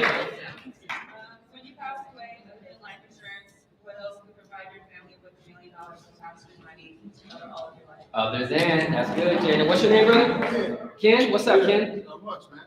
Hey, do you feel comfortable giving advice to people you don't personally follow yourself? Serena. That's good, Ken. Mine is, do you know when you're going to pass away? No. Oh, sorry. I'm always in sales, girl. I was ready for you. Hey, let's get Florida unmuted real quick. That was good though, Serena. Desiree.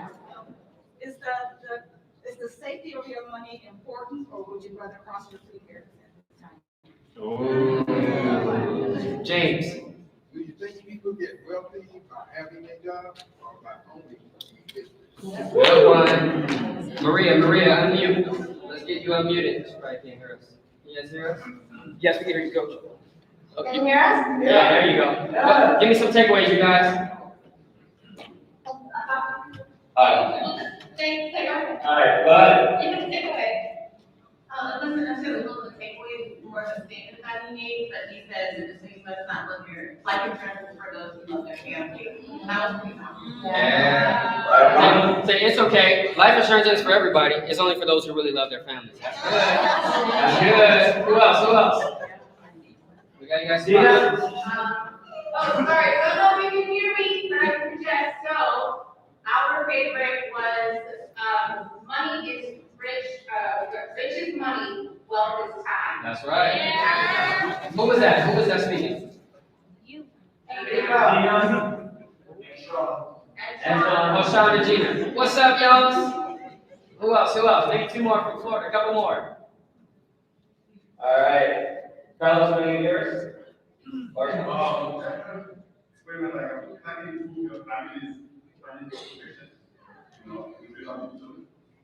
I can improve your family's financial situation, would you allow me to do it? That's good, Carlos. Carlos and Luis, I'm just going to tell you guys because I love you so much. A students always sit in the front. One love. One love. What's up, Juan? What's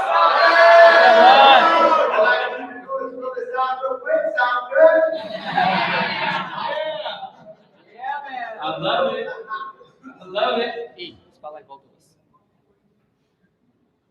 One more. Would you rather pay 2 to 3% to the insurance company or 30 to 40% to the government?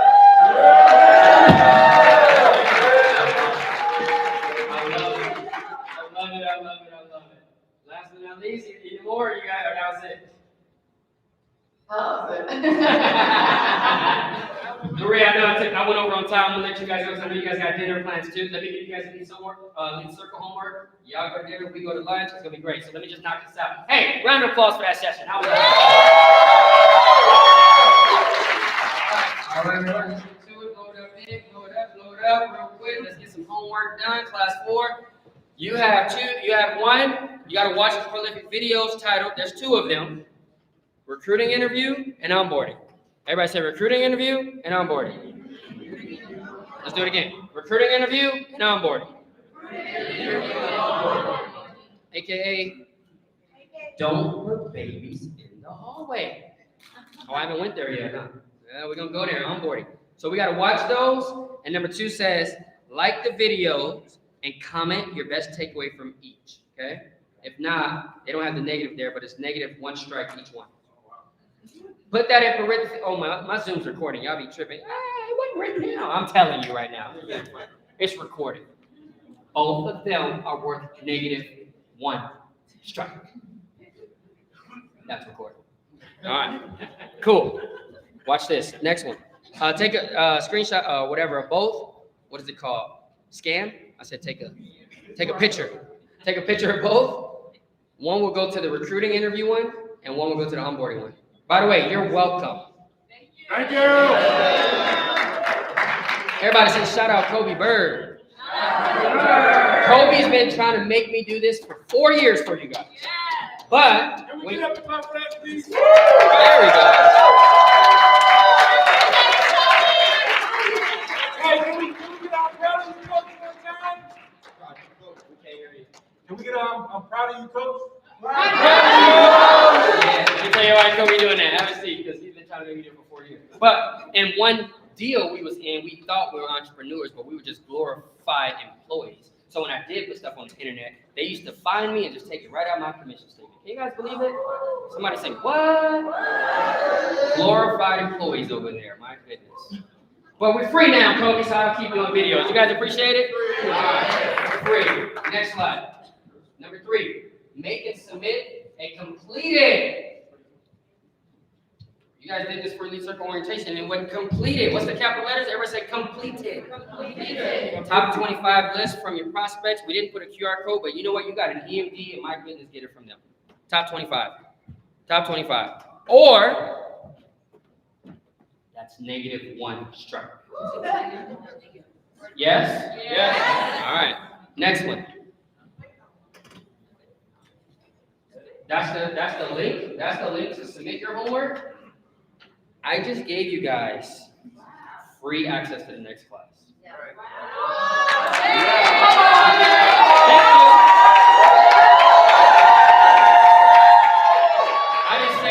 I didn't say recruit. I didn't say submit. I didn't say. I want you to spend time on these videos. Matthew Welsh, watch this. He did a great job today. Watch this. If I ask you right now how to recruit or close or prospect somebody, you forgot already. True or not true? And if you haven't, come on stage right now in front of everybody. Now, let's do it. right? So my point is, watch the videos. Therefore, you, okay? And it's one of those YouTube accounts that it's not like monetary. We're not making money from it. It's unlisted anyway, which means it's not public, which means it's not for me to like make money on you guys viewing it. It's not public, it's unlisted, so it's not, okay? And I'm not saying, people have those things in their head, I know they do. Oh, coach just want us to put him, like, no, like grow out of that. Can we all grow out of that? And I'm not, no one's ever said it, but I know human nature, you know what I mean? And like, grow up. I'm sorry for trying to help you make $1 million. What was I thinking? Shame on you. Shame on me for trying to get you 50 million because 1 million times 50 is 50. What was I thinking? For giving you something you can listen to on your way to work, on your way to wherever. Okay, you're welcome. All right. Ready? Anybody want to go to Cancun?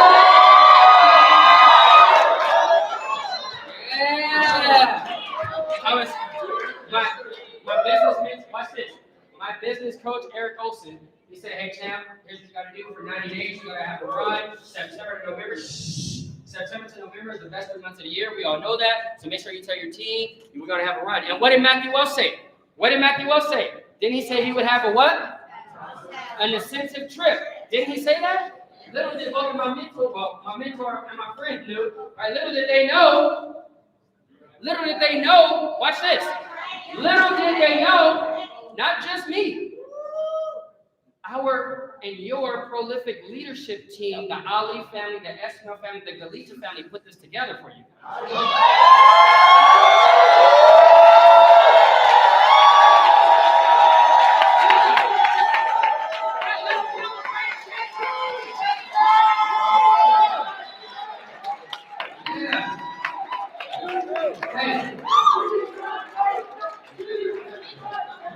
So, if you're going to be in Cancun with us, somebody say Mexico. Mexico. Say Mexico. Somebody know what tune I was just doing. Right? Hey, who's ready? And I would just say, I'm so proud of the Mexican representation on our team. Anybody ready to go home? Say, let's go home. Now remember, my name is DeJuan, right? Juanito. What's Juanito? Is Little Juan, though, right? I'm big, right? Let's call me Big Juan. Big Juan. Juanito. Watch this. Hold on, watch this. I'm gonna pull my wallet out of his pocket.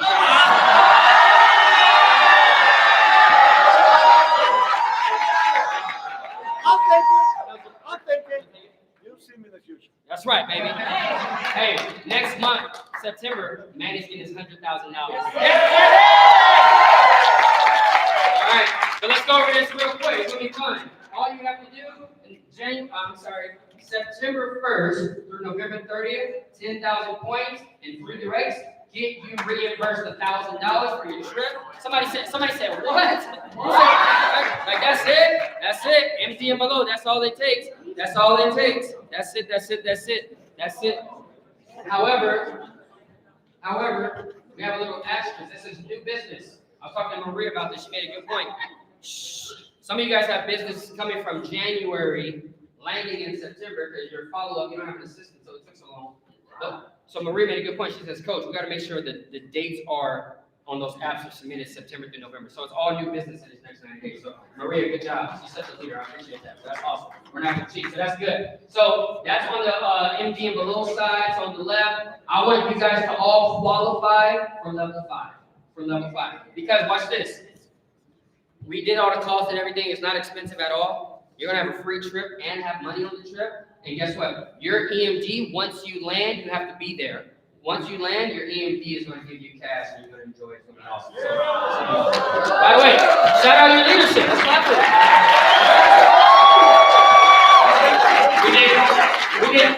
We did the same thing for Hawaii. Eric Olson started us doing this way 10 years ago. We've been doing it this way ever since. And I know most companies, here's the truth, most teams don't do that. But whatever Eric Olson does, we do. So we're all doing it. And you know what I love about our team? Our team's in alignment. I didn't even run this by Brian at all. But Brian, you cool with it? You see what I mean? I'm spending his money, you know what I mean? But really, am I spending his money or am I investing his money? Is it good for Walter and Karen Jenkins to invest in their team? True or not true? Yeah, right? Lana, did I run this by you, but are you down with it? Keith, did I run it by you? But you're down with it? Lance, Look, Lance already got 2 thumbs up, so let's go do it. So we can't wait, right? We can't wait. And if you're in Texas, you're in Florida, you're in that side, it's a straight shot, so it's gonna be awesome. It's gonna be awesome. SMD baseball. We talked about SMDs. Who are my SMDs? John and Liz Hernandez, Mark Capuche. We have a couple different SMDs. Guess what? Since you're an EMD in training, you're just a second away from taking it. Guess what? With a higher contract that you asked for, comes with higher responsibility. So guess what? Who's on John and Liz's team? I saw Lori right now. What's up, Lori? So Lori Washington's gonna qualify, right, Lori? So Lori is in my base shop, but she's not under me, not directly. She's under John and Liz, who are SMDs. So Lori qualifies for $1,000. Her SMD, John and Liz, are going to give her $500, and then I'm going to reimburse her $500. So SMDs, you want to be an SMD? It's time for responsibilities. So we're going to split these reimbursements. All right, let's clap for that, by the way. Hey, it's going to be great. Guess what Monday that is? I always do stuff on Mondays where you got time off. You're welcome. That's Martin Luther King Day. So guess what? If I'm you, I know me and my wife, we're going to fly in the Thursday before. No one else. We're gonna fly in the Thursday before. We'll probably stay a few days after too. But I love, get your passports now. Get it expedited. It's a long wait. But by the way, I want to properly recognize the person who did all the research on this, and that's Layla Esmith. So thank you.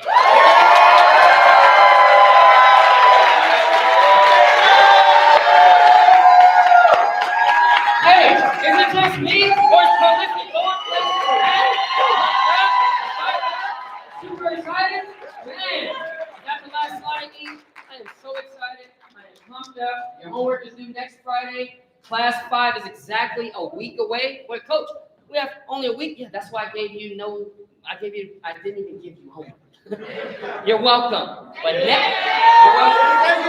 next Saturday, here's the truth. Half the room won't be there. That's the truth. Because you're stricken out, no problem. But I gave some of you guys who did strike out, can I tell you guys what I told them to do to stay in the class? They got to do it by tomorrow. I gave it to the end of the month. I said you got to do what Matthew was saying. You got to do DDR, which is double-digit recruiting. No? 5th, next Friday. Because class 6 is the 20th. And you're going to have homework on the last class to end the Life Insurance Awareness Month strong 10 days later. You guys get it? Remember, everything Coach do is methodical and it's in sequence, okay? Always remember that. I don't just randomly do it. And we make adjustments. I hope you guys adjust too, okay? Awesome. But yeah, so next class is next Saturday. The last class is the 20th. It's going to be awesome. With that being said, you guys, Florida, go to dinner. Prolific, real quick, let me break us down. I'm so fired up for lunch. Real quick, let me pray for our food. Father God, please bless our food. Bless us to be vessels, making nutritious for us as we are fulfilling a mission of bringing people closer to you. Through what? Through our opportunity. We are a faith-driven company, and we're so grateful that you chose us to be leaders in this room to go shepherd your people. In the name of your son, Jesus, we pray. Amen. Have a good lunch, you guys. I'll see you guys in 90 minutes. All right, guys, real quick. Hey guys, make sure you grab all of your things, right? EMDs, if you're planning on making lunch plans, you can do it in the hallway. Get all of your things because they need to clear the room, right? So get all of your stuff. Okay, by the way, be back in 1 hour, 3:30. 3:30. Get all of your items, guys. Don't leave anything behind. 1 hour. Don't be late, please. We're going to wrap up recognition. Don't be late. 1 hour, 1 hour, 1 hour. Hold on 1 second, 1 second. Yeah, we are. Stop that right now.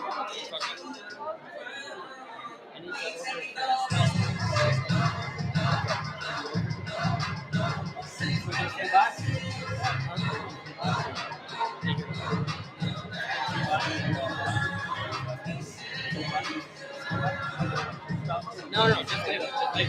Layla is hopefully. I'm going to talk to her.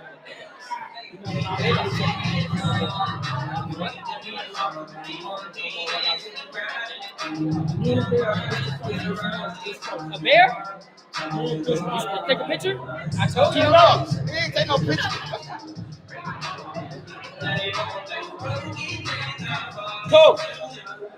Kobe.